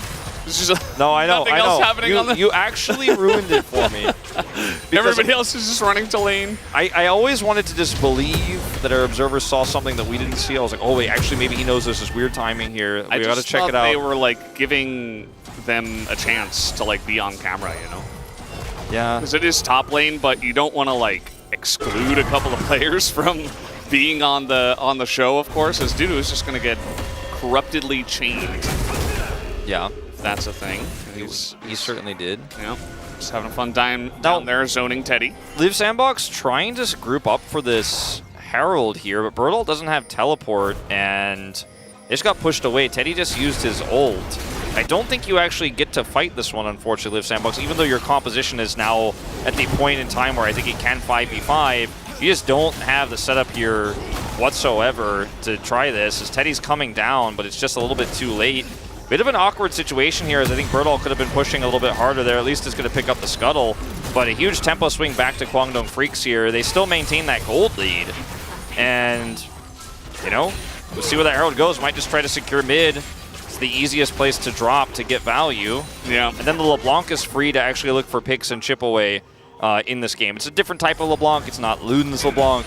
It is the Shiv LeBlanc, so she normally wants to be on the edges of the map. But still, a huge win when LeBlanc is in your composition when that turret goes down. Yeah, I think he should have probably just dropped it mid, but waiting on that one. We do have the Drake coming up in a couple of minutes, so might just want to go and drop it down right before they do try to fight over the Drake. Yeah, that's probably what it is. And also, I mean, want to have a better setup for it. Maybe then you could turn it into a dive with everybody else's set, because Birdall was pushing bottom, and want to make sure they don't lose any of those waves, and then they can bring everybody together to make sure that this is not just a turret only, but maybe some additional gold, force a big reaction. As we do see that this top side here is occupied by Live Sandbox. Bulldog is so difficult to lock down, though, that it's always nice when your LeBlanc is sitting up here just getting free farm. Not putting on any threats, though, in the side lane just yet, as the Kai'Sa is winning out so far. Yeah. This is the way it's going to go for a while. I mean, 1 versus 1, 3 versus 3, and then 1 versus 1 again in the bottom lane, because both teams have their split pushers, their 1s, and they have their 3. And TP. Now we have a TP for Birdall. It's not where you want to be, Kwangdong. Chains go wide, but a big engage from Kai'Sa into the back line. Goes Birdall, but Taeyun somehow able to get out of there. So June has the door up. He is able to disengage, and Kwangdong Freaks will get away. That was almost miraculous that they get out of there, and Dudu is just going to stay bottom side here, doesn't have teleport, trying to trade this for a turret, as Liv Sandbox is going to heavily commit without a Herald here, and no minions either. They just want this turret. Yeah, and they will have it. I mean, this is, you want to trade something for that teleport that you use. Yeah, I mean, you get a teleport, or you lose a teleport, but you're going to lose a turret too down on the bottom side, and they do force this because there was enough damage done in that engage to where there's no defense, but it's actually going to be 2 turrets, and Bulldog stops the back here of Willer, as they will take this turret down. And this is ended up being what looked like a great engage there for Liv Sandbox, and a nice trap spent. A backfire. Teddy? Huge boat comes in, and Shirley's trying to get a piece of the pie as well. As you see, a lot of times nowadays, the LeBlanc with this build goes in, autos backs. But even with not a huge amount of AP, is still able to chunk a very squishy target, such as the Varus. So gets in, gets out. And LeBlanc in this current meta is so annoying to play against. It's like an annoying mosquito that you just cannot find, but always finds you. As look at this, now up in the top side, as Closer is in a really rough spot, just going to get 1v1 by K'Sante, something we've definitely seen many times before, but Closer should not have been there in the first place. I mean, the LeBlanc has to stick to the Kai'Sa so you can stack your passive and you trade back a lot of damage into that squishy mage, but into the K'Sante, you know, if you don't flash away or Just have enough die. distance, you just die. Like, you actually can't do anything to the K'Sante. You won't hurt him in a side lane. And Duda, once again, is showing his prowess here. And that's just the end of the Kai'Sa. She's pulled off the map, but this is going to give a lot more freedom to the LeBlanc as he charges forward here. Pulls him back with the all-out. And then dashes back in. Easy. Doesn't even need to flash. No flash expended from Closer. He was calling it the entire time. He's like, I'm fighting. You know, wait for me. Just hold on a sec. I'm going to take him down. I got him. And that he did. Yeah, Closer really needs to respect that, as he has picked up his Nashers, so can begin to start chunking people out, especially if we do have some team fights, but definitely not the cleanest game of mid-Kai'Sa I've ever seen. Well, yeah. See what he can do as the game comes along. As it turns out, here in the LCK, we've seen 2 of them before this also, so, you know. It's definitely risky what he's doing here. This time he won't be able to trade back very much damage, as Bulldog doesn't commit to the chains. Actually, just going to clear this wave. Sees Willer, not going to be sticking around. But the scenario of what's going to happen next year for Live Sandbox is going to be reliant on the Varus and the Kai'Sa poke. They can also function as like normal AD carries, but they can set up a lot of chip damage into Kwangdong Freaks, namely the carries, right? Especially Taeyun. Yeah. And it needs to happen here. Otherwise, I feel like the engage for Kwangdong Freaks in the front to back is just so much more simple, right? You have a Volley Bear that's ahead, you have this K'Sante that's very tanky, and Aphelios will just naturally do more damage than a Lethal Temple Varus or a Kai'Sa could do in a front to back. So the poke needs to be there first, and like you said, with this Nashers online, we could start to see some of that. Rage Blade now done for Teddy as well. It's time to prove your mettle. Yeah. And you look at the pieces of the puzzle that Kwangdong Freaks have. They have both their K'Sante and Volibear that are super tanks. Very tanky already. You see the Negatron Cloak also coming in immediately afterwards for Young Jae. And they have Braum. I mean, he holds up a door. Like, if we ever get into a 5v5 scenario, I would certainly favor Kwangdong Freaks at that situation, unless Teddy's able to get, like, supreme positioning and actually can, you know, do what he does best, which is play on-hit Varus in a very forward position. And also the Rel engage, we were like, is Nico going to be a part of this? Is that going to be the thing that they end up going for with the, you know, like Rel Kai'Sa and the mid Nico for the engage with the Magnet Storm and the Pop Blossom? But it can work with Counter-Strike, and we saw that attempted with that teleport play earlier where you could flash in as the Rel, crash down on top of the enemy backline, and then Birdall just leaps in on top, and then boom, you have a huge Counter-Strike setup there. Then that Kai'Sa damage comes through, she follows through. It's very easy to blow up the backline that way, so that's another way they can win team fights here. Gale Force pretty good. That's good. That's a good look. I mean, especially in the last series, you know, don't want to harp on it too much, but Taeyun definitely seems pretty sharp today, as he has been dodging everything, even including that Jax engage, that teleport flank you were talking about. He got out pretty much scot-free, did have to use a lot of his cooldowns, but definitely worth it in the end. Survive. Okay, Rel gonna get spotted here by Young Jae. Just ults away. Chains did come down, but was in the unstoppable as teleports coming in as well. This is a Jax. Birdall trying to get on top of Taeyun here, who does not have cleanse. Or he does, he just doesn't use it, just goes down. And, you know, this was a very bizarre situation. This is here what we were talking about. Very bizarre. When you see that TP, you can either, as Bulldog, match it instantly or make the call to back out and then push that turret topside. They just stayed thinking they could lock down a Jax out of TP, didn't CC him instantly, and then also Bulldog came and didn't get the turret. So nothing went right here, unfortunately, for Kwangdong in this moment, as Bulldog doesn't know what's in there, but it won't matter. Yeah, not even going to try. Probably for the best. And, yep. Let's take another look at this. Yeah, so look at the teleport that comes through. Kai'Sa comes in, Jax comes in. You see 2 TPs here, and LeBlanc perhaps wanted to try to interrupt teleport, but it's just not close enough. And then by the time she gets here, Taeyun is already dead. Like, we just gave him a lot of credit, but Kwangdong Freaks just do not respect these at all and just sit there, stay, and take it. I mean, he had cleanse and flash. Yeah. You just gotta leave, man. Didn't use it. But he also didn't just walk away when they saw it. Yeah, I mean, that's the first step, right? As now the chain's coming in and trying to front to back here as they're grabbing him into that front line. So the Bertle is going to be zoned away by Dudu, so Kwangdong Freaks definitely have that under their belt, but they, on the side of Liv Sandbox, are really beginning to gain some confidence in their ability to engage. I think Willer's probably calling the shots, throwing out all these aggressive ultimates, especially with how well it worked the last time around. Might as well. Okay, Bulldog just going to try to put some poke in here. He already denied Birdall from entering the fight, as you mentioned, so he couldn't actually come in and look for a counter-strike engage. Just trying to buy time for Braum to get back here. June is on his way.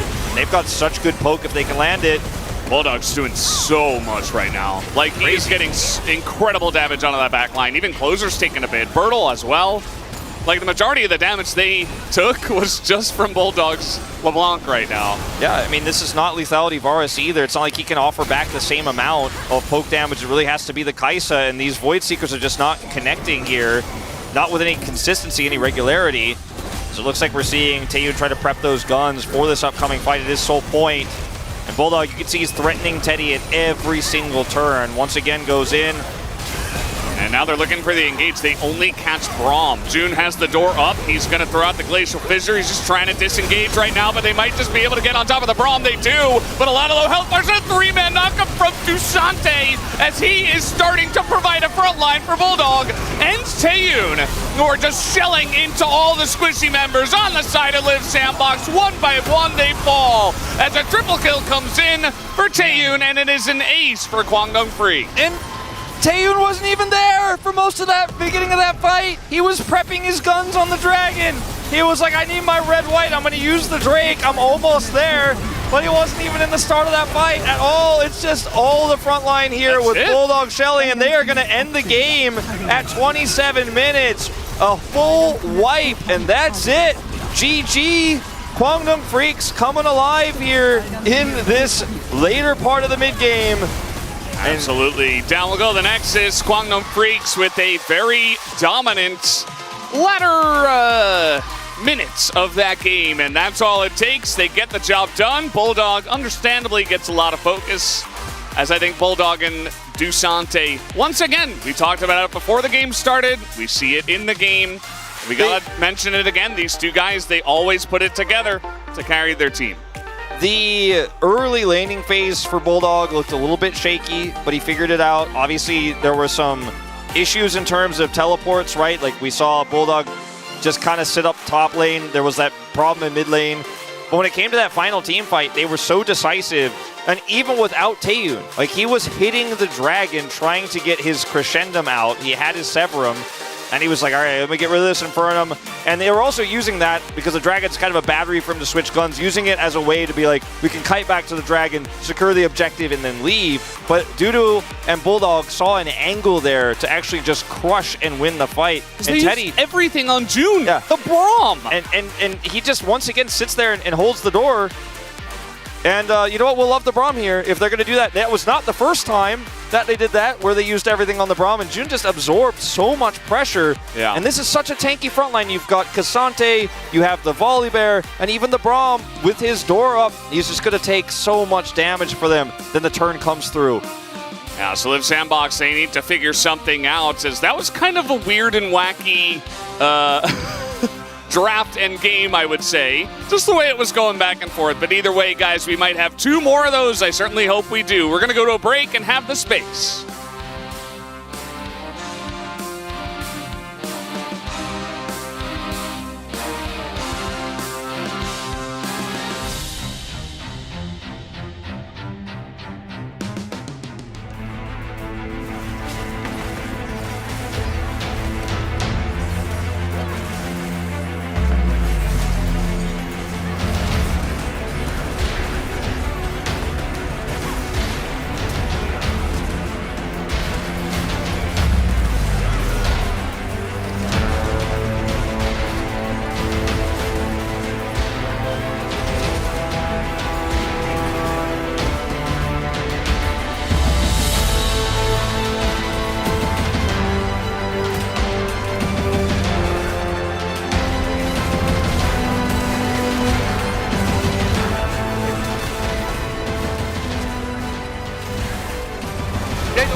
할만해. 와봐 텍스 와봐 텍스 텍스 쿨.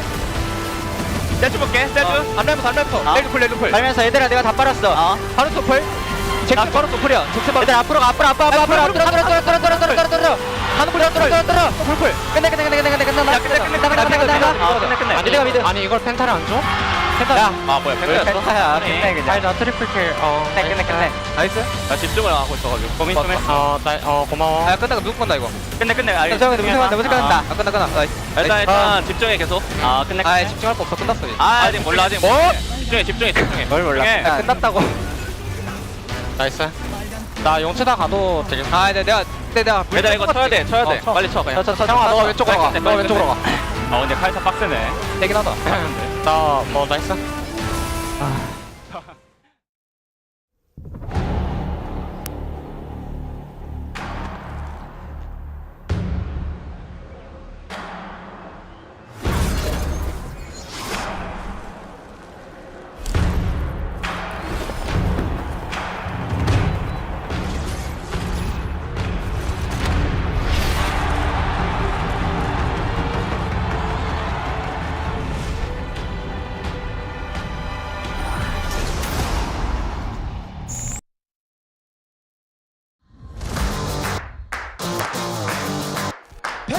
여러분의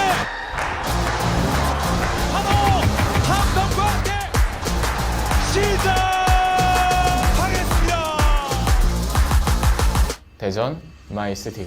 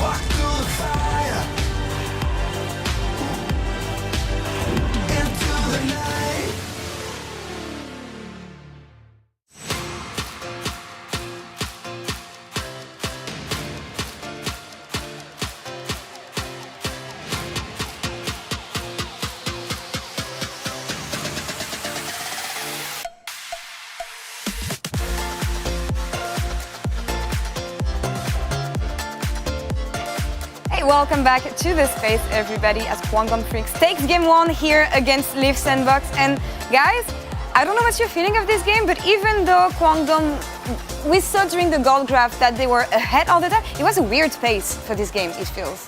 It really felt like at some point Sandbox was kind of getting control, and they botched one team fight really badly, and then they lost. So, weird game. Yeah. Kind of felt reminiscent. We saw a lot of MSI, right? Where with T1 JDG series. It'd be like super back and forth, and then just one fight, clean game's over, and it kind of ended very suddenly. Nightmare for play-by-play casters, I think, this type of games. But let's take a look at the draft here to compare both approaches here on the side of both teams. You have things you want to say? For Kwangdong, we were actually pretty skeptical. The volley bear being picked up when you kind of know your opponent's going to go Jax is a really big risk because Counter-Strike, as we saw, negates a lot of the value. And then secondly, Braum, when you are not picking any form of engage, which, you know, your best is Cassante, which isn't great, is always a really big gamble. And yes, there are parts of Sandbox that are going to go in, but I do feel they have a lot of ways to kind of work around what the Braum provides.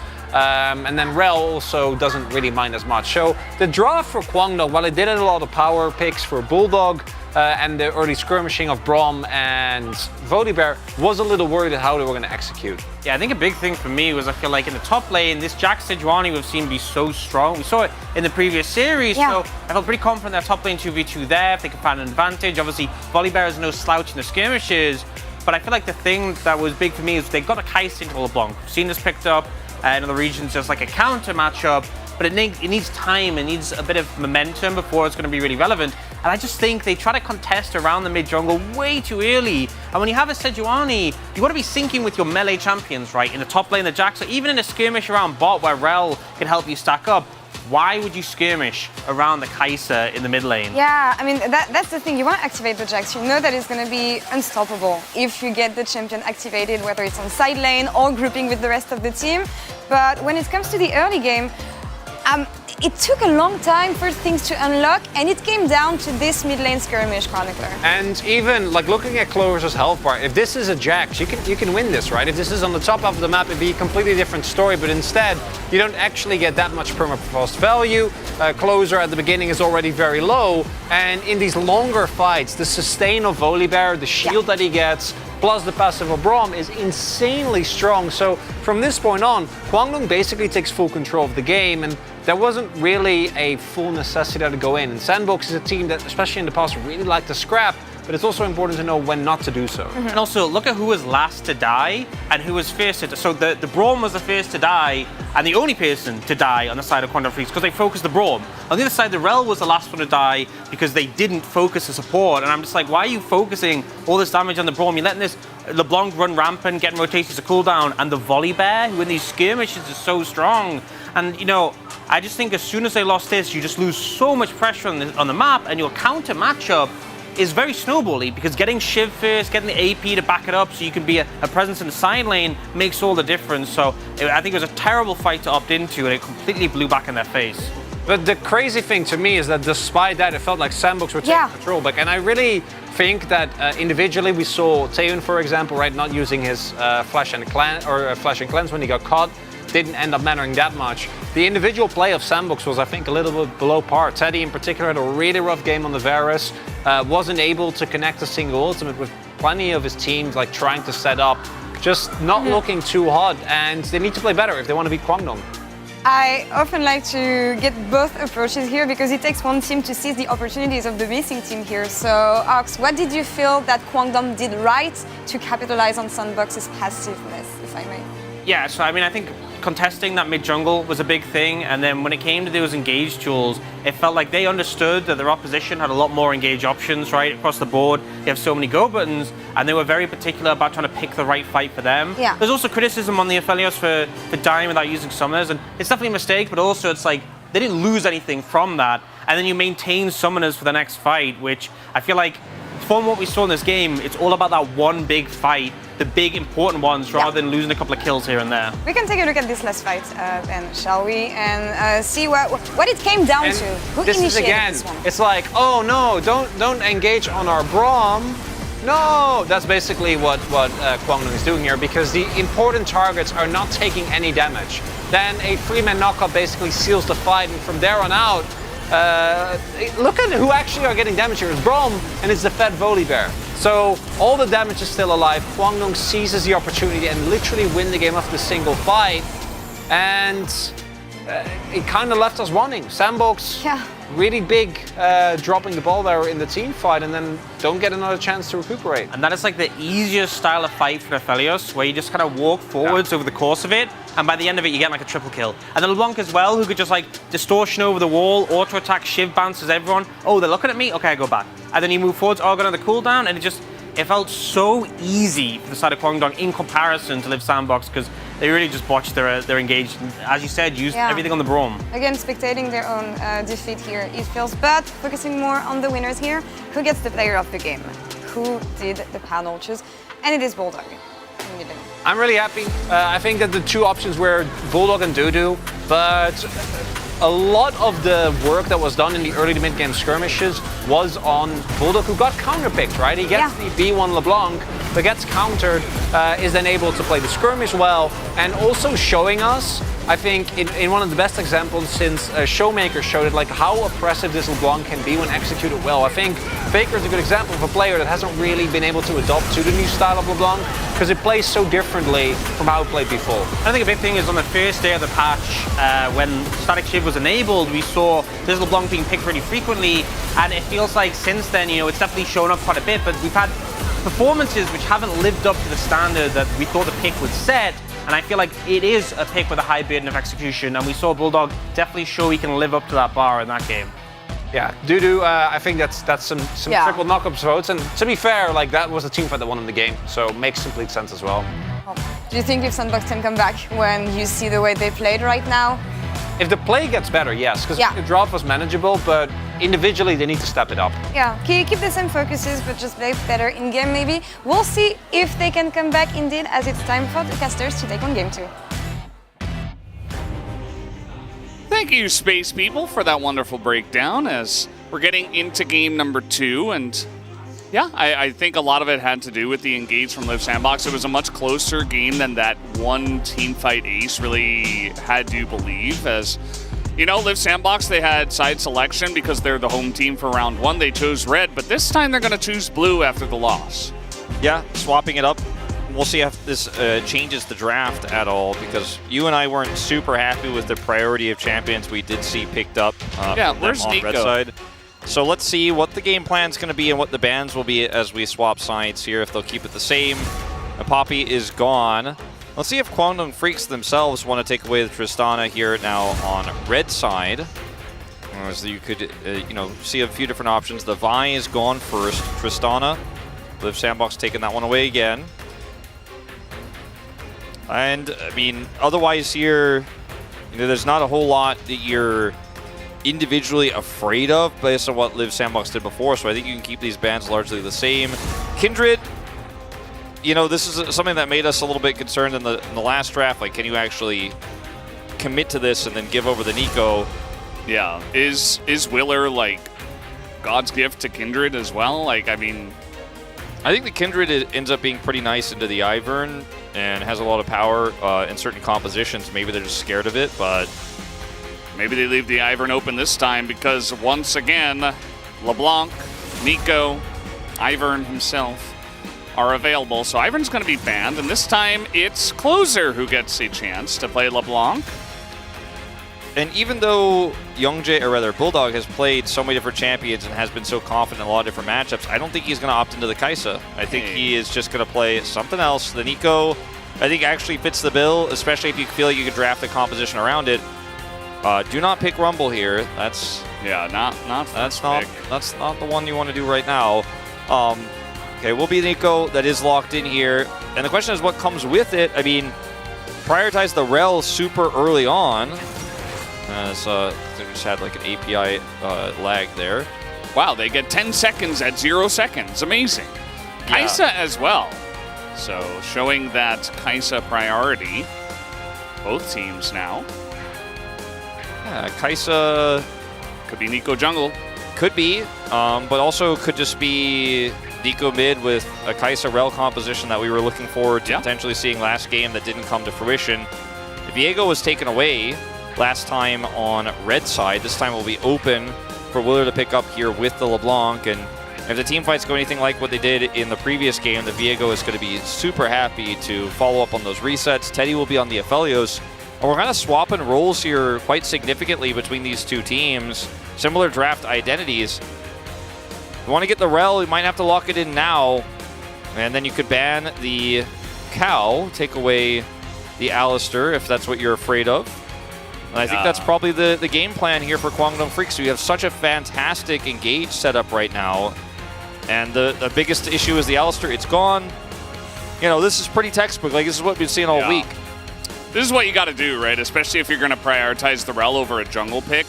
Because it does feel like there are a lot of strong supports that were still available, but Rel was definitely the strongest, especially with Kai'Sa and Nico. So as you mentioned, this really rounds out your composition. You have a clear identity, and it does mean that Live Sandbox, now they can kind of try to take away some key pieces of the rest of that identity, with Cassante being the first one. They're going to take away that from Dudu. Might just be a little bit of a target there. He's very strong regardless. I feel like if you're Kwangdong here, if they don't ban Jax, you're just like, I'm Jax Sejuani, this draft is sick, I have everything I want, there's nothing to stop me from having great success. I think Not even Renekton. I think you have to ban Jax here as Live Sandbox, but this comp just plays itself so easily.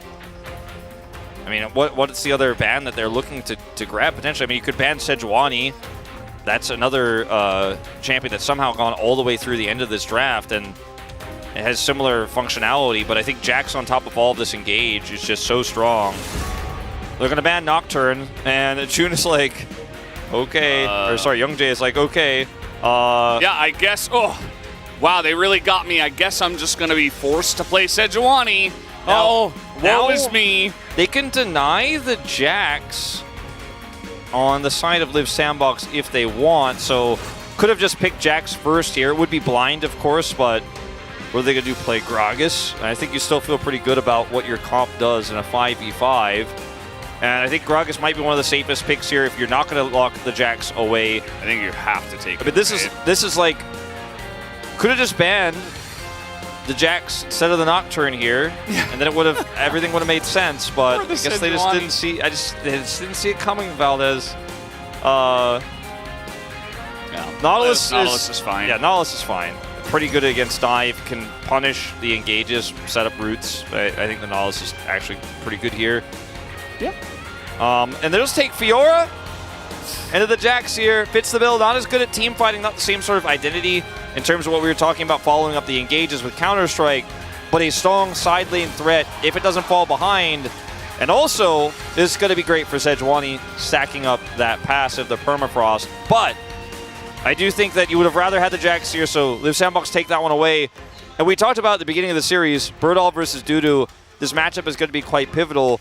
We saw in the last game a lot of attention topside early, but it wasn't really the defining factor of the game necessarily. It was more about what happened in mid in that skirmish and the jungle 2v2. This time it feels like a lot of what's going to happen in this game in terms of sides is going to be all about that top matchup, a matchup that is completely skill-based, and it's all about timing Counter-Strike versus Riposte, and a matchup that is as old as time. I'm looking forward to this one. This one should be fireworks, even from the outset of the game. Yeah, I think Kwangdong Freaks definitely made it interesting with that Fiora R5. It could have been a lot of other things that are a bit safer, right? But it does feel like a lot of teams are struggling with, okay, what do we play into this Jax? It does feel strong as a blind pick, or just in general in terms of its power level. So Fiora is the answer. Didn't want to play something like the Gragas, so yeah, we could have also like fine. Alternatively, potentially seen a Camille, but historically not a good matchup into the Gragas. You know, other champions that work well with the Sejuani passive, the Aurelia, that also I think is really going to struggle into that Jax. So I think it's a good adaptation here, and it's not the first time we've seen it this season in this type of situation. I overall, though, like the Freaks draft better. Strong engage comp. Yeah, and Fiora Dudu has had some big highlights on this champ in the past as well, dodging everything. Let's see what he can do here in game number 2.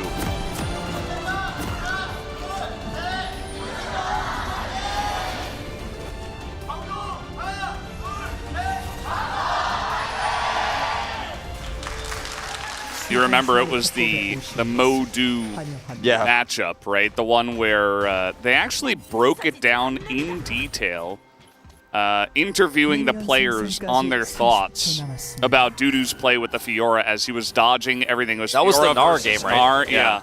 And he, elected to dash away at like the perfect time, and he was surviving forever. He was like living 1v3 and got a kill. It was actually absurd. And he got away. So Dudu definitely has the He's got experience. the skills. He's got the, the storyline behind him for his ability to play this champion.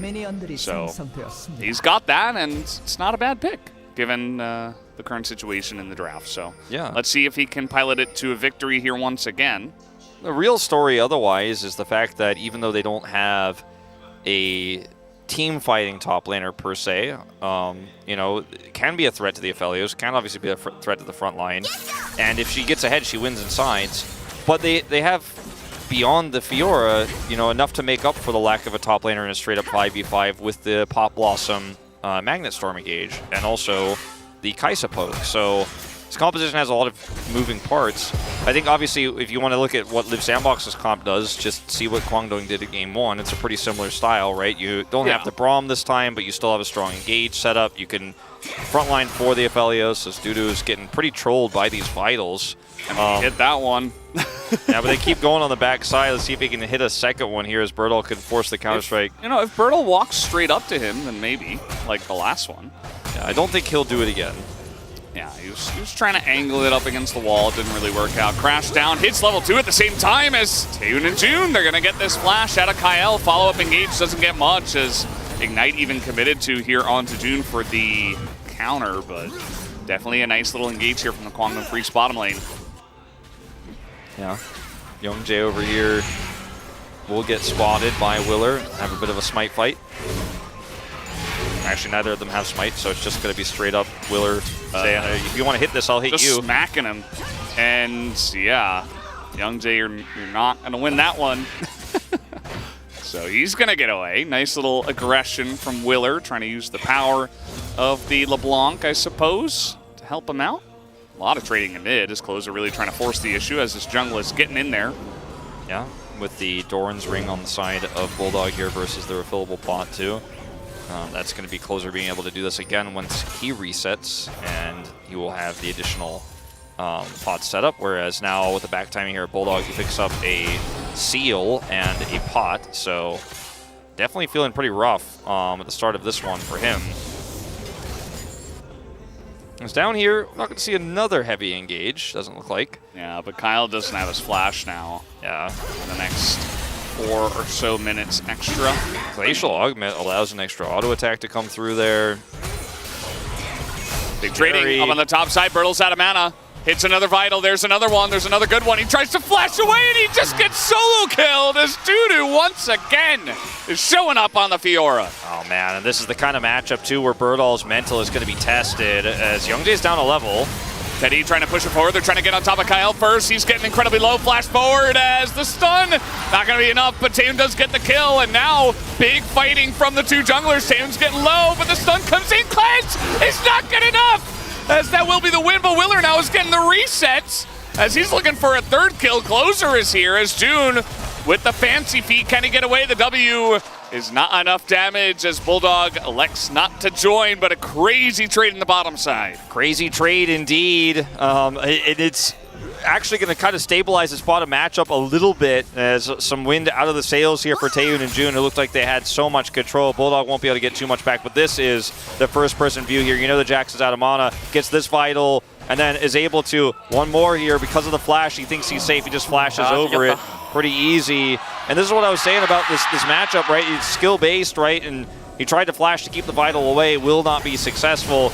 And then this ends up being insanely wild here as Kyle does end up getting taken out despite the root, gets some extra damage done here onto Taehoon, and then Willer is committing here onto the Sejuani, and Teddy cleanses here, but the knockup is enough, actually just barely, to make sure that he goes down first. But with these resets coming through for Willer, June he has to get out. The fight is done.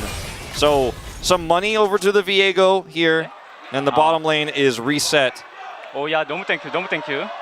Nomu, thank you very much. 야, 사랑. He is very thankful, very grateful to his team.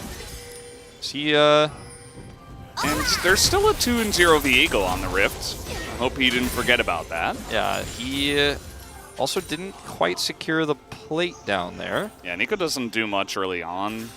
Once she gets some AP and starts hitting those powered autos, can start to, I'm guessing that, do a little bit more. Maybe he was saying that about Dudu's kill on the top side. Not 100% sure about that, but I mean, I think it's just the fact that they didn't add a LeBlanc, because he knows, like, oh crap, okay, this guy roamed away, and you know, if he dies, I'm gonna feel really bad. I'm gonna look bad. It does not feel great, but at least it's better than it could have been, and they are gonna get this first rake. Kyle still does not have flash. Could have a stun come in here, as it looks like they're trying to force the fight. They want to get on top of the Kaisa, but Kyle's just dead. I mean, they're just going way too far forward, as in comes Youngjae to be the first jungler there. He's still down a level, and yes, Willer is fed, but he's not able to be a part of the fight. Yeah, that was quite bizarre. I mean, it looks like the idea is they thought Willer's going to come down, so they want to stay and actually force the fight, but they don't have him there yet, and so they lose the war of attrition, and Willer's just kind of awkwardly down here. Maybe going to try to stop it back here, but doesn't have his Heartbreaker, so I don't think he can close the gap. Still has no flash, and that ends up being just a second death for Kyle. The flash is finally back, but man, when you go back to that flash take on that early engage from June, it got them so much value. If you actually roll forward into what's happened, like the butterfly effect of this downed flash, moments like this for Kyle where he's playing Brave, he has no response whatsoever. He has to continue to go in. The Ignite is on, but it's just not enough damage here, and Teddy has Willer here, but it's too late. Yeah. He's Glacial Augment, which is pretty popular nowadays, but it does mean that you don't get that upfront super tankiness from the Aftershock if you do land that hook. So he lands the hook, and yeah, he's taking a little bit less damage, but he's also level 4, and yeah, like there's just no follow-up. The Viego's not there, so just a little bit of discombobulation. I think today that's the word for you. That's kind of my word today, and I think it does encapsulate what we are seeing in a lot of the games today. So yeah, that's kind of what we're getting, as everybody on the side of Live Sandbox has rotated up to the top side of the map, trying to play for this Rift Herald. This matchup, by the way, has not been going well for Brutal after that death solo. He's 20 CS down, can be snowballing. They're actually going to swap the lanes here, which I think is quite wise here for Live Sandbox, because Taeyun is not showing, you know he's probably coming up, so you know you're not going to have Jax for this fight. But on the other hand, he should be able to get some work done down there in the bottom lane, and at least you could put the Aphelios in a position where he can actually be relevant here on the top side of the map. Don't want to see a commitment to trying to take this one away. Just let the Jax get some work done bottom side there. Force Dudu to react. You know he doesn't have teleport either. And I mean, I don't think he can actually win this. He should know that Kyle is somewhere, and yeah, he's going to put down a ward. Spots him. He's totally fine. He's like, watch me repost this Nautilus. I'm like, at the end of the day, it's just Quantum Freaks. They get a free Herald, and they are still up 1,500 gold without even dropping it. So yeah, no, a great spot for them. No, absolutely. Now I think if they didn't swap though, Bertol is pushed out of lane, and then they get the Herald, and also Taeyun can probably stay and continue to operate normally. As it turns out, they're actually just going to leave Fiora topside here and test this Aphelios, because they don't know where Youngjae is. He still has ult, so it's very scary here for Teddy and Kyle. They're not going to try to commit to killing the Fiora without knowing where that Sejuani is. And with Arel there, who also is level 6, you don't want to mess around. Down here on the bottom side of the map, June will back and pick up his cooldown boots. As yeah, we're just pretending to be 80 carries because of the animation. It's the word on the street why everyone's doing this. Yeah. It's got Kaisa feels very nice. I've been playing a lot of Kaisa recently.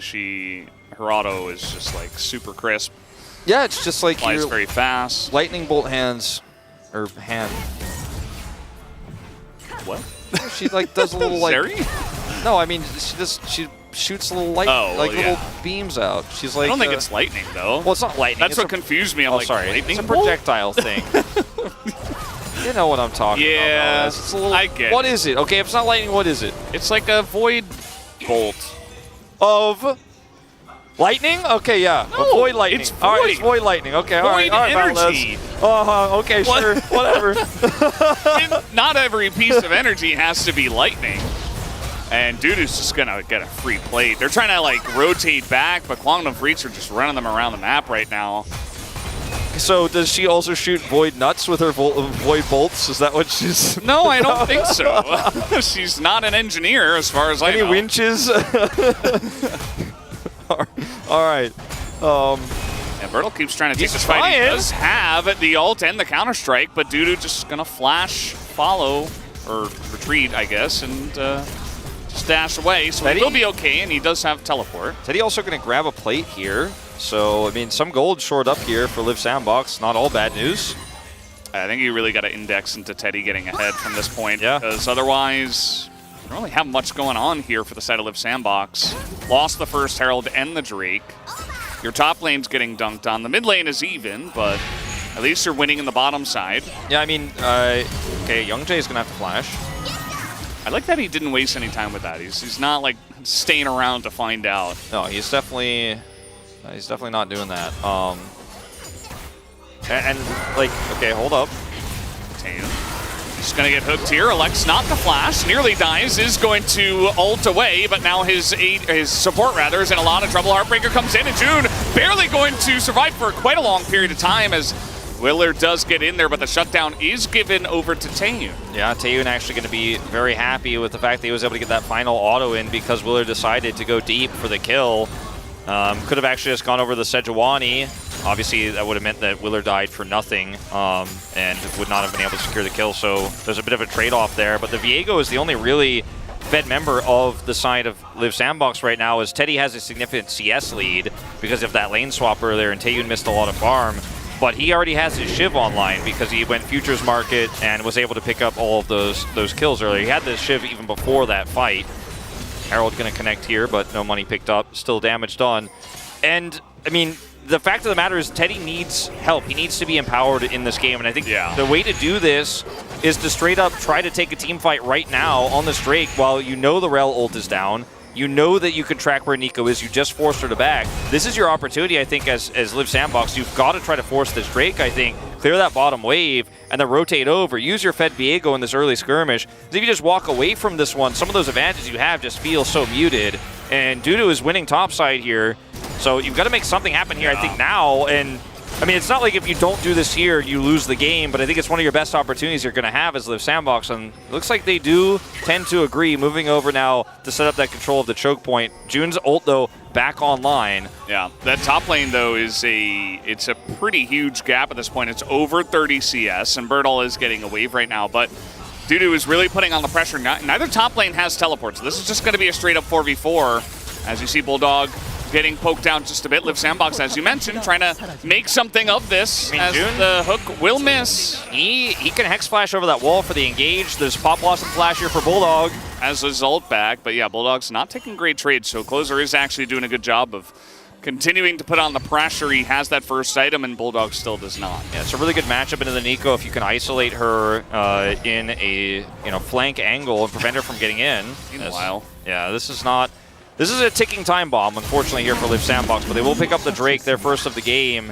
It's going to be Cloud Soul. So feels pretty good for both teams, honestly. It's just about winning those upcoming fights, because while you did get the Drake here as Liv Sandbox, you did not get any kills or win a team fight, as this is the fight that we had moments ago. June saving this in a big way. Hero, yeah. He just sacrifices himself here with the Magnet Storm. He blocked the Moonlight Vigil, too. So if that hits onto Kaisa, he just dies. As Taeyun elected not to flash, I was really worried about him. But at the end of the day, he does trade the kill, gets the shutdown. Willer trying his best to shore this game up a little bit, you could say. As a big rotation is coming up here. Rift Herald is available and on the map. This Bulldog is he's going to spot them out. Kyle gets a little bit fooled by the clone. And no matter what Liv Sandbox try to get Bulldog into a position where he can actually farm, he's just getting put down here, 1,500 gold behind in this matchup. But it's not really a shock when you consider how this game has gone, even though he did put the threat onto Dudu that one time and force him to flash. Otherwise, it has been super one-sided. Bulldog, he's getting really aggressive. He's got Willer with him. Willer considering it, but Closer just going to go in and get the job done himself. Pretty much a straight-up 1v1 with Willer for the little assist there. And he had flash and just decides to continue to opt in there. I mean, it's LeBlanc. She can follow you over the wall. I get it, but that's a rough one. Stun onto Kyle, but that's a Nautilus as follow-up into Kyle. He's taking a lot of damage, but here's Willer once again. Willer and Teddy together. They're the most fed members. They're really trying to press the issue as they will chunk out a bunch of members of Kwangdong Freaks, but no kill on the board. Got to be careful of those Void Seekers right now, too. If you are Kyle, he should be able to get out of here no problem. Blocked, of course, by his teammates, so he's not going to be caught by this one. Counter-Strike going to go on a cooldown, but Vital on the other side. And Valdez, as the dust settles here, I mean, I still think it's anyone's game to take, but I think the engages we're seeing here for Live Sandbox and the way that they're fighting around this Viego are starting to look a little bit promising. We are seeing some decisive calls from them. They're being a little bit more aggressive. Reminds me of game one a little bit, Wolf. Yeah. Obviously, they had a different draft, and they were facing this annoying LeBlanc, which this time they have. But I mean, similar. They are not dealing with this Fiora in any way, and that's because it's really hard to do so. I think they're very aware of the problem, as at least Tay's not going to pick up some more of this gold. I like this. They're just pushing this Aphelios into a better and better spot because he is really the win condition right now, obviously with a little bit of LeBlanc, as this Jax is just going to be irrelevant. What we haven't really seen from Kwangdong just yet is the big combo of the Rel and the Pop Blossom, because they're constantly being forced into awkward fights because the LeBlanc play from Closer has been so clean. He's pushing Bulldog away. In this case, just going to straight up root him and then have the damage required to take him out here. As this is just, I mean, he had a flash, he had he had the blast plant, and just stuck around for a really long time. 나이스! There we go. That's the Willer Nice. We always get the Willer Nice. At least once per It's game, just like you the know? challengers thing that we do right before the game starts. Like, we got to get the Willer Nice. If he says it, it's going to be on camera. You guys are going to know about it. Yeah. If he's part of a play and his teammate does something decent, good play, he will let them know. Youngjae in a little bit of trouble here. Has to throw out the Glacial Prison, but is being hounded down as Willer's going to just get away, and Kyle's going to hook the wall? What was that? That looks strange. Either way, not going to land the hook onto the Sejuani, and Youngjae gets away out of a very precarious situation. Yeah, also Kyle committing the ult there. Heartbreaker committed, as you mentioned. Birdall in a bit of trouble here. Already used his ultimate. And Power of Kaisa, too. Yeah. If he can get on into this fight, as Taeun is going to wrap around the wall. And he's got June here, too. And there's no Baron on the thing. He's trying to get on top of June, who nearly takes him out, but is not able to. A nice try. I'll tell you. Oh, okay. He's going to get rooted. Closer in a little bit of a rough spot here. He does have Kyle nearby, but taking a ton of damage. Just a Q, and one more auto will get it done. As Liv Sandbox, though, the rest of them do finally join on up as Willer. Big root. And Teddy should be able to get this one down. Heartbreaker, though, as Willer nearly dies, is finally Teddy going to come in and pick up the kill. That was scary. Yeah, I mean, that was like almost all three of them. Looks like for a second there they might die, but well handled there by Bulldog at the end of the day. Still trading back a kill, and this is a chaotic day. It really is. Teddy here trying to take out this turret, and he will be successful. It's going to be traded for this mid turret.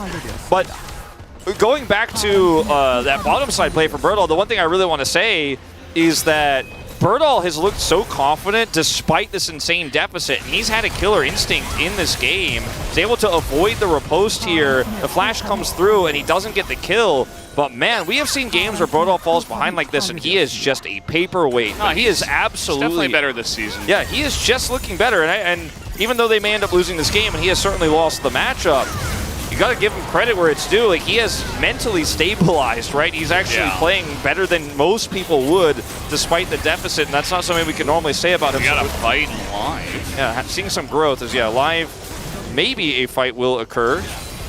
You can see the follow-up poke from the Kaisa is going to be very important. He does have Nashers now on top of the Shiv, so trying to get over the wall here is Kyle. They're trying to get on top of Youngjae, but that's not going to work. Tons of damage comes in onto Taeun, is just trying to get away, and the follow-up from June is huge!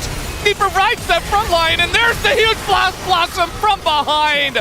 Bulldog gets in there, and finally they make the combo work. Yeah, it was a little bit disjointed, but it works at the end of the day. A over-indexed team fight there from Liv Sandbox, chasing super hard. They want the Baron. And I think they might just be able to get it. Cloud Drake, they're like, no, we're going for the Baron. I mean, Bordal and Closer are very well aware of this. His Closer is going to do a lot of damage here, and he's very slippery. I think maybe doing maybe doing the Drake is probably the better call, but that fight for Liv Sandbox trying to catch that slippery Kai'Sa. Taeyun did so much damage. And he didn't even flash or cleanse. No, he didn't need to. And then the follow-up from June, who's had a fantastic game, to be frank, on the rel, is just so clean. Like, his timing is insane, June. And watch him here. He's up in the front lines, right? He's fairly tanky. Rel can do a lot. Scared about live, but it looks like nothing's going to happen. Just a Baron start. And then, yeah, goes in for the re-engage. And then Bulldog on the side here with Dudu just come at the exact same time. And then Teddy has to flash into enemy line. So at least take down the Rel with him. A little bit of revenge there for his team, but ultimately a massive win for Kwangdong Freaks, now 2,000 gold ahead. Yeah, June is just waiting. He waits for the depth charge. He knows exactly when they're going to engage, and his counter engage on the rel has just been insane.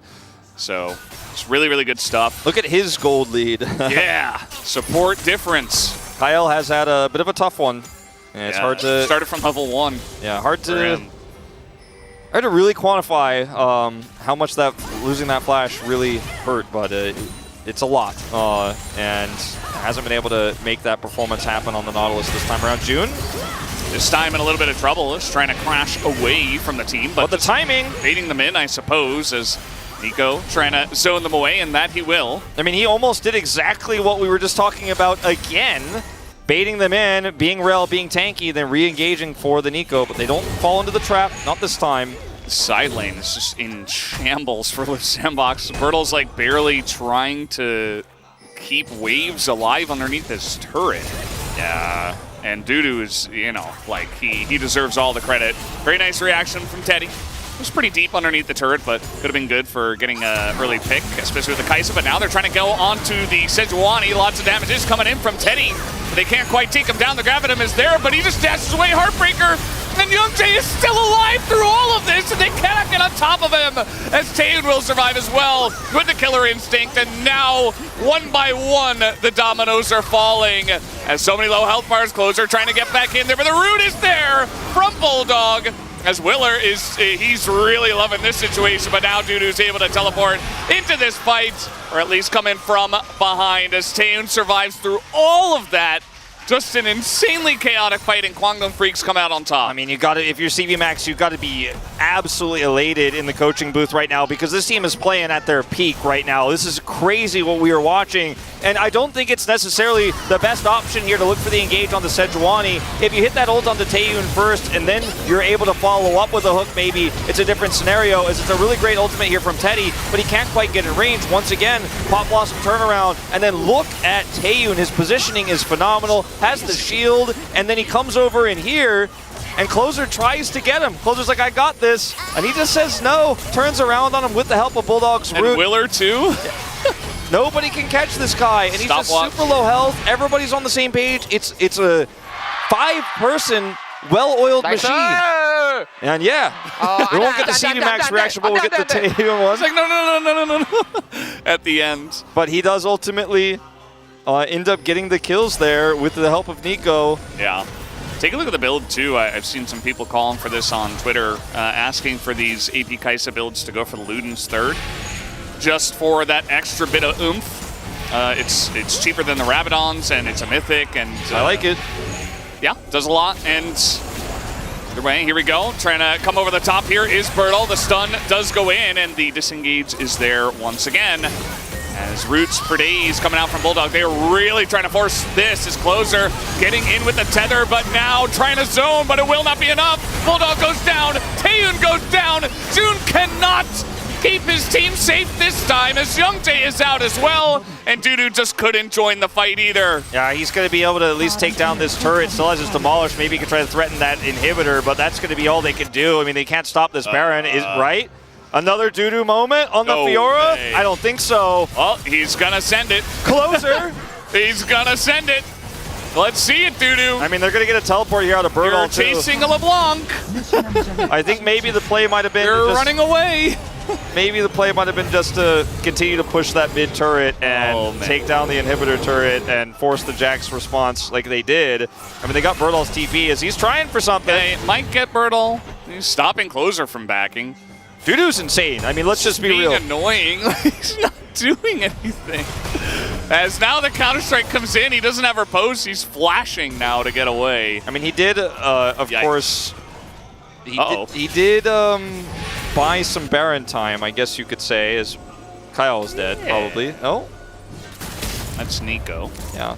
So, interesting choices. We're going to go back to the fight in mid in a moment here where things did not go the way of the Freaks, where Taeyun was actually blown up this time and they were not able to actually set up that combo. By the time that June engaged, it was pretty rough. It was pretty done. Not the turn timing he was looking for this time around, and now we're back on square one. I mean, it's only a 400 gold lead here for Kwangdong Freaks. As Bulldog is still hiding in this brush, as they have Cryo for the Drake. It's not Soul, it's just Soul Point. And it's really tough for Liv Sandbox to decide if they want to fight for this not 3-item Teddy. They're going to go for it. Closer on the back line. He's getting in with some huge damage onto Taeyun to start us off. This time Dudu is here, but again, this Fiora in the team fights, we'll have to see just how useful it can be. Probably not very much. I think this is really going to be June's flash engage we're looking for, but he's already taken a ton of damage. He has to be decisive here with Bulldog. They're looking for it. Trying to get in the huge Pop Blossom as they get Teddy down first, but the follow-up here from Bertle and the rest of the team, they are hunting down Taeyun, and they will take out the Kaisa. Flash forward from Kyle as he's going the wrong way. Young Jay is going to get out of here for now, but it looks like he might just be chased down by Closer. And Liv Sandbox, they're going to win a big fight here once again. And the thing is, the game is not over. It's only their second Drake of the game here. And ironically, weirdly enough, okay, Dudu. No Should flash be okay. for Dudu as Bertle trying to get in there. The stopwatch used. He has Hullbreaker, so it's really hard for Bertle to do anything more here once that stopwatch avoids the Counter-Strike. But ironically as well, beyond all of this, Liv Sandbox with that extended fight burn a lot of their Baron power. It's not going to be Soul Point, it's only their second Drake as well. I can't believe we're going all the way back to this one. As this fight gets a little bit ugly here, Bulldog wants to engage, but decides he's going to wait here for June's. And now the team is split. And look at this, Bulldog and Taeyun have taken so much damage before it even happens. He dies in Pop Blossom, and there's just nothing for June to do anymore. They were trying to wait for the perfect engage and didn't stop to think if maybe they needed to engage first to save themselves. As this is what happened in the last fight, you can see in live, it is going to be Liv Sandbox taking that second Drake, but Bulldog comes in here. Teddy dies instantly, but the follow-up in the fight just isn't there. Taeyun doing very little. Okay, Bulldog in a little bit of trouble, but just gonna eat an ult, and now Kyle is taking so much damage from the turret. And look at this, Taeyun's getting on top of Closer somehow. This game is just insane, as Taeyun might go down here, but Kyle is zoned away. Can the two carries from the side of Kwangdong? No, they are gonna get in there, and the huge knockup is going to save them against Willer. As once again, Kwangdong Freaks somehow retaining control of this game. I mean, hard forcing that fight on the turret was probably not the idea, and Kyle was one of the ones making the biggest error there. It's ironic that he's the one who survives as he gets rooted here, trying to force this fight super hard. As look at Teddy. He is completely 100-0'd by Dudu, as Taeyun is looking for the all-in on the Closer. Both carries are down. Bertle is a paperweight, not because of his individual play this time around, but he's just so far behind. He's not going to be able to offer anything back here. Both carries deleted in an instant. Diego 높이. Calls on killing Viego. Not entirely sure what's going on with all that, but yeah, that was that from a different game? Taeyun's calling for no Baron in that play. So that's what he was saying no about. I thought it was no about, you know, trying not to die against Willer at the end of that fight. But either way, I mean, that was from like 10 minutes ago, but that's okay. So really getting a look at just how chaotic things are on the side of Kwangdong Freaks. So Valdez, you talked about the Ludens coming through instead of the death cap. It's cheaper. It has made a pretty significant impact in the burst damage that Taeyun has, and part of why he was able to kill Closer. With all the money he's picked up with 8 kills and 9 assists, 17 of the 20, this is going to be potentially our highest kill game if we get 3 more, which I think we will. He's almost towards the death cap, is what I'm getting at here. Yeah. And he is doing a lot for his team. And the Fiora, who's almost full build as well, can instantly delete Teddy. So there's so many threats. He's flashless right now. And in that last fight, we got both carries just disappear. This cannot happen again. Liv Sandbox need to make sure they don't overextend. But they're no way, right? Probably is with all the money he just picked up. Oh my.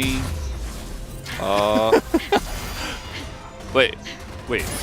Oh, he bought Zhonya's instead. Yeah, he decided he wanted to be safer. So canceled it. I mean, that's how much money he has, though. I guess he is kind of doing enough damage. He had broken stopwatch, so he's like, let's just be efficient here, and having the survivability is going to be more important. I think it's a pretty wise choice. I think both are good, but I think if you're feeling ahead and you're feeling like you're doing enough damage, then that's the choice he'll go for. It's Grand Challenge down at the bottom side. Bertle, where did his health bar go? Jesus! As now he's just being chased down. He's down 2 levels. Finally, Counter-Strike is used, but it's too little too late. Oh, it's going to stun down Dudu, but flash in, and Dudu takes him down. And this side lane is finally coming to life. Things like this is why Liv Sandbox have to take these bad fights, because... Where are they going? I mean, good luck catching this guy. What? So, I mean, when you're losing in sides this hard and Dudu's just going to take your base... Oh, my brain. You have to make bad choices, like trying to dive that bottom turret, which is where all that gold came through from Taeyun. But then now you're chasing down a Fiora who killed a Jax, and you're losing Baron. And Liv Sandbox, this is not the macro decision-making that we're wanting to see from you right now. As Dudu is just going to hide in the bush. Question mark? Cool kids who never check the bush? Question mark? Question mark in general? You're gonna chase a Fiora that far and not check the bush, and then just back here while your base is in shambles. Yeah. I think this one might be over, Valdez. They're falling apart, and Kwangdong Freaks have finally found some stability in this game. Closer trying to get the engage from behind as Taeyun's going in, and he might have to pay the iron price for this one as a miss on the Moonlight Vigil, but the damage is enough as Teddy getting challenged, and a huge pop blossom in the back line should be enough here, I think, for Kwangdong Freaks, right? Will they be able to push in from here? Bertle is full health, but Dudu again, has GA, he's Fiora. the paperweight. TP coming through here, weirdly enough, from Bulldog. Okay. Bertle now, he's gonna get stunned up. Dudu's here, and the damage might be enough. Closer though, trying to trade. Whoa, that was a huge chunk onto Bulldog, but not going to be enough. They didn't get this inhib, they didn't get mid inhibitor either. Here comes Willer, flash in, the stopwatch, the Zonya's here from Bulldog, and he lives for so long. As finally he will go down, but Dudu, he can't get over the wall. Not over the wall, okay. Can't get over the wall, doesn't have flash. Doesn't have his cooldown there to get over the wall. And, well, we broke the record, Wolf. We did. We broke the record for most kills of the season. And this is just sad. Now look at what's happening. Like, it's actually the part of the replay I really want to watch is what's happening in mid, because they are getting control of the Baron all while this is happening. And then because they lose control, that's why they decide to try to pile on to Dudu here on the bottom side. Look at the movement you're seeing from the LeBlanc, from the Nautilus. It's not the right macro play, but they also lost the neutral exchange. In live, it is going to be the Drake going over to Liv Sandbox here. Taeyun buys so much time, that stopwatch buy absolutely ends up being the right choice. The Moonlight Vigil also misses, and Dudu is doing so much in this game. And sides, he's killed Teddy multiple times this game. And I mean, there's just too many tools, there's too many options. The Pop Blossom is big. Then, I don't want to talk about this part as much. I want to talk about the parts where people do good things. Yeah, I mean, Bertle lost some time, right? And Closer gets in, he's doing some damage, so they get to be a little bit iffy on the situation, so they just decide to back away. Yeah. And they can't get Bulldog lives for so long here, and the flash was perfectly timed. Yeah. They trade the kill back onto Viego, and that was pretty cool. Closer barely escapes. The inhibitor did not go down, even with all those minions. So you see Dudu is going to take it away now. But it bought them a little bit of time. It's sitting at 1/3 health. Dudu getting collapsed on too. I don't know about this. Hey, 2v1, can they even kill him is the question. No Counter-Strike anymore, so they just run away. As the rest of the team, 4v3, down on the bottom side here for Kwangdong Freaks. They want to take down this inhibitor at least. I mean, they should be able to get at least one of them, but actually they're going to get two. Closer trying to come over and defend. They got everything. Hook's going to miss. And Kwangdong Freaks one step away. I mean, look at Taeyun starting to do the damage here with these Void Seekers in this fight. Every time there's no minions in his way, he is going to aim those forward. This one's not going to hit, but still the poke is real. No Baron left over for Kwangdong. I think it's time to evacuate. I don't think you can end from here. Yeah, I mean, they need a few more of these double super minions to come through, and then they could probably push to end, but they lost a lot of health here, so they're just going to reset, and the game continues. I mean, right now, Liv Sandbox are hanging on the thread of a thread. Jackie Love. Yeah. It's been it's been a little bit of a Jackie Love game. That's what skin I use on Kai'Sa every time. It's a good one. Yeah, and you're showing respect. And yeah, so this graph, this CG actually is out of date, as now he has a death cap.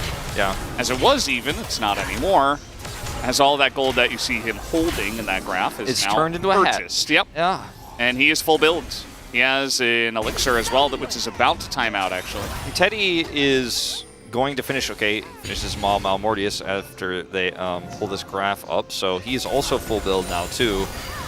But we're just seeing too many problems here for Liv Sandbox in defending these engages, and Closer's trying his damn best to try to get backline access here, but it hasn't been enough, as June is going to be the one targeted. He could turn on this with his ult.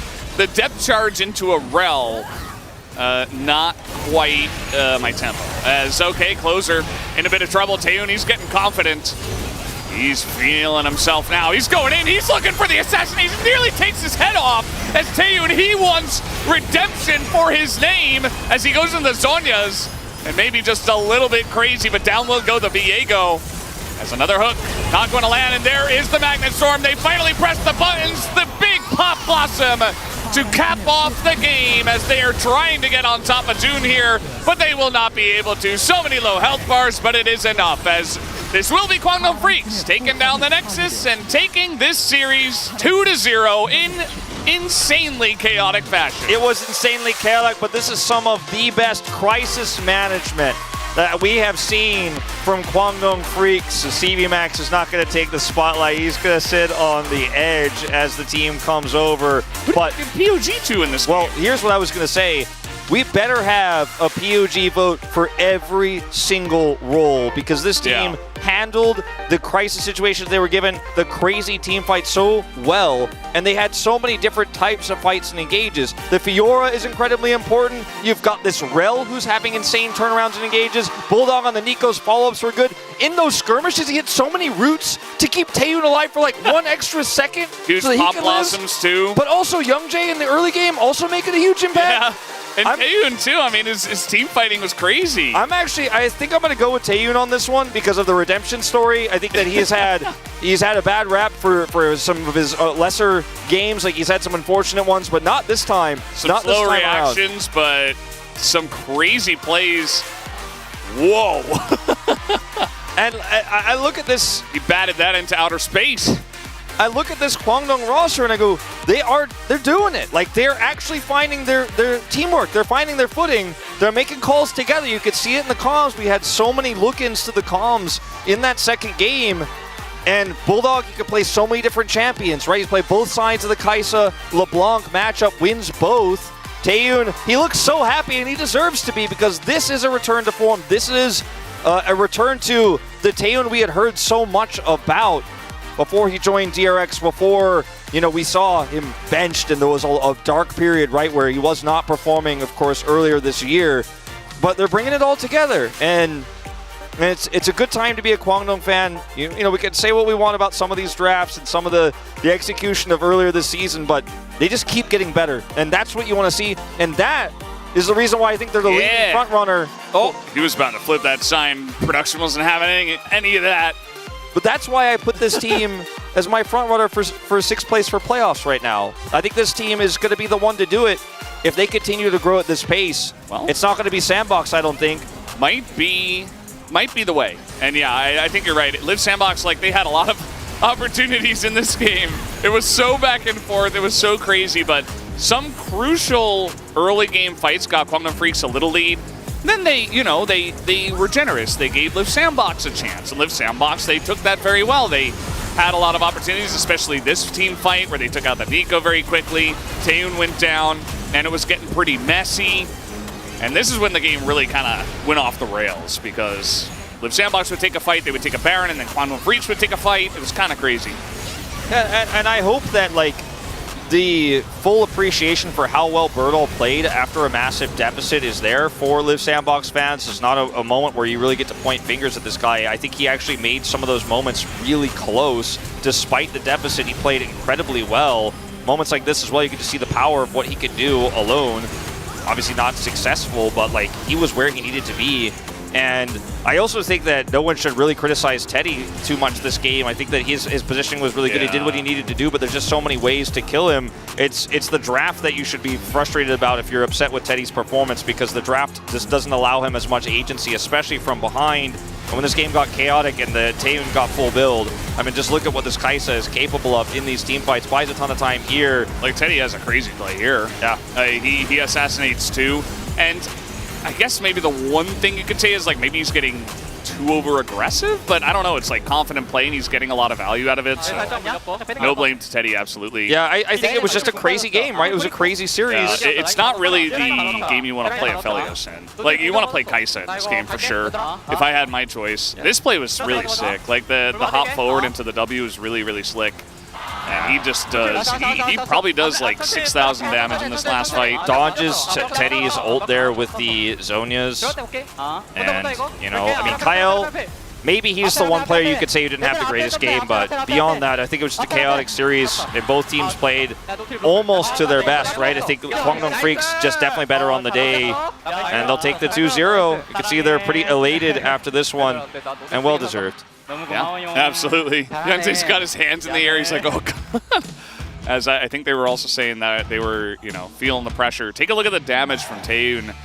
This is, you know, Taeyoon had a great game, but also this is what Kai'Sa can do in this meta, is she just gets every item, it feels like she spikes. It's like, okay, first she gets her static shiv, she begins to have lane presence, then she gets her Nasher, she can take you out in a team fight, then she gets Ludens or Death. Yeah. And then she's really chunking you. And then every single item after that, it's like, holy crap, I'm losing half my health bar. When you get the Nasher too, when you get the Nasher, you start to evolve as well. And then you're like, oh, my W is a problem for you guys now as well. And then it just becomes, it just starts to snowball really well if you have a team to set you up, and they did. That was why, that was the one thing from these drafts, from these two teams, where they're like, they really kind of understand the Kai'Sa priority, I guess. Or at least they put a lot of faith in it to do a lot of damage, which it did. Either way, guys, crazy series for both of them today. Hope you did enjoy. We're going to go over to the space and see what they had to say about this second game.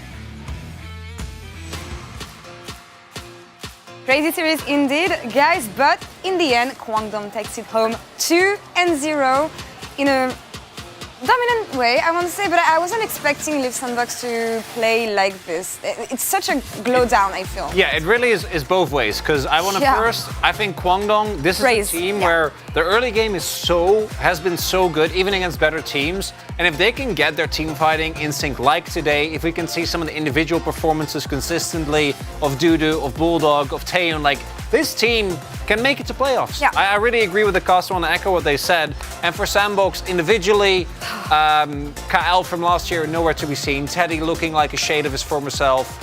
Really the only one that I want to support is Willer, because man, he was trying so hard. I feel like the entire early game was ran by Willer, honestly, and so many skirmishes that would have gone so horribly wrong were redeemed by his Viego play. Yeah, so really tried for the 1v9 performance, but wasn't quite enough, and I think there were lots of mistakes on both sides throughout that, but it definitely felt like the edge was constantly going in favor of the side of Kwangdong Freaks. And it comes from, I feel, understanding how the meta works and which picks you should prioritize. So we're going to take a look at the draft here and understand what Kwangdong trying to build here. I love the Nico and Kai'Sa priority, and I love the counter pick on Fiora coming from Dudu. Yeah, and Birdle has been better this spring, but these are the moments where you like get flashbacks to when he played against Ale and went down like 100 CS when he was thrown to the wolves on Genji at Worlds in 2021. Because Dudu is one of the best top laners that we have, right? And he has some matches or some games where you don't really see it, but in moments like this, you really see it. Very confident on this pick. He's played it a ton. Still, you know, building Hullbreaker and then grouping. But when it comes to the mechanics in the 1v1, I do think that he's very, very clearly far ahead. So the R5 makes complete sense. And the rest of the comp just works really well. You have great backline dive, you have a lot of poke, you have team fighting power with the Nico, and it all came together. Yeah, I think there's so much setup on this Kwangdong Freaks side with the Sejuani, the Rel, and the Nico. And I think it was actually really important not only that they had the Fiora, but also that Fiora was ahead, because if it was just on the Kai'Sa, I think they would have really struggled to execute in these team fights, like if you had like a tank top or something like that. But the fact they had this additional carry who had the follow through in fights, who had the sustained damage, it meant that the cleanup often came through. So there'd be like the initial burst of CC, and then the cleanup would be there from both the Kais and the Fiora. I want to directly jump to the first highlight we have and take a look at these team fights actually and how it came together. What's your appreciation of this, Ox? I mean, this is a scrappy one. It breaks out here, and we see actually some nice moves there from the Sejuani to get out, but I just really want to praise this flank angle from the Nico. Yeah. So good, the flash and the dash in. Only catches 3 there, I believe, because 1 had already died, but yeah, super solid and completely turned it in favor of Quantum Freaks there. And what is really important is that, again, I'm gonna keep echoing this because it's such an important point to me, is that this Kwangdong, their first 15 minutes are some of the best in the league. Like, they're up there with T1 and KT. It's just that afterwards, as we saw against Halma, for example, they don't know what to do. And if they can maintain these type of team fights, if they can keep their draft priority good and not, you know, do the CVMX thing, draft poorly game 1 and then run it back, who knows what this team can do? Moments like that. And when you look on the other side of the mat, we have Liv Sandbox and their early game. They go down 1,000 gold, usually at 15 minutes. Yeah. But it's rough because, as we were mentioning during the game, if they can get a decent early game, they can be one of the best teams to team fast. But it's just that by the time they get there, game is done and they just can't come back. Yeah, I mean, for Sandbox, my issue is that we don't see anything that made this team good. We don't see the decisiveness, right? Like kind of the extreme dive that we saw from them last year, in which KL looked amazing. And we don't really see any of the team fighting either. Teddy looks, every player kind of look, except Willa, kind of looks like a worse version of themselves. Slow down from the team, honestly, compared to Spring. I want to roll the second highlight here because, as you mentioned, I feel like Bulldog and everything he's been doing for the team, getting the roots when the team needs it the most and basically positioning the best way for the team. I love how they approach the fight here. Yeah, and I feel like we had a lot of fights in this game. You could take any, and it felt like pretty much all of them, Bulldog was just consistently landing CC there, gets on both the Viego and Jax, lands the root afterwards on the Aphelios, and here, when the LeBlanc does go in to try for the kill, another root connects.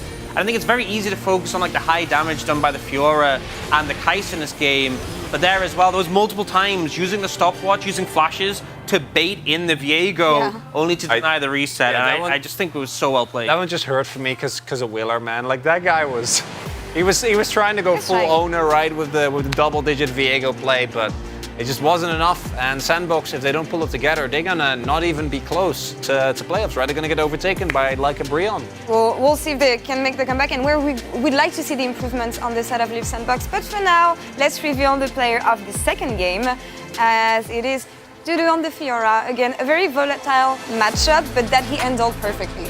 Yeah, and you know, I think he obviously got a lot of resources on this pick and was that constant threat in the side lane. Didn't die at all during the game, so I can understand. And you can see just completely dominated the 1v1 against Birdle. But, you know, we voted for Bulldogs. I think the fights were dictated completely by the Nico pick. And to me, it's this 1-2 that really makes this team tick. Because I think that Taeyun Jun and Youngjae can be somewhat consistent. But to me, when Dudu and Bulldog are playing well, this team looks like such a menace to face. And it's the team fighting power of Bulldog combined with the fact that, as you mentioned, they did actually have reliable silent pressure, which forced Sandbox into some really, really awkward positions. I think for Quantum it's going to be about mostly finding, as you guys said, this consistency. And of course. Almost synonymous. A lot of scoreboard Stevens there. You know, they see the big number, the lots of kills, no deaths, but Scoreboard Stevens? I love scoreboard it. Stevens. If you watch the fights, man, Bulldog was there every single time. Every fight, it felt like he was the one landing the big ult. So I'm okay with the vote. But I'm happy with that. The scoreboard Stevens really gets me, man. I don't like that. That's a tilter for me. I love it. The winners on stage. For the interview, Jason, take it away for the translation. We'll come back right after. Thank you very much, guys. This is Jason for the PUG interview translation, and we are here joined by Bulldog and Dudu on the side of Kwangdong Freaks. Congratulations on the win, guys. Bulldog, how do you feel about this win? Today was a very important match for us, so I'm really proud of ourselves that we managed to get this win. I'm not happy with my performance today, so I guess I gotta work harder. 우와, 오늘 너무 잘하셔서 POG까지 받으셨는데 You want POG, but you still want to perform better. A very humble state of mind, but looking forward to seeing even stronger Bulldog in the future. And Dudu, what about you? I saw a big green on CV Max looking at you after the win. How do you feel? So I think today we had a very decisive series in terms of making it into the playoffs, and it means a lot since we got a clean 2-0 win score. Dudu, Kwangdong actually has a very interesting record so far. You guys are always winning 2-0. Were you aware of this? Yeah, I was. Why do you think this is keep happening? I don't know. I don't know about the reason. But well, getting 2-0 is not good, but you know, winning 2-0 is a good thing, right? So I don't know why it's happening, but winning 2-0 definitely a good news for us. Bulldog. We were able to see a very high priority around LeBlanc pick from you. You know, in the past 3 matches in a row, it was always locked in very fast. But today, you finally managed to get a POG. How do you rate this champion right now? So with the static shove, it's a trend, you know? So I think this item kind of compensates the weakness that LeBlanc has, the wave clear, and also in a certain matchup she can win lane. So that's the reason behind the prioritization of the LeBlanc pick. Then what did you think about the Kai'Sa pick into LeBlanc from game 1? Well, I had some feeling, you know, we might see it, but I was not expecting it to actually happen. How was laning up against Kai'Sa then? Well, that kind of hurts. You know, Closer was pretty good at it, but in the end we won, so it was a big relief. And Dudu, I have another question for you. Kwangdong repeated the Kindred bet for 2 games in a row today. Why is that? So it's a very tricky champion to deal with. And also Youngjae hates Kindred. So we wanted to invest a ban card for him. And then Duora was popping off all over the rift, especially going up against that Jax. So let's take a look at this reel. The Duora just getting a solo kill casually in a very early phase. And then we had a very intense competition around the side lane. And every time you were the winner in the end. So how do you kind of see this matchup? I think early on, Fiora does have the edge. I have my kind of specific point of view about this matchup, but just like you saw, so if you hold the wave in front of the turret, you get to kind of have a control of the lane. But, you know, I was able to create that lane freeze a little bit in order to annoy the opponent top lane. And Dudu, your Fiora was the #1 of Spring Split best moment. Tell us what your thought about Fiora.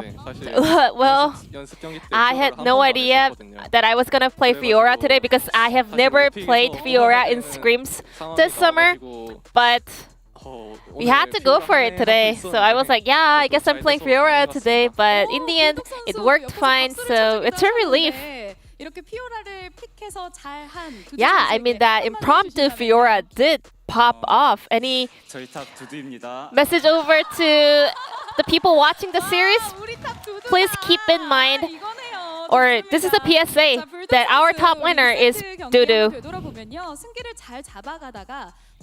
However, in game number 2, there was one moment when Kwangdong kind of dropped the ball around the Baron. Were you kind of worried about maybe losing the game?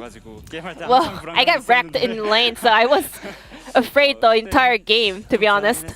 So I was a little bit scared that we might actually lose the game, but my teammates, they were doing a fantastic job to secure the win.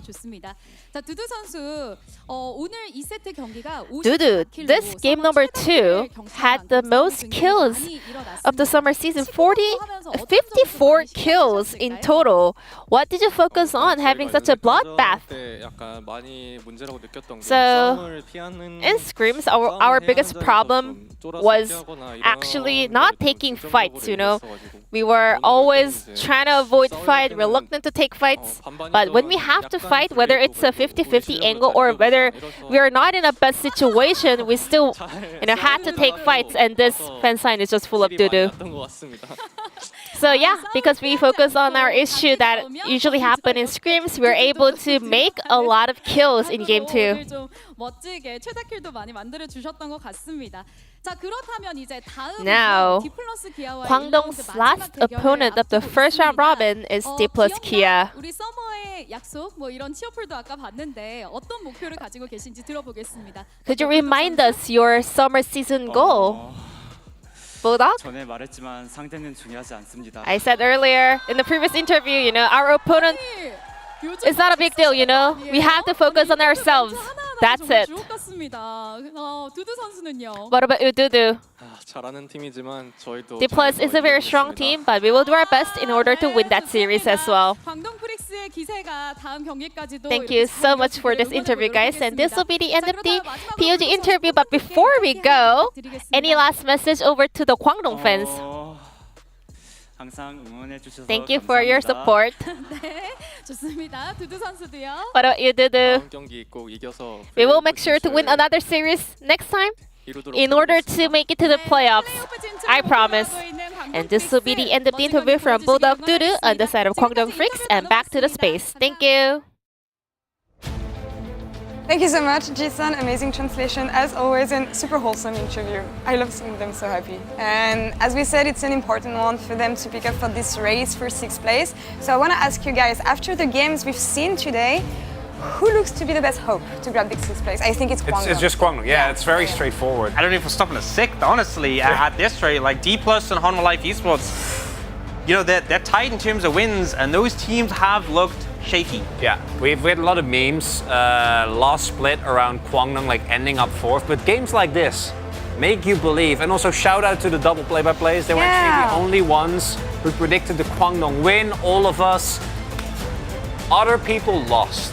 They all went for Sandbox, and I think after today, Kwangdong really looked to set themselves apart, and it's a really, really big moment for this team because if they can actually make playoffs, I think they're also in a position where, as you're pointing out, the bottom tier teams towards playoffs look so much worse than last year. It's very LCK-like to see teams improving on the second half, Robin. So we'll see if they can catch up. But tomorrow we get some interesting matchup on the first one, especially Genji facing off against Honma Life Esports and Nongshim versus T1. The second one is going to be a bit of a bloodbath. Nongshim did better than expected against KT.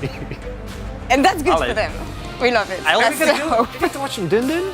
Yeah. I also think Genji, Honma Life Esports, I never know with Honma Life Esports. I feel like they always just could. They probably won't, but they always just could. Yeah. I'm skeptical. I'm skeptical. New synergy to build with the jungler in the split time. We'll see how this one pans out tomorrow, but that's all for us here on this side of the LOL Park and the space. And thank you all for following the LCK today. We'll see you tomorrow. Bye-bye.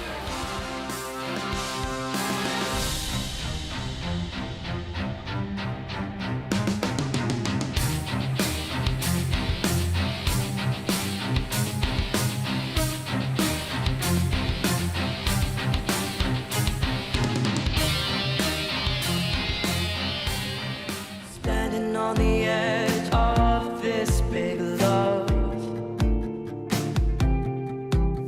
I'm not looking down.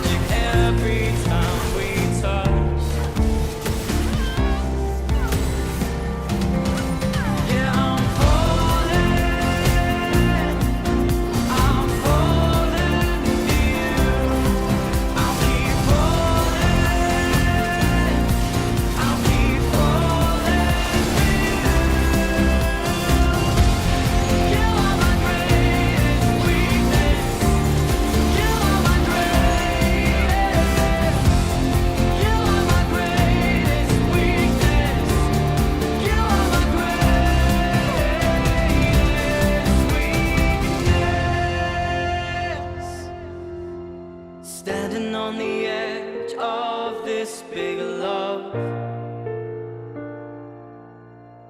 I'm not looking down, baby.